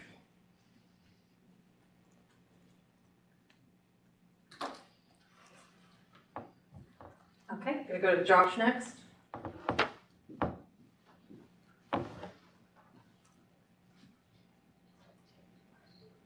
So I'd say to answer the question directly in terms of equity metrics and how they might vary across California, I think it's important to consider the impacts associated with certain extreme weather hazards and how that's going to vary based on the climate projections. So if anybody here hasn't played around in climate CalAdapt, doing the local climate projections, I suggest you do it because there are some pretty scary projections in there for certain areas. So one example is just Riverside County. They're projected by mid-century to have dozens of days where the high temperature goes above 106 degrees. Dozens of days. And so the metrics and the measures and the effectiveness of those measures and how the outages impact people there under extreme heat may be quite different than the metrics you might consider in coastal areas due to sea level rise. And so I'd say across all the workshops, I think there's been a little bit of a lack of thought into the specific extreme weather hazards across the state because California has such a diverse set of climates, and that gets overlaid on the equity considerations that vary throughout the state as well, and that might ultimately lead you to focus on different types of metrics based on whether you're looking at extreme heat hazards, sea level rise, or other factors. Thank you. We're gonna go to Chris. Let's see, just speaking to the regional, but I definitely think we need to do a local analysis, but also regional, even within PG&E territory, thinking about the impact of what we do in San Francisco and how it impacts, the Central Valley and other places. But I also, this might be too outside the box, but I also think that, some of our problems of analyzing the grid in particular and resiliency around the grid is that we don't think about the Western grid as a whole, and that some of our resilience issues, we really need to think about, working with other states that are in the same grid and figuring out how do we actually make the whole Western grid resilient. Great point. Something else, that's not on. Something else too that's sort of come up, and it's been mentioned a couple of times, but we're talking about regional versus hyperlocal types of analysis. I think the point that Josh made that we do need to have quantification of these things is a good one, and it is true, and we do need to have some type of quantifiable thing to talk about. But the stories and the anecdotes of the people that we're actually trying to measure can't lose their importance. And that was something that we talked about earlier, and that's something that Marco mentioned online. And so the idea of like marrying the data and the stories so that we're not really losing that, while still having something to use with the models. I think the model is like a piece, and the prioritization framework is a piece, and all these things, like we just need to find a good way for them to work together. And that I have found, like in my experience, integration of all of these different things can be really challenging and really time consuming, but I think it's like our best path forward, I guess. Stepping back just a little bit too to the comment about Riverside, I'd also like to have people consider that places where Riverside, it's relatively hot a few months of the year anyway. There's infrastructure for air conditioning in most homes, not all homes. So one of the things to focus on is in a place like Riverside, where it is going to have 106-degree temperatures 5 times more often than it did now. Those homes that are in the bottom income demographic, that don't have air conditioners or don't have the money to afford to turn their air conditioner on, there is a new vulnerability that needs to be addressed. In addition, we have to consider places like the Eastern Bay Area, where you get a little bit away from some of the cooling coastal effects, and we will have temperatures, maybe not in 106 regularly, but in the high 90s in places where it didn't used to, and places where there is no air conditioning infrastructure in the home. Not only is there no air conditioning infrastructure in the home, there's no circuit in the apartment or the house that can handle a new 20 amp or a 40 amp device. And there's no pole top transformer in the neighborhood that can handle 5 new 20 amp devices. And there's no neighborhood transformer down the street that can handle 50 new pole tops. And there's a great paper by Brockway on this lack of infrastructure and where it is especially prevalent in historically redlined districts. And it's not solvable by giving away electricity and giving away air conditioners to put in everybody's window. That will just bring up a new power outage. So some systemic effects need to be addressed, and these really do underline some of the historical inequities, and not necessarily in the places where it's going to be 115 degrees. Thank you. Any other folks online? No, not right now. Okay, so another question I'd like to touch on goes back kind of again to process a little bit with the CAVAs. So when it comes to the use of metrics, how should the commission be requiring, or what requirements should the commission be considering for utilities to report results of their use of metrics within the CAVA process, or more generally? Is there specific timing that you would recommend? And this also open to utility opinions on this as well, of course.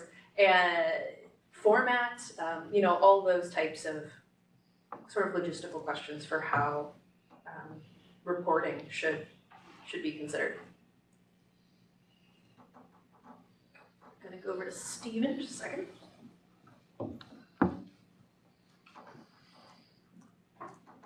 Yes, I'm not gonna pretend I have an answer. I'm just gonna reflect on our past experience just because we've done it once.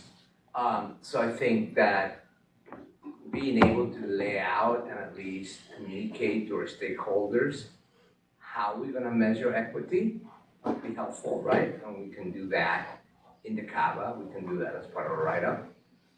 But understanding that we tend to exercise that equity, that adaptive capacity metric when we're making adaptation decisions. So kind of giving us kind of that leeway to talk about when we're going to implement it is really when we are down selecting from adaptation options and when we're actually developing GRC requests. It's really when the first time that we'll really exercise those. So. Thank you. Anyone else want to address that? I saw Heidi first. I would just say that, again, the like differences between future states is compelling, and I think that if there's a good representation and documentation of where the metrics are plugged in across the process, and then how plugging them in changes the outcomes versus, you know, either a past CAVA or, a base case where it wasn't considered. I think that in general, like we have a good sense as an industry of how the system might change due to higher gas prices, changing policy, the implementation of a CES or an RPS. Those are things that we've gotten like good literature baselines for. I think inclusion of equity and how that changes outcomes is not something that's super present in like literature in general yet, and understanding the relationship between the inclusion of equity in these types of plans and in long-term planning is something that we're going to need to get a good handle on to make those things actually happen. So there you are. So I would say that's my initial thought. Thank you. I saw Michael next, and then we'll go to Patrick. Thank you. I'm going to pull up a Schrodinger's cat reference to that comment. Yeah, and I think when we're looking at reporting of metrics, as someone who's been deep in the CEP process, one of the things we would love to see over time is reporting of metrics designed to inform the next CEP kind of process, gaps, opportunities, intent on that kind of continuous improvement and improvement of the community of practice, not just for the one IOU that's reporting on their own objectives, but also all the IOUs and how they're operating together to help inform kind of that next set of processes.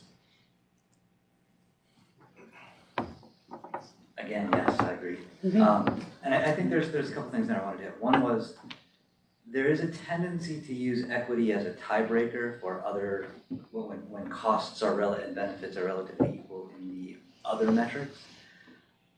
I think that's okay if that's the best available data, but I think we need to strive for incorporating more quantifiable equity metrics, not just as a tiebreak, because sometimes the equity metric will be more important for the overall value of the system, and it needs to be incorporated, especially if you're going to follow the EJ tenets. The other thing I would say, related I think to what Michael was saying, is yes, we need to inform each other.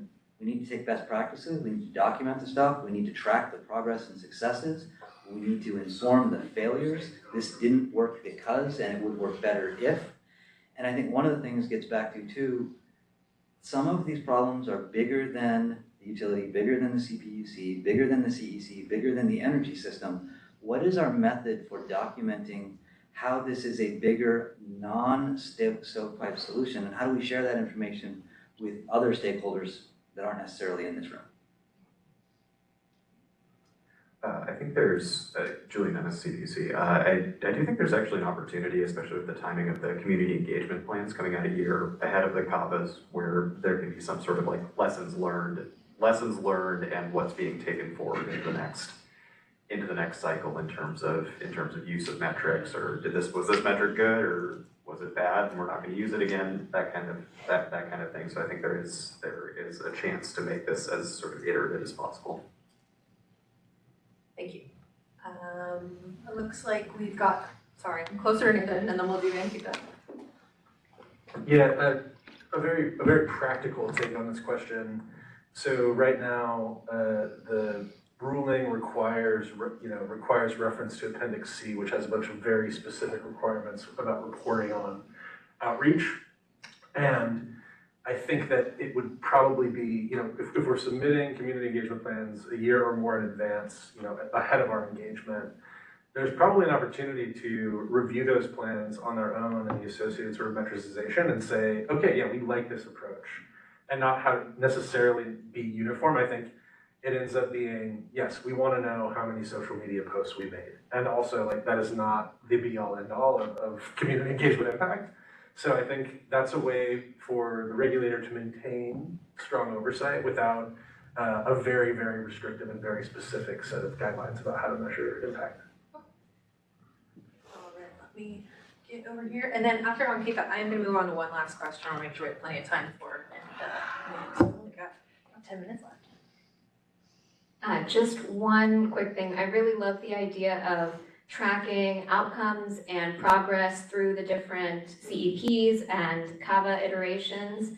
And one other thing that I would add is having the equity considerations that we go through in CAVA be reflected in the GRC to make sure that they're actually informing the investments that we're making. Thank you, and just double checking there's no one online. Okay, great. So one last question here that I think we can spend a couple minutes on is, so we've talked a lot about what is available. We've talked a little bit about gaps in this space when it comes to metrics, but I'd like to hear last thoughts on where there are gaps in equity metric research, in resilience planning and climate adaptation planning, and where there's opportunities for R&D. Because, and my supervisor Cheryl might be able to speak a little more to this, but the EPIC program, and there are the climate adaptation pillar. I don't know if you can speak to that really quick. Well, just very broadly, because climate adaptation is one of the 5 goals in EPIC. And coming up for the 5th EPIC cycle, which will commence about 2026, there will be a total of about $1 billion in research funding. And so some of the things we've heard today about more tools are needed or research is needed. And so I think thinking about some of those gaps that may need some funding or, you know, and I think the CPUC has clearly said that EPIC investments need to link back to the CPUC proceedings because that's how we ensure that they benefit ratepayers. So I think there's an opportunity to think about that a little bit as you think about the gaps. Thank you. She can say it way better than I can. So I just wanted to see what everyone had to say about that. We're going to go to Rebecca. So I want to reflect something that Patrick brought up before, which is accurately valuing the benefits of resilience actions, especially in communities that need them. So if you are reducing an outage or you are avoiding an outage in a community that cannot endure it as well, the value of that is more than, say, $1 in a community that can. So I think that understanding those benefits, where the co-benefits lie, if you are, doing a resilience action and you can improve health outcomes, you can improve transportation, something like that, making sure that you're accurately valuing those benefits so that the cost-benefit analysis that's done across the system is accurate, I would say that's a really big point of R&D. All right, I'm going to go over to Stephen and then Chris.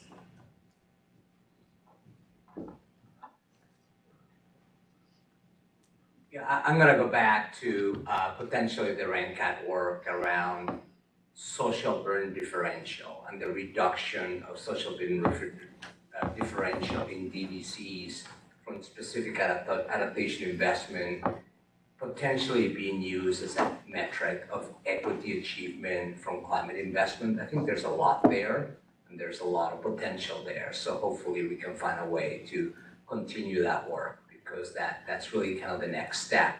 The CRM tells you where to potentially prioritize among things when they're fairly equal, to your point.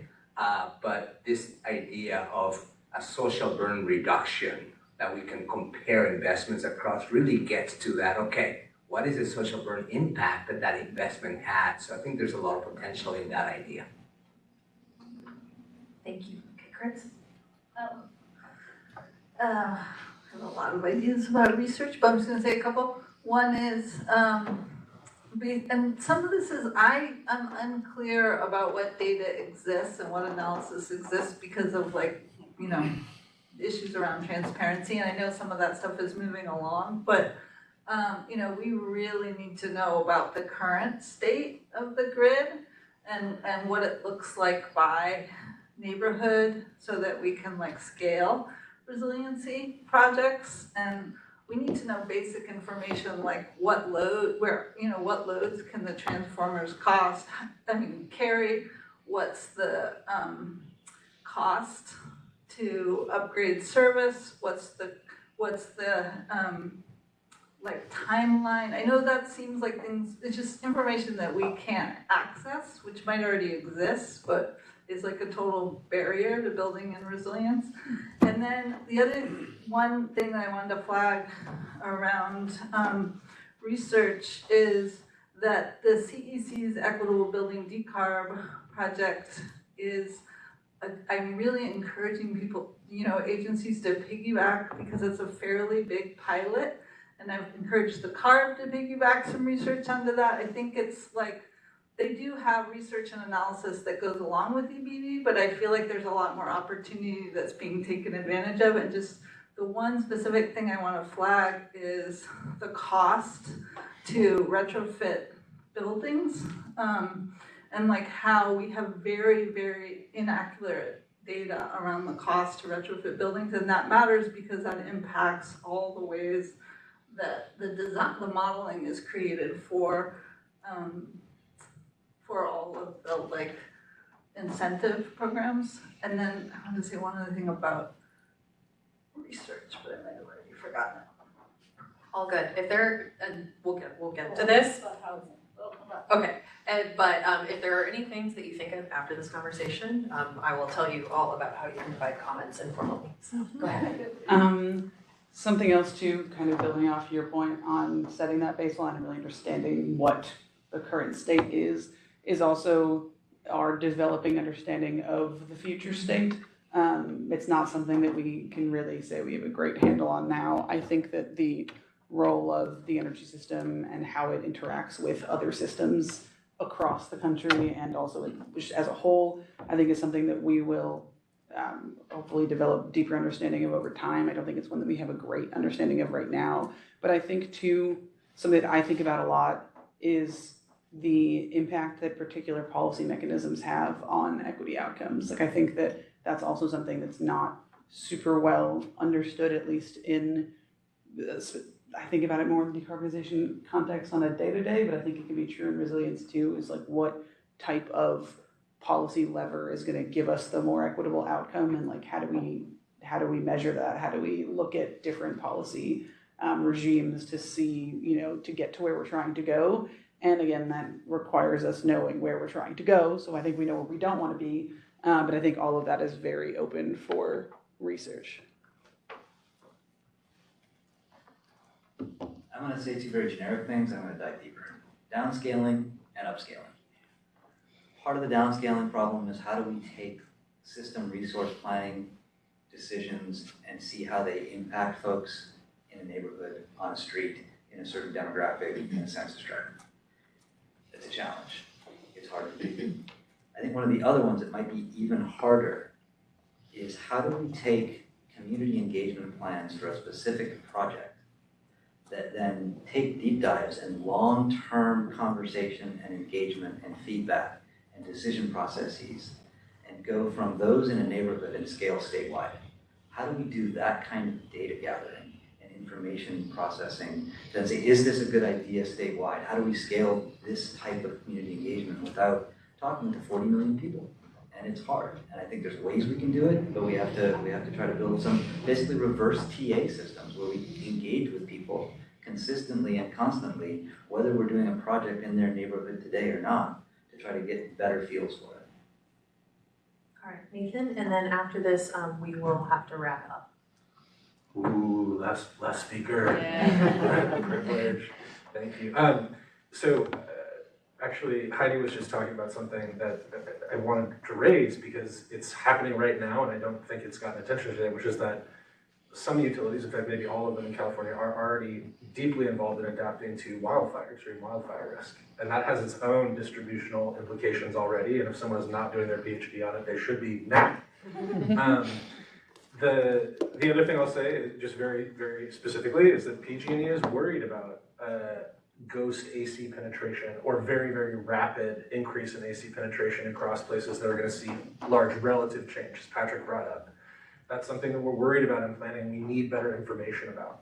And I think the last CEC survey was updated in like 2018 or something, and they like lost their way on the next iteration. I could be wrong. And then finally, I think the last thing I'll say is not exactly about research, but it's about how to make things different. I appreciate that your question's about like, okay, research will help us get there. I actually think that we have a lot of tools already to do this well. It's about actually doing it. And I will put a little bit of the burden back on y'all at the CPUC to say the GRC is a very powerful tool for influencing what we do as companies. And I would just say that if we want equity to be frontline, like in the way we've been talking about today, that is within y'all's power. So I'll just leave it there.